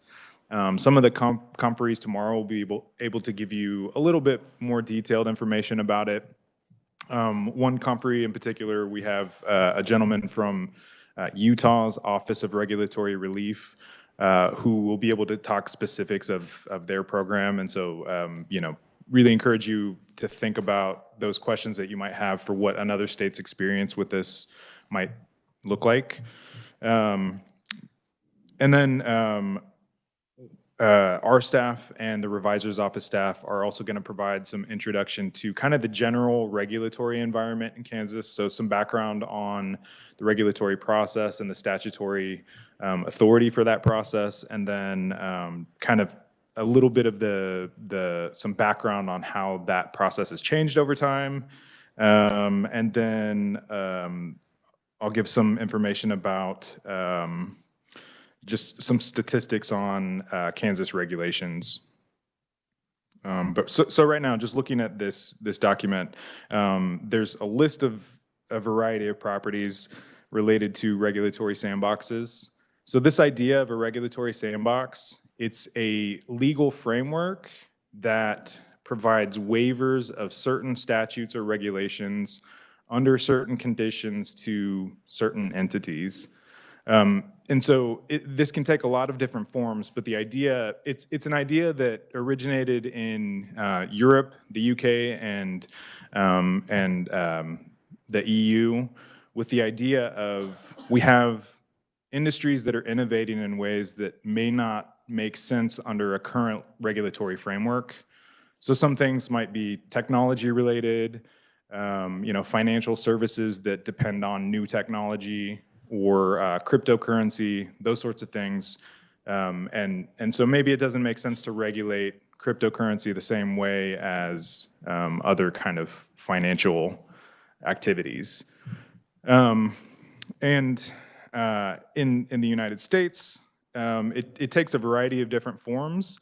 Sometimes it is intended to enable a business to not be subject to licensure requirements so that they can, for a period of time, because they're offering an innovative product.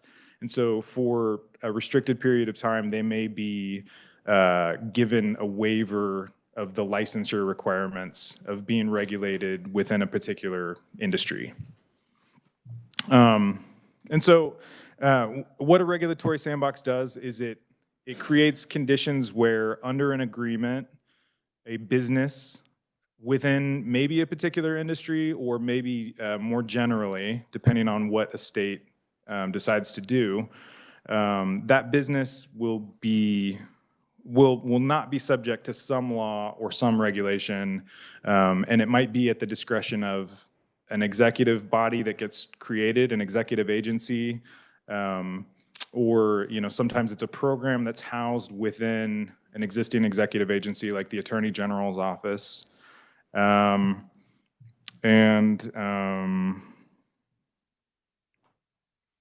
so there are really kind of two types. There's industry-specific regulatory sandboxes where a program is created that allows financial tech sector businesses to not be subject to licensure requirements, to be regulated within the financial sector, or sometimes it's up to the discretion of the administering agency. if that makes sense. And then more recently, there have been general regulatory sandboxes where there's no limitation on the particular industry, but the statute that provides for this program enables anyone to apply for a waiver of certain statutes or regulations. And then depending on how the law is written, some states write their laws where it's a clearly defined list of statutes or regulations that can be waived, and some states leave it open to the discretion of the administering agency. And so just looking at this, this table, you can see Arizona is the first one. There are 17 states that are listed that have a regulatory sandbox program, or that have. There are a couple of states that their programs have been suspended. And then on the far right side, there is HB 2821. That's actually a Kansas bill from last session that the House Commerce and House Committee on Commerce, Labor and Economic Development heard that bill from last session. And Charles with the revisor's office is going to provide an overview of that bill. But this is just kind of a way of, you can look at this and refer back to that and see how that bill and that proposed legislation for Kansas compares to what other states have done. So Arizona in 2018 was the first state in Kansas to have a regulatory sandbox. And their sandbox initially applied just to financial technology. You'll probably hear some conferees refer to it as fintech. That's pretty common in this discussion. Yeah, since then, they have expanded that. In 2019, they included property technology, so innovations within the insurance industry. And then more recently, Arizona has moved, in 2022, they moved to a general regulatory sandbox. So any business of any industry could apply to that. And in Arizona, the waiver only applies to licensing requirements. We're going to hear from some conferees from Utah tomorrow. So if you look at Utah, some key differences, they have in their statute, there are unspecified statutes that can be waived. So this is in Utah, their program is very similar to the legislation that was introduced in Kansas last year. But what they did is they established a new agency called the Office of Regulatory Relief that was housed within their governor's office. And that entity was given authority to waive statutes according to an application by the business. So the business submits an application. They say, these are the statutes or regulations that are preventing us from being able to offer this product today. And then they pay an application fee, and that office approves it, and they're allowed to offer their product or their service without being subject to those particular regulations that are specified. And so, yeah, if you look at at the bottom, there's kind of different industries. A few states have general regulatory sandboxes. Sometimes they're called universal regulatory sandboxes. That's kind of the situation I just described with Utah. And some of them, it's more specific to financial technology. In Hawaii, they did this for just cryptocurrency. Insurance is a common industry that this is done for. And then there are a few others as well. But so some kinds of parameters that states vary on is what can be waived. So can businesses apply to have only rules and regulations waived? Can they apply to have certain statutes waived? Or are they just being waived in terms of the licensing requirements that they're subject to? So the Hawaii example was one that was created by executive action. It was for cryptocurrency. And they looked at cryptocurrency and they said, we don't know whether we should regulate cryptocurrency under our current financial regulator as an entity that would have to apply in the same way that a bank would have to apply to be regulated. And they did this program for 3 years, and they treated them they did not subject them to the licensure requirements. And then at the end of that 3 years, they determined we don't need to regulate cryptocurrency in the same way. And so they decided not to include them within those regulations. So this is the kind of idea that that this type of program is meant to, this is the problem that this idea is meant to solve. Businesses may have an innovative product that they want to bring to market, and there may be some regulation that they would be subject to that would prevent them from doing so in a timely manner. And it's a way of states allowing them, within the purview and oversight of the state to not be subject to certain regulations. And typically within these programs, they're still subject to all other state and federal regulations, and they're still liable for any harm that comes about as a result of the product that they're offering. And in these programs, typically there is reporting required in terms of whether there are any adverse effects that come about as a result of the non-regulation. So that's just to give you kind of a brief introduction for today, some things to think about as you hear information, especially tomorrow, regarding regulatory sandboxes. I encourage you to refer to this table and just kind of think through those issues. But I'm happy to answer any questions if you have any at this time. Committee, any questions? Senator Faustido. Thank you, Madam Chair. And Madam Chair, I won't be here in this committee tomorrow. I'll be in the building in another committee tomorrow. So the word sandboxes has piqued the curiosity of so many of my constituents who were asking what, and you don't want to hear the definition I gave them originally.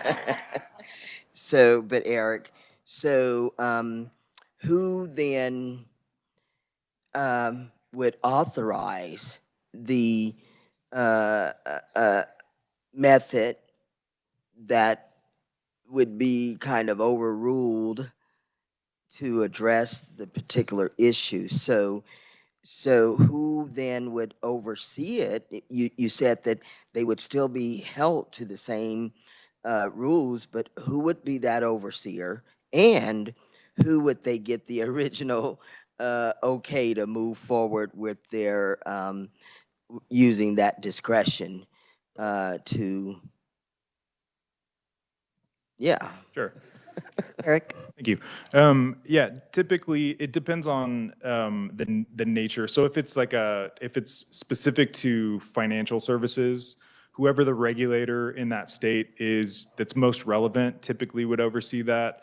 For general sandbox programs, those have either been held in the equivalent of the Department of Commerce or the Attorney General's office. And I think that sort of depends also on, if you're talking about unspecified statutes potentially being waived, it maybe makes sense to have them in the Attorney General's office because they can say something about the effects of the law or not. But it's usually an executive office, and that is just specified in the statute that creates the regulatory sandbox program. Representative Tarwater. Thanks, Madam Chair. And Eric, thanks for doing all this research and putting this together for us and for studying the concept, because when we brought this last year, it was nobody really, by the end of the day, no one really understood what the heck we were talking about. So it didn't go anywhere, and it was late in the year. So I'm glad we're doing this.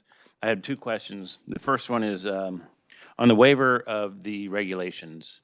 In most states, is that business specific or is it product or widget specific? So if one company applies and they have this certain type of product that is going to now be outside of the regulation, can any company participate in that or just the one that made the application? It is typically just specific to the one that makes the application. So part of it's usually entering into an agreement with that agency, and there's a specific listing of which statutes they're not subject to. So it would just sort of depend on whether the administering body is able to give approval to any statute or regulation versus, here's within this chapter. So for states that have licensure requirement waivers only, it's much more straightforward, like any entity that those regulations would apply to could apply for the program, and then it's just yes or no, you don't have to be subject to the licensure requirements. But when it's more open-ended, I think that what I've seen is that it's that there are agreements about specific statutes for that particular product. And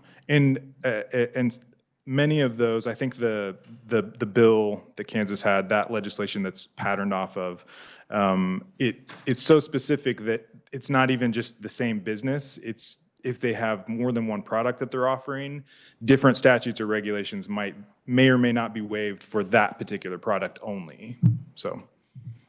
Okay, and then, thanks for that. And my other question is, last year when we were going through HB 2821, there were some questions as to the constitutional issues. Have other states had constitutional challenges on who gets to make the regulations and how far the bill can go? Any history on that? I'm not aware of any currently, but I can kind of follow up with you. I think Charles or Kyle may be talking a bit about constitutional issues in Kansas, and the Attorney General, we have a conferee from the Attorney General's office that will be here tomorrow, and I've asked him to discuss whether there are any issues that they see. Okay, yeah, I saw that on the agenda. I just was wondering if there was any specific constitutional challenges in any of the other states yet. I'm not aware of any in any other states. Thank you. Sure. Representative Carmichael. Thank you, Madam Chair. For whatever it's worth, I think there are a number of states where there's been litigation involving the constitutionality of various rules and regulation schemes. And I think the Kansas decision, State Ex Rel Stephan versus Kansas House of Representatives, was patterned in large measure after some federal decisions. But I'm sure we'll hear about that. But there is a body of law out there. And I think most states ended up following the same pattern that Kansas did. My question, though, is back in the dark days of 2012, 13, 14, when the state teetered on the verge of insolvency, we had the Office of the Repealer. And the repealer was going to dig through the statute books to find unnecessary statutes, and the repealer was going to dig through the administrative regulations and find administrative regulations that were unduly burdensome and unnecessary, and was going to propose legislation so that the legislature could correct these terrible burdens on Kansas business. And I recall, Madam Chair, one bill. There may have been more, but there was only one bill that I know of that at least came through the State and Local Government Committee to repeal a regulation or a statute, actually. And by the time we were done with it, Chairman Schwab, Chairman Steve Hubert, by the time we were done with it, we enacted new regulations. But my real question is, whatever happened to the repealer, otherwise known as the Grimm repealer? Is that still in statute? Was it ever in statute? Was it successful in eliminating unnecessary regulation? Whatever happened to that? Because since Governor Brownback left to become the ambassador to religion, I can't remember hearing much from the repealer. Thank you, Chair. That is not something that I know anything about personally, but maybe the revisers can offer something about that, and if not, we can certainly get you that information. I did read the reviser's excellent memorandum, by the way, which is comprehensive and detailed and a fine piece of work, and I just didn't see any mention of the Grimm repealer, and so I thought I might inquire. That's fine. Thank you, Madam Chair. Other questions for Eric? Thank you so much for the overview. And for this chart, it's very helpful just to see the comparison of what other states have done up to this point. So thank you for that, Eric. Okay, well, Representative Carmichael provided a great segue into our next presenters. We have a background on the regulatory environment here in Kansas, and we have the Office of the Reviser and our research stuff. So looks like Kyle is going to be up first. Thank you, Kyle. Thank you, Madam Chairwoman, members of the committee. I'm Kyle Hamilton with the Revisor's Office. So my memo, I'm just going to be touching on the state constitutional authority for each of the three branches of government to make rules. I'm also going to touch on regulatory sandboxes a little bit, and then I'm going to be followed by a presentation from research that's going to go into more detail about legislative oversight of rules and regulations and the actual adoption process for executive rules and regulations. So just starting with some general concepts, start at the top with the state constitution. Article 2, Section 1 states that the legislative power of this state shall be vested in a House of Representatives and the Senate. And so one initial note is legislative power is the power to make law, while administrative power is the power to administer or enforce a law. And regardless of the form of legislative or administrative power that's utilized, it's good to keep in mind that federal and state constitutional safeguards protect individuals from arbitrary state actions, ensure the opportunity to be heard in a meaningful time and manner, and also there are safeguards to prevent discriminatory applications of the law. Additionally, any delegation or exercise of government power must be within the authority that's allowed by the Constitution or by a given statute. Rules or regulations that go beyond the authority authorized or which violate the statute or are inconsistent with the statutory power of the agency have been found void in the past. Similarly, courts can invalidate statutes that violate the Constitution. And this hierarchy, I think, is captured by the old adage that water cannot rise above its source. Moving on to executive branch rulemaking. The Constitution in Article 1, Section 3 says the supreme executive power of the state shall be vested in a governor who shall be responsible for the enforcement of the laws of the state.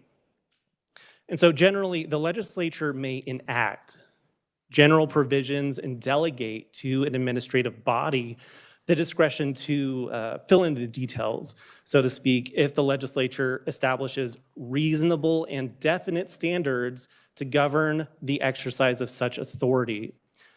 If the legislature does not include specific standards within the delegation, then the legislature has actually delegated the legislative power to make law, which would be improper constitutionally.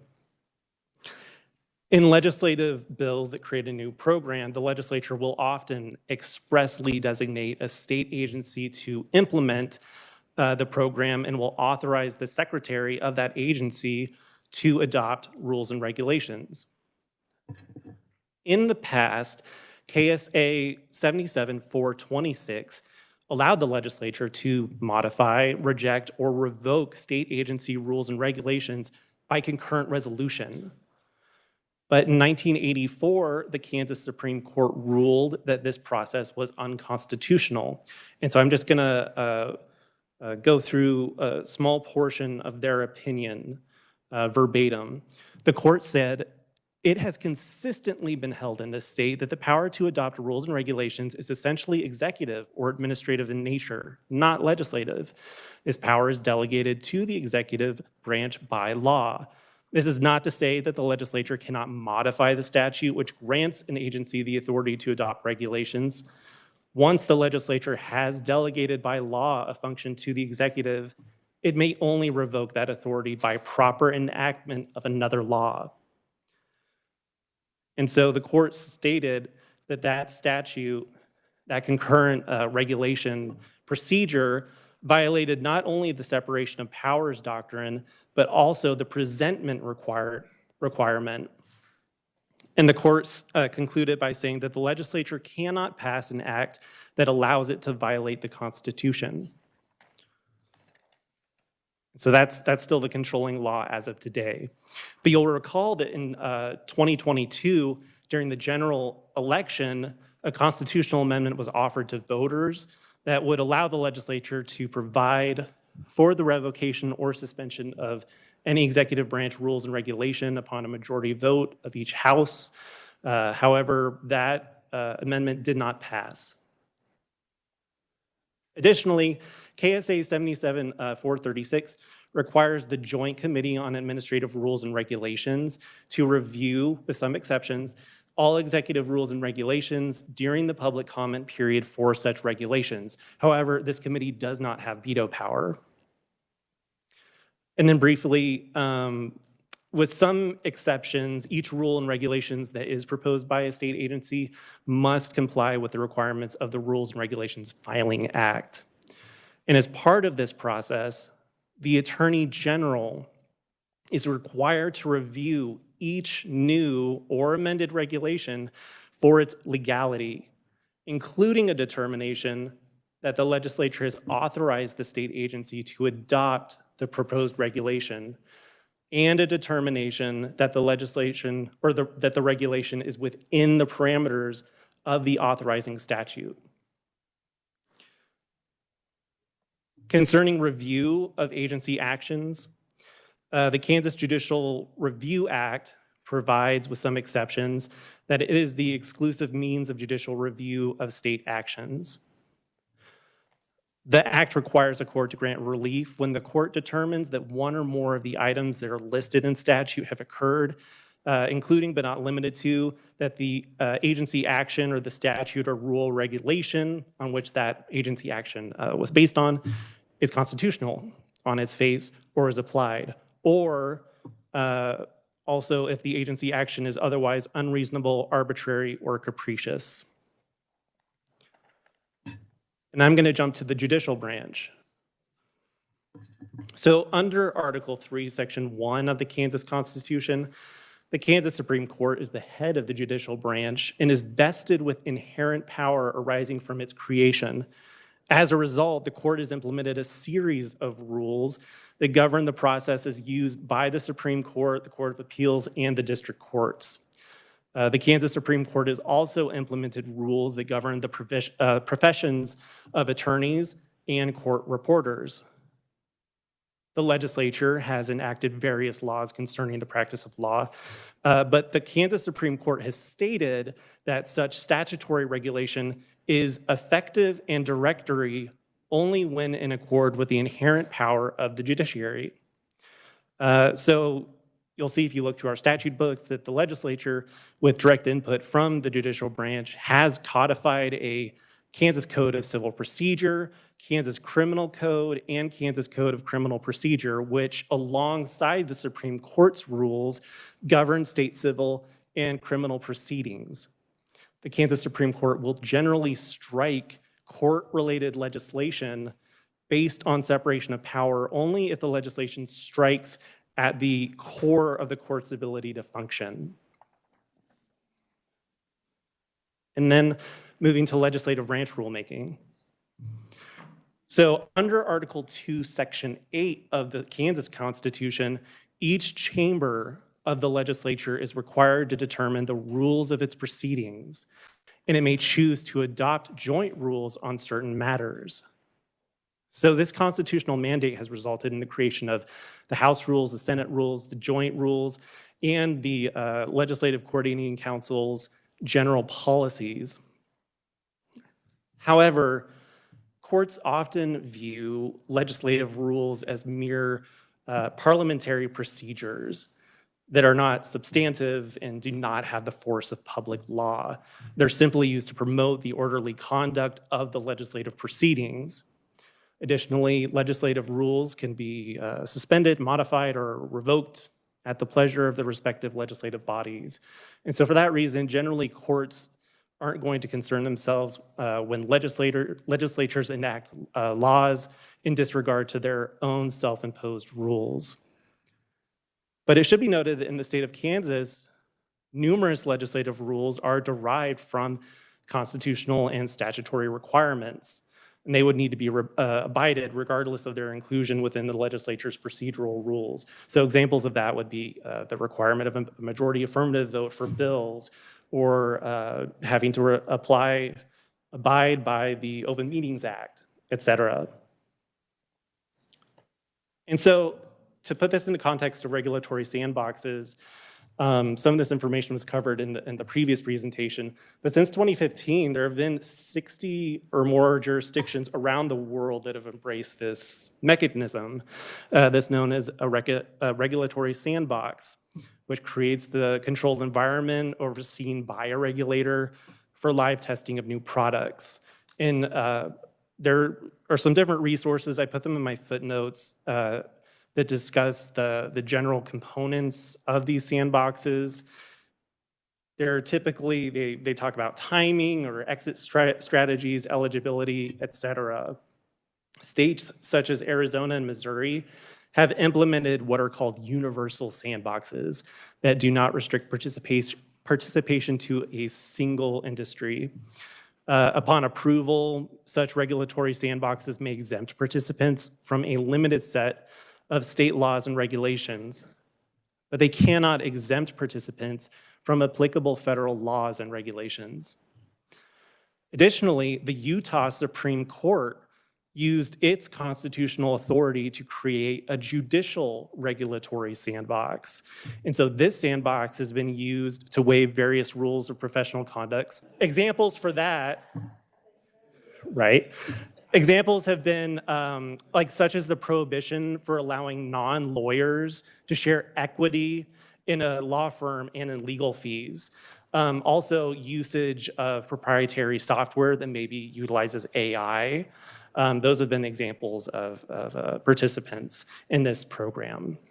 So bills to create regulatory sandboxes in the state of Kansas were introduced in the 2024 legislative session, but they were not enacted.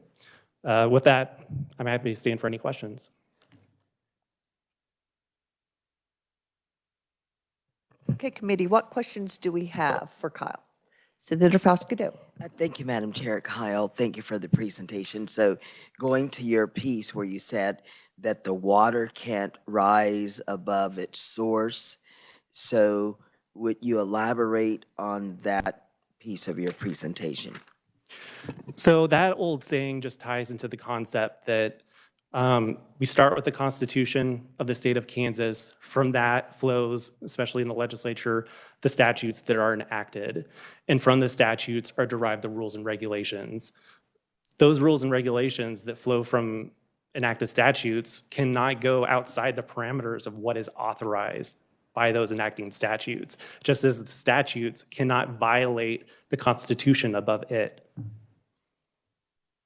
So then ultimately, this goal would be to exceed the power that bees who set the rules in the first place, like kind of laymanly speaking. So my daughter comes to me, I say no, then goes to the dad, he says yes.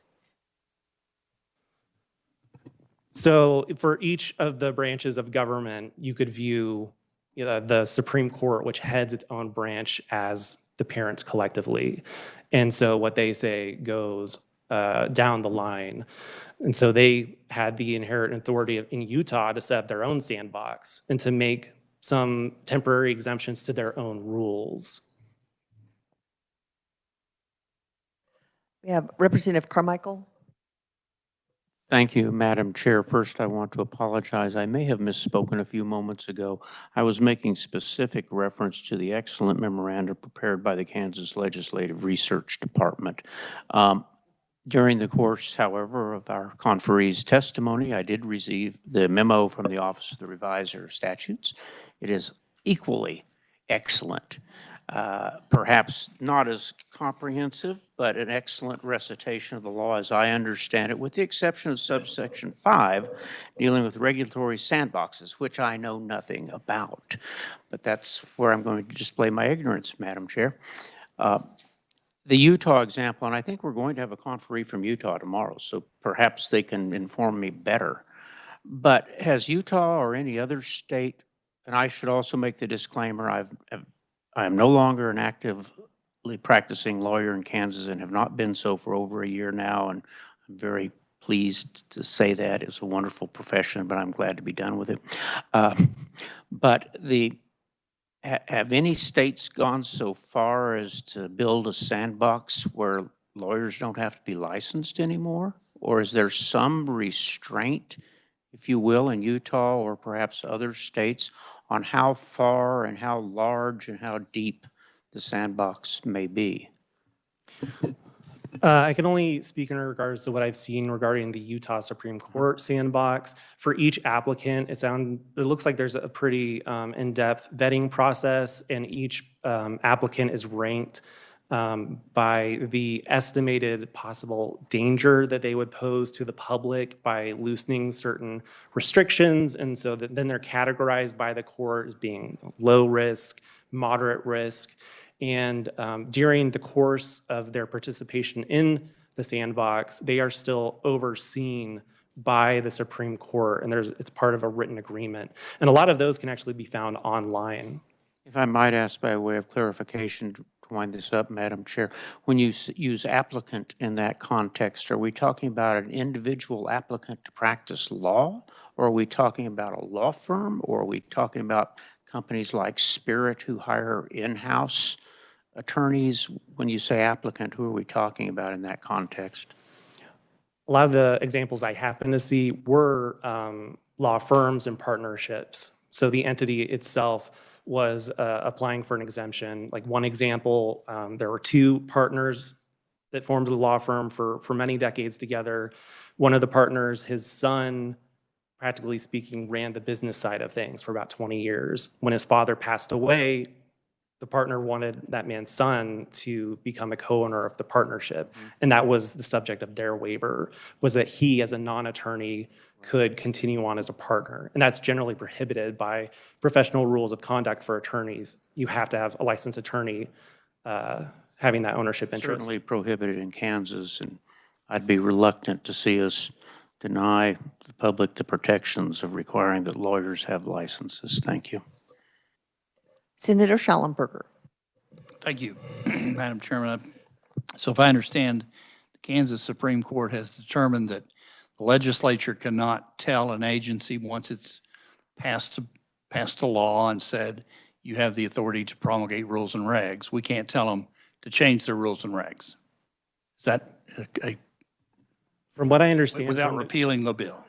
From what I understand from the Supreme Court's ruling, the method by which the legislature overrides rules and regulations is by passing another law that maybe clarifies or prohibits that particular action. But before that, again, it's the Attorney General's office who looks into the legality of those rules and regulations to make sure they are actually within the parameters of that statute. So wouldn't a sandbox, in essence, be telling the Department of X that you've passed a rule or reg that you're going to regulate these people, but we're going to exempt them? It seems to me like that would be in violation of what the Supreme Court has said we have the power to do. All I would say on account of that is possibly. I'm not aware of any other states that have run into a constitutional challenge at this point, but even if they had, even if they haven't, that's not necessarily indicative of how things could turn out in Kansas, where we have the Stephan ruling.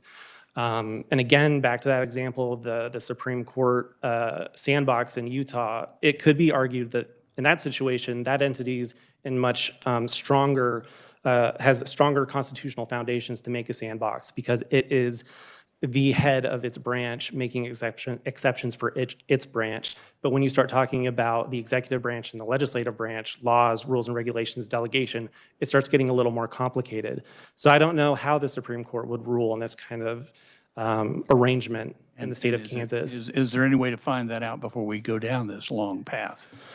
I believe someone from the Attorney General's office will be presenting later, is it today or tomorrow? And they might have some insight, at least on their view. But as far as what the Supreme Court might say, I'm not sure. Thank you. Other questions for Kyle? Seeing none, thank you so much. We'll now turn to our research. Wasn't sure who was first up, so welcome to committee. Good afternoon, Chairperson Erickson and members of the committee. I'm Jill Shelley, a Principal Research Analyst with the Legislative Research Department, and I also work for the Rules and Regs Committee, which we have some overlapping membership here, clearly. I'm here this afternoon to speak briefly about the process for adopting rules and regulations in Kansas and the roles of the Department of Administration, Secretary of State, Attorney General, Director of the Budget, and the Legislature in that process. I'll be working from this memorandum, which have received, mostly from pages 2 through 5. The statutes that got named the Rules and Regulations Filing Act began in 1975. They didn't get that name until 2011. The JCAR itself was established in 1977. From 1939 until 1988, rules and regulations were filed with the Office of the Reviser of Statutes. And then 1988, the Office of the Secretary of State received that responsibility and now publishes the rules and regulations and also kind of rides herd on the process, certain points of the process. Those regulations are online and online and up to date. Like it gets published in the register, it's online. So the general process is summarized on pages 2 and 3 of the memo. After an agency has developed a proposed rule and regulations or amendments to one, a process that agency representatives have told us can take months or even years. That starts with review of organization, style, grammar, and orthography by the Department of Administration. After they're approved by the Department of Administration, then comes review by the Attorney General, as Kyle described. Since July 2023, of the 89 groups of rules and regulations heard by the JCAR, at least one rule and regulation in 40 of the 89 sets was not approved the first time it was sent to the Attorney General. And I'm using the term rule and regulation, that's kind of a long term, but that is the statutory term, so sorry. The next step is independent review by the Director of the Budget of the Economic Impact Statement. An economic impact statement of one form or another has been required since I think it was 1977 or 75. And new requirements have been added 2018, 2022, and this year. The statutes required an agency, it was 1976, they first started to be required. The Secretary of State prescribes a form for the agencies to use for those economic impact statements to help the agencies meet all the requirements that are in the statutes. Now, the Director of the Budget must determine whether the economic impact statement complies with all the applicable statutory requirements for them, which are in KSA 77-416. With the amendments to KSA 77-420 this year, all proposed rules and regulations are to be reviewed by the Director of the Budget. Previously, the review was required only if the agency had determined that costs would exceed $1 million over 2 years. With this enactment of House Bill 2648 this year, it is any rules and regulations that exceed $1 million over 5 years for implementation costs. Again, the Secretary of State's website provides guidance to the agencies as to how to comply with these changes to the process. The Director is to return to the agency any economic impact statement the Director finds is incomplete or contains substantial inaccuracies without the Director's approval, which is required for the rule and regulation to move to the next step in the process. The agency could rework and resubmit the rule and regulation. So if the economic impact statement shows a cost of more than $1 million over the first 5 years, the agency cannot implement that rule and regulation without ratification by the legislature under the terms of the 2024 bill. And Now, that is if the rule and regulation is not required by federal law or fits under two very quite narrow categories, such as a rule and regulation of the Agricultural Remediation Board. That ratification process itself is described more fully on pages 8 and 9 of the memo. So the procedure after Director of the Budget approval has not changed in many years. The statutes require the JCAR to review rules and regulations during the public comment period, also as Kyle explained. And that's usually at least 60 days, but is 30 days for certain types, such as hunting and fishing season dates for the Department of Wildlife and Parks. The notice for the public hearing at the end of the public comment period must be published in the Kansas Register at the start of that period.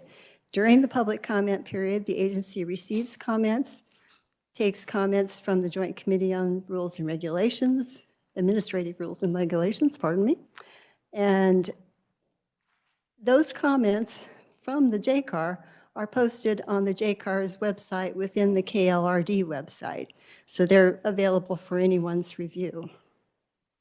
The agency's responses are distributed to JCAR members, and they're also summarized in the JCAR's annual report.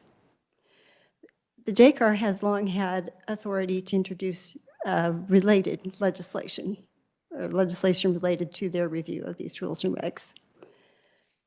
So when the agency submits the final rule and regulation that the agency itself has approved, that goes to the Office of the Secretary of the State, and then is in publication in the register and is added to the official rules and regulations. The effective date is usually 15 days beyond the publication date in the register.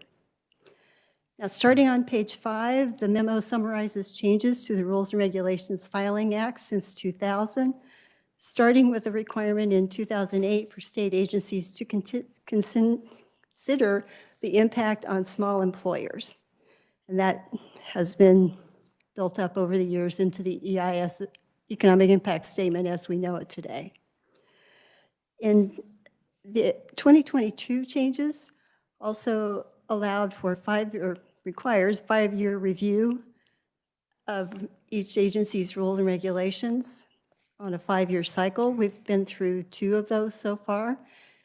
The legislation also provided for expedited revocation of rules and regulations the agency has found to be no longer necessary or no longer needed. And to date, we've had 80 rules and regulations revoked under that process. I'm happy to answer questions, and following me, Eric has some additional information for you. Committee, what questions do we have for Jill? Senator Foscato. Thank you, Madam Chair. Thank you, Jill. So when you talk about the information going into publication, and you know how sometimes the legislature will kind of change that a little bit, can you explain that difference of the publication varied times? And then if you would, just for those listening in, explain the so the implementation and the intent of the legislature, what we might do in the Joint Committee on Rules and Regulations for state agencies, of the difference of them coming before the legislature to implement as opposed to change the law. Please stop me if I misinterpreted. Thank you. What you really want to know. In its comments, the Joint Committee on Administrative Rules and Regulations often expresses, or from time to time, expresses that the rules and regulations as presented do not seem to follow legislative intent, and makes that clear in the comments it provides. Each agency provides a response to that, including whether they intend to change the proposed rule and regulation before publication. Now, if there are substantive changes to a rule and regulation between the time it is initially presented to the JCAR and the members of the public, that the process starts all over again. If they're simpler than that, say there's a typographical error on page 22, that just certainly does not need to come back to legislation. But the committee can be clear about expressing whether that is legislative intent. So, but other than giving that state agency the power to implement in a way they see fit, as opposed to changing the law within the sandbox, so they can or can't without the legislature. This Attorney General's job in this process is to determine whether the rules and regulations as presented are authorized by law. That the legislature certainly has the opportunity and to legislate, obviously, and could say, perhaps limit the scope of any rules and regulations that the agency is authorized to implement. Any other? Representative Carmichael. Thank you, Madam Chair, and thank you, Ms. Shelley, for your helpful testimony as well as the excellent memoranda.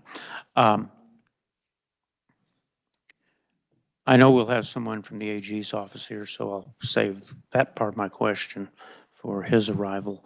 But when we get these rules and proposed regulations at the JCAR, they already, I think, have the stamps of the various approving authorities, the Department of Administration, the Division of the Budget, as you said, the Attorney General, and the Secretary of State.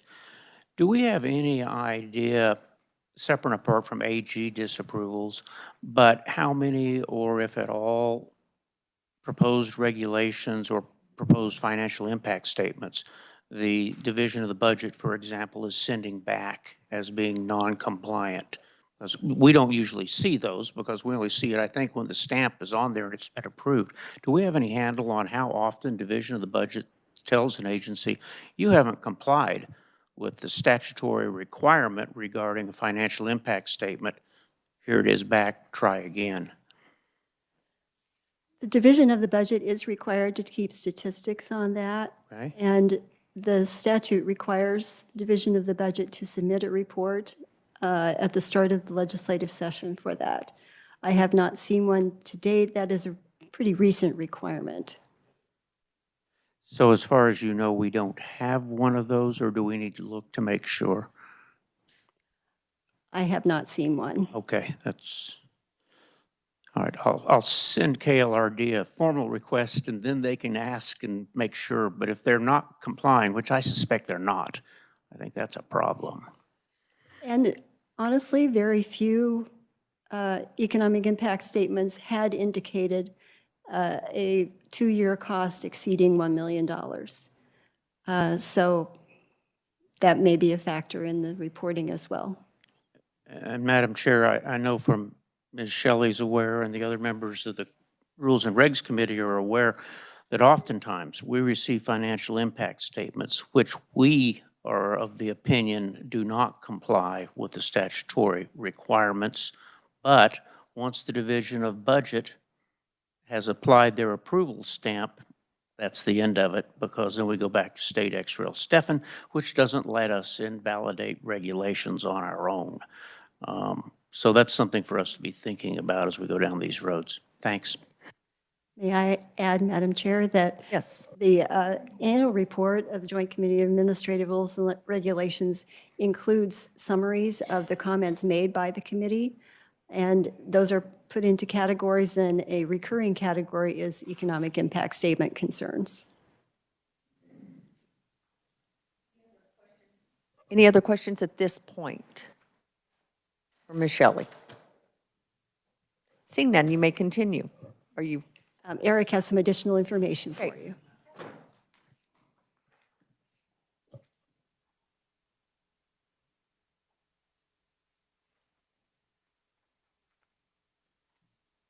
Thank you, Madam Chair, members of the committee.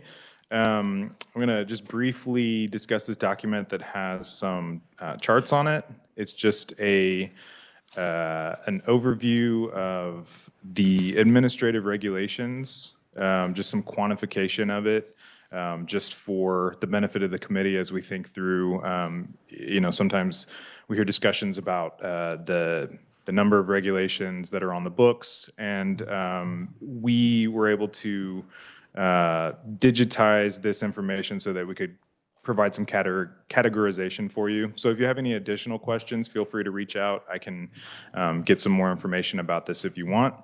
But the top left chart shows the total number of administrative regulation sections that are in publication. And it is around 20,000. It's fewer, it's 17,000 something.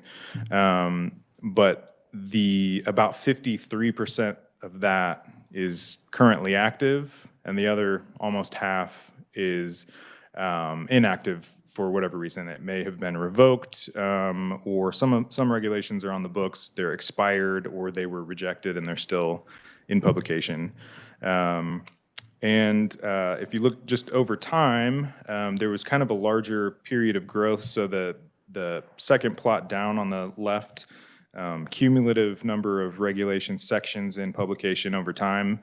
There was kind of a larger period of growth through the 90s, and then they started to flatten out. And then since kind of 2010, there's been a slower growth in the total number of regulations. And you can see that in the top right. It shows every year the net change in active regulations. So that would be the number of active regulations in publication minus any regulations that were revoked or terminated for some other reason, expired.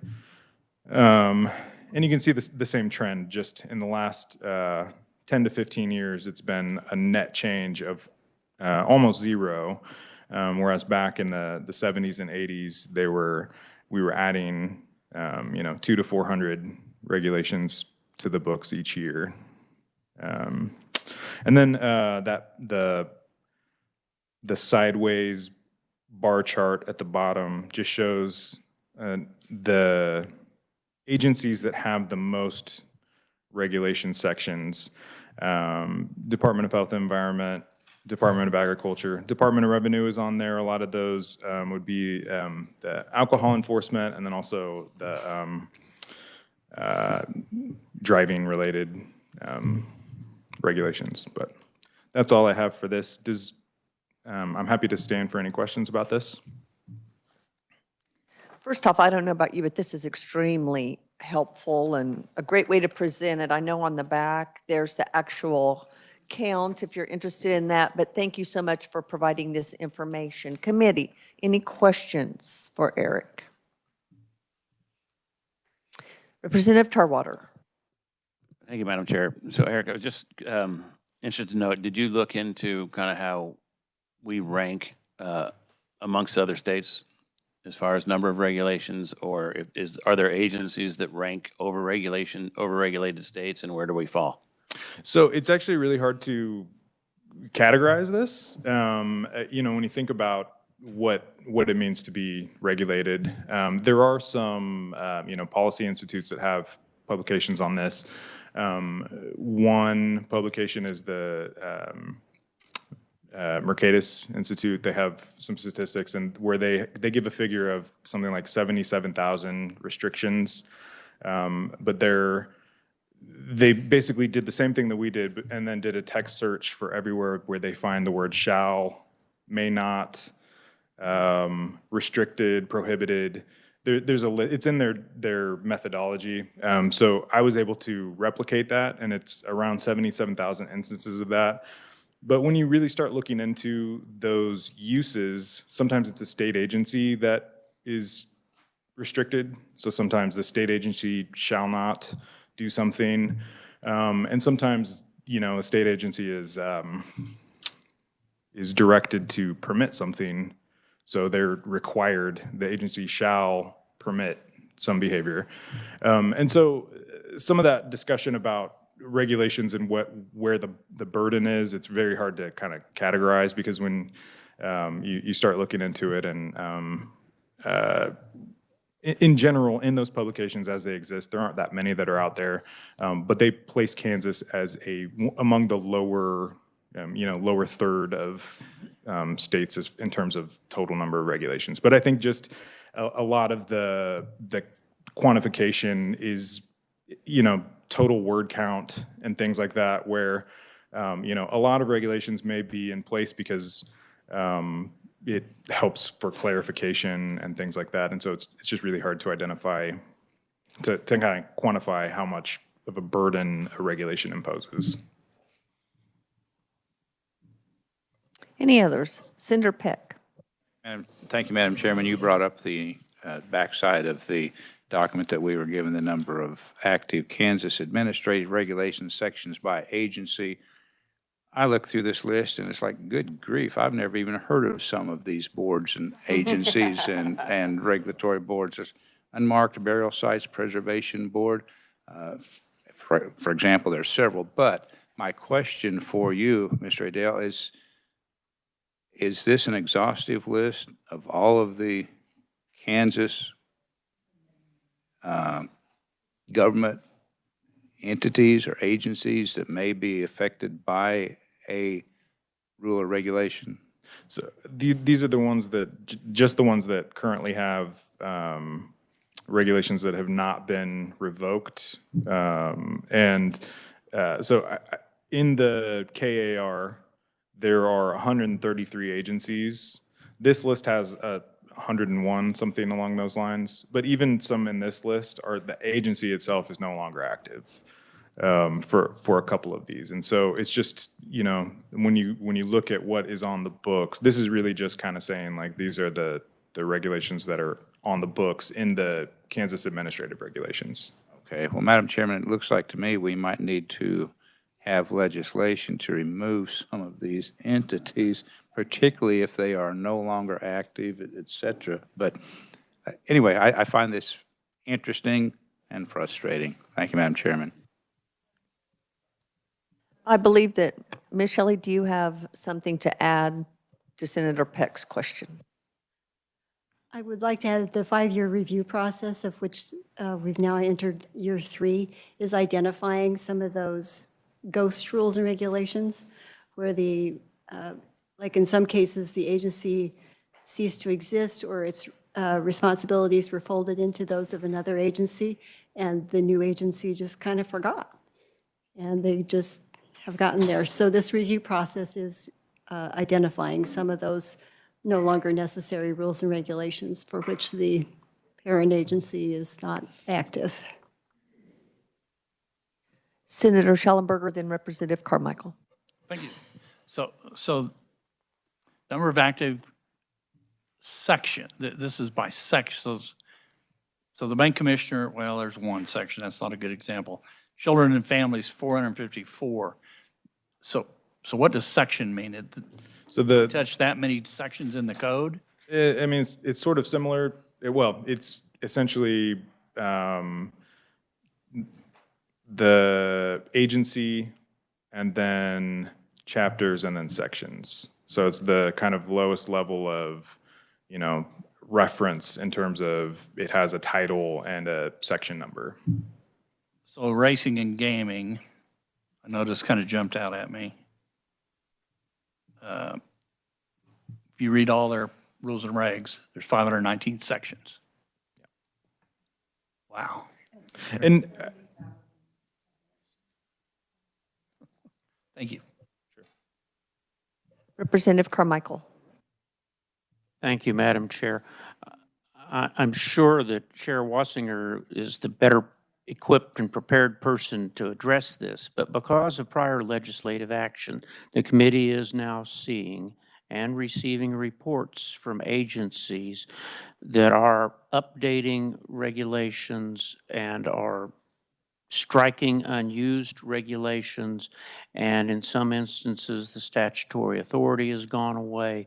And so I know we've just started seeing this. I believe the chairperson can correct me if I'm wrong, but we've, for the most part, started seeing this this past year, that progress is being made. Um, and it's a deliberative process too. You can't just go in with a broad brush and say, well, this is an old regulation, therefore it ought to go. There's some analysis going on, but I know it's been great work, a great deal of work, excuse me, for Ms. Shelley and Mr. Milholland and others that are on the staff of the committee to go through this, and we're making progress, but things don't change overnight. There is institutional momentum, you might say. Thank you so much. Seeing no other questions, we will move on to our final conferee of this afternoon. And I believe, is it Charles, is going to give us a briefing on House Bill 2821 from this previous session.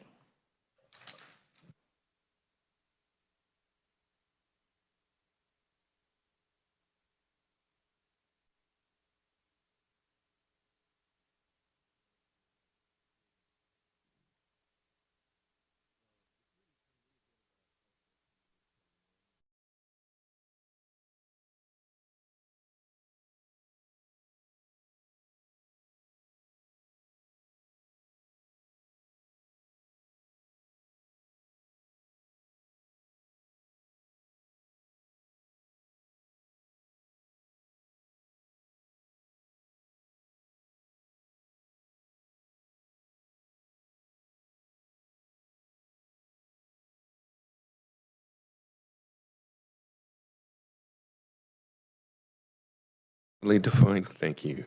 It's very broadly defined as basically, the executive branch doesn't include the judicial or legislative branches, of course, but so a broad definition for agency there.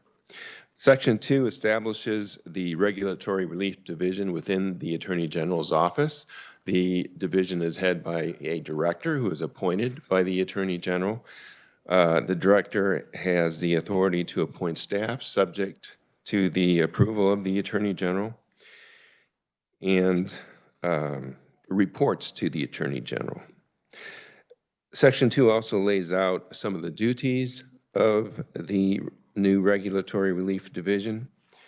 There are two broad duties. One is to administer the General Regulatory Sandbox Program, of course, and the other is act as a liaison between private businesses and applicable agencies to identify state laws or regulations, rules and regulations that could be waived or suspended under the General Regulatory Sandbox Program. And you'll see throughout this bill that there's really an emphasis on this Regulatory Relief Division working with businesses and also working with state agencies in identifying rules and regulations that could be amended or changed or repealed to better create a business environment in the state. And so there is that clear direction for this agency working with both agencies and the business community. There are some discretionary duties. Again, just more broadly to review state laws and rules and regulations that maybe aren't specific to the General Regulatory Sandbox Program, but the Regulatory Relief Division can make recommendations to the governor and legislature on amending those state laws and rules and regulations that inhibit the creation or success of new and existing companies. Potentially create a framework for analyzing the risk level to consumers for both for health, safety, financial well-being related to repealing state laws and repealing or waiving requirements of rules and regulations. Propose potential reciprocity agreements between states that use these types of sandbox programs. And the division is granted rule and regulation authority. This bill also provided for the establishment of a General Regulatory Sandbox Program Advisory Committee, and that committee would have had 11 members, 6 appointed by the director to represent business interests, 3 appointed by the director to represent state agencies, 1 appointed by the President of the Senate, 1 appointed by the Speaker of the House, a member of the House and member of the Senate respectively. And then the director is granted the authority to select a chairperson from the advisory committee on an annual basis. I'd note that the advisory committee is granted authority to recess for a closed or executive meeting when it considers applications, and that is one of the duties of the advisory committee to consider applications and make recommendations to the director. The bill provides for a report by the director to the Senate Standing Committee on Commerce and also the House Committee on Commerce. And that's a report that requires information on each participant in the Sandbox program, anticipated or actual cost savings that each participant experienced, recommendations regarding any laws or rules and regulations that should be repealed or amended, outcomes for consumers, and recommendations for changes to the program. Section 3 provides for the establishment of the Sandbox program within the Regulatory Relief Division. Just of note there, the director can enter into agreements with or adopt the best practices of corresponding federal regulatory agencies or other states that are administering similar programs. So in addition to, as I mentioned, coordinating with 8 state agencies and state business, there's also a couple of provisions that direct the director to reach out to other states and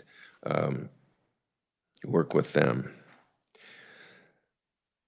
We heard a little bit about the importance of providing information about opportunities to business, and there are 2 provisions in the bill here on page 4 that go to that point.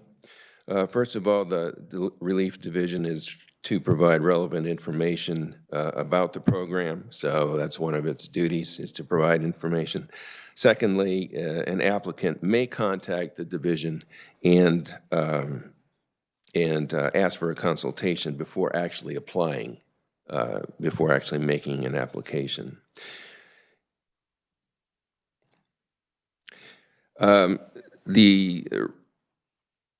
The other part of page 4 deals with the application and what's important in the application. I think this is of some relevance. This and the standards that the directors is directed to use to review an application, because of course this is a broad program, and so that is what gives us an idea of what kind of applicant should actually be admitted into the Sandbox program.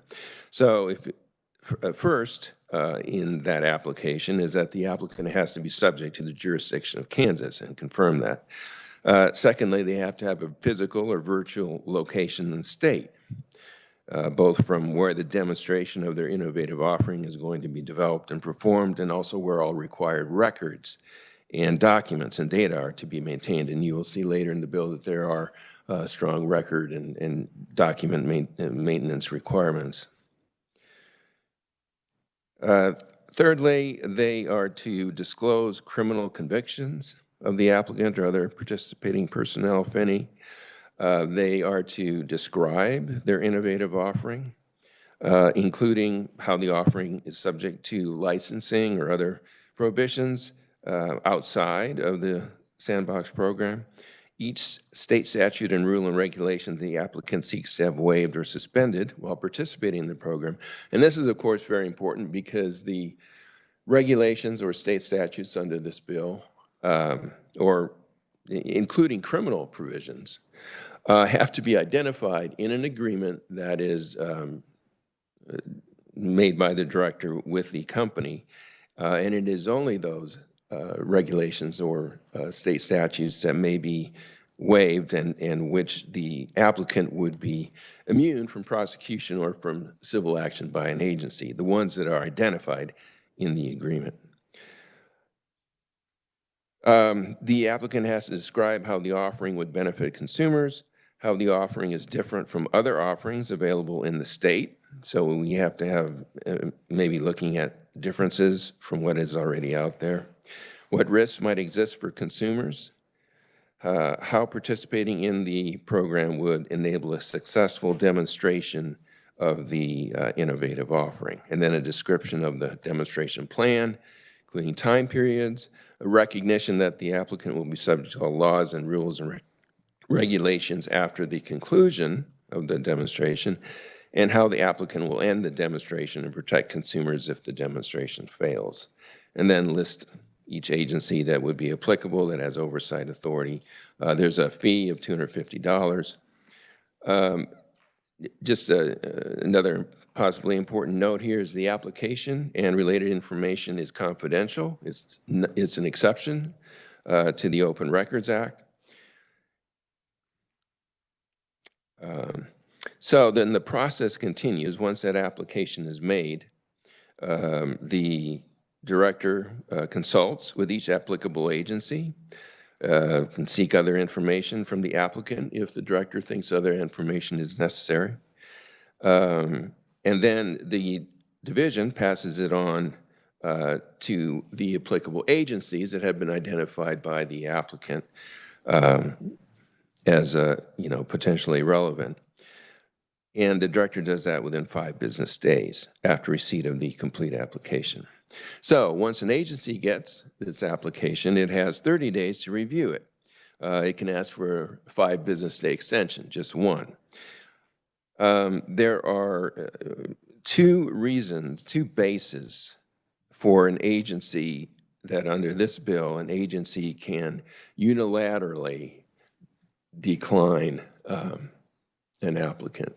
One is for the agency decides that the harm to a consumer is likely, and on that basis, potential harm to the consumer, the health or safety of the public, or substantial risk of harm to consumers, but also if it would create unreasonable expenses for taxpayers in the state. The other basis, and again, this is in the sole discretion of the agency, is whether the agency determines that the offering, the application, fails to comply with standards or specifications required by federal law or regulation or previously approved for use by a federal agency. So if there's a federal regulation there, or if the agency believes that the risks to the public or the consumers are too great, then the agency is able to deny an application. Otherwise, the application goes to the advisory committee that we talked about earlier. And the advisory committee is to meet and review the application and make its recommendation to the director as well. And then upon receiving the advisory committee's recommendation, the agency's written report, I neglected to mention that an agency has to make a written report. And there is as I mentioned, it's a definite time frame there. There is no specific time frame for the advisory committee's recommendation. So then the division is directed to consult again with each applicable agency and the advisory committee before admitting an applicant. In reviewing an application, so here again, some standards that the Regulatory Relief Office is to apply in considering an application. The division is to consider whether the plan will adequately protect consumers. Risk of harm to consumers is outweighed by the potential benefits. Certain state laws or rules or regulations should not be waived or suspended. And so the bill references potentially applicable anti-fraud or disclosure provisions. Charles, if I may, we are getting really low on time. If you could just, no, it's not your fault. We went long on some things. If you could just maybe hit the highlights and committee as you look over it, we'll then maybe flesh the rest out through questions, but if you could just maybe hit the highlights, that'd be great. Okay. Written agreement, that's required. The next part of the bill discusses denial by the division. The division can deny for any reason. Requirements as far as limitations on the program, consumers have to be a resident of Kansas. There's a provision that no law or rule or regulation shall be waived or suspended if it would prevent a consumer from seeking restitution in the event that the consumer is harmed. And that's on page 8.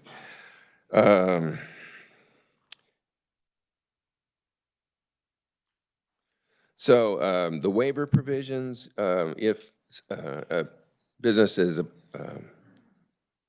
admitted into the program during the period of the program, which is 12 months and subject to a 12-month extension, the applicant would not be subject to civil enforcement of administrative rules for acts during that period, and also would be immune from any criminal prosecution for acts committed during that period that are identified in the agreement.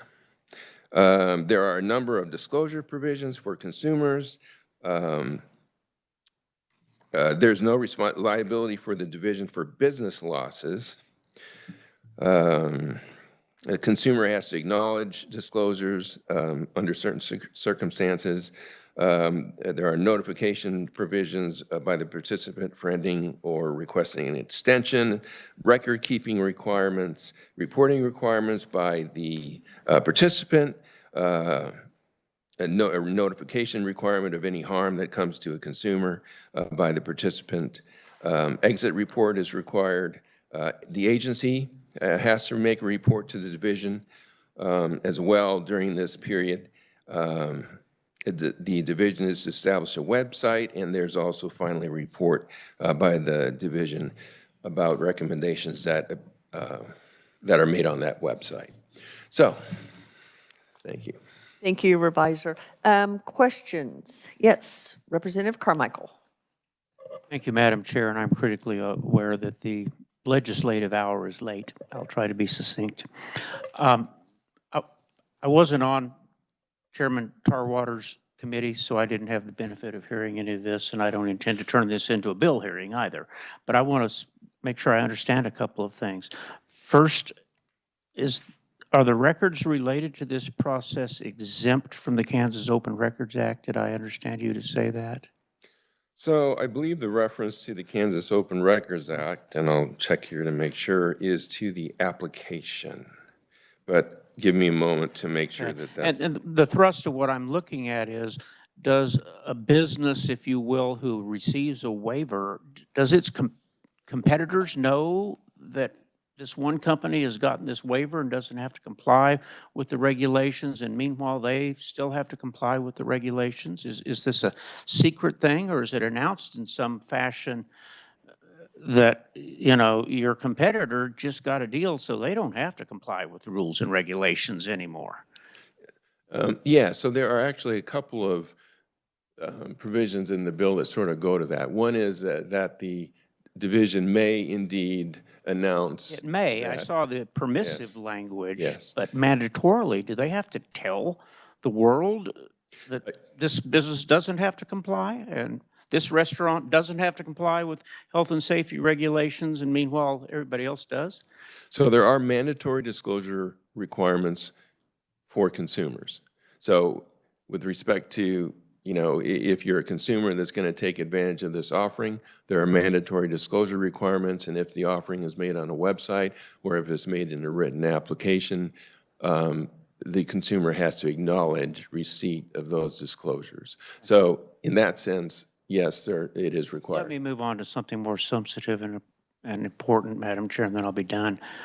It looks to me like this applies not only to rules and regulations adopted by agencies, but also to criminal laws and statutes which we as a legislature might enact. Is that correct? As this bill is written, it does apply to statutes, both civil and criminal. So, for example, if an abortion provider were to apply for and receive a waiver they could be waived out of the requirement to comply with whatever the Kansas Board of Healing Arts is required by way of safety for abortion, patients of abortion providers, as well as the criminal sanctions that we might enact regarding reporting or when and whether termination of pregnancy could occur. Could those things be waived under this law so that abortion providers are no longer regulated?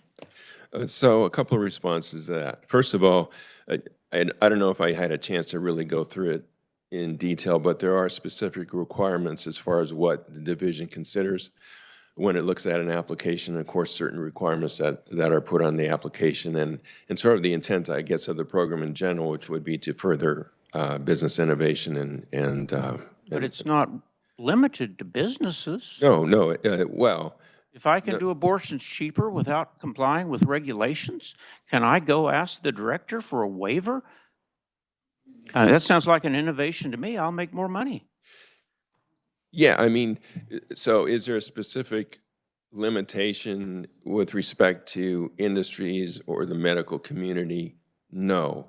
However, I would remind the committee that as I mentioned, agencies do have two opportunities for a veto, and one is whether any federal regulatory provision is applicable, and the other is if the agency decides that the risk to the public is too great. Okay. Well, in the interest of time, I will go no further.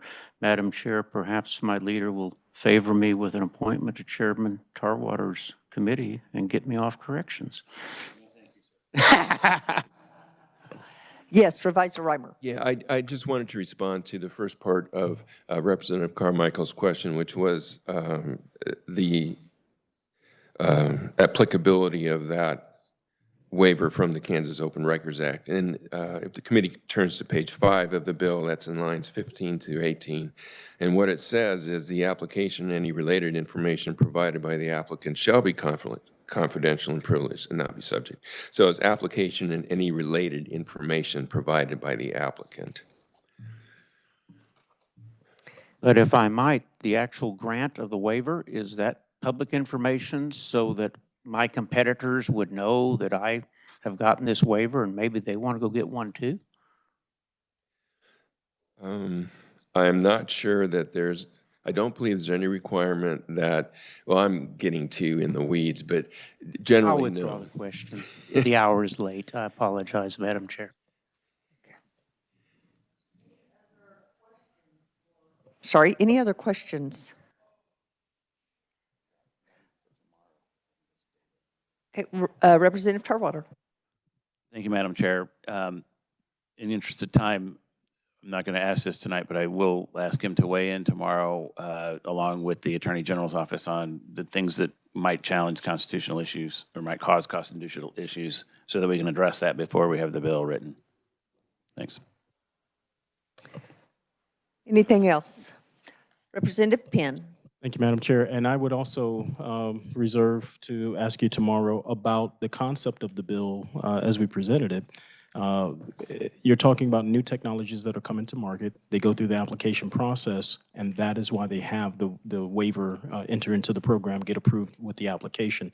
If they're doing business as usual, then they're not bringing a new technology or anything to market, so it doesn't necessarily follow that they would make an application and get approved. Is that correct?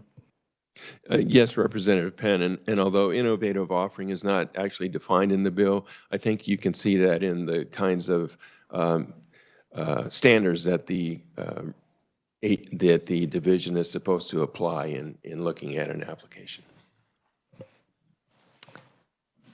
Committee, seeing no other questions or comments, I would like to thank the committee for their hard work today. I know it's a lot of information, your attentiveness and staying a little bit afterward. Staff, I think you did a phenomenal job of organizing the information and make it digestible, so appreciate your work. We will, as was mentioned, have a representative of the Attorney General's office here to continue answering some of those questions that have arisen today, as well as a representative from the state of Utah that has actually implemented this. So please come prepared with your questions. We will begin at 9 a.m. in the morning, and we will see you tomorrow.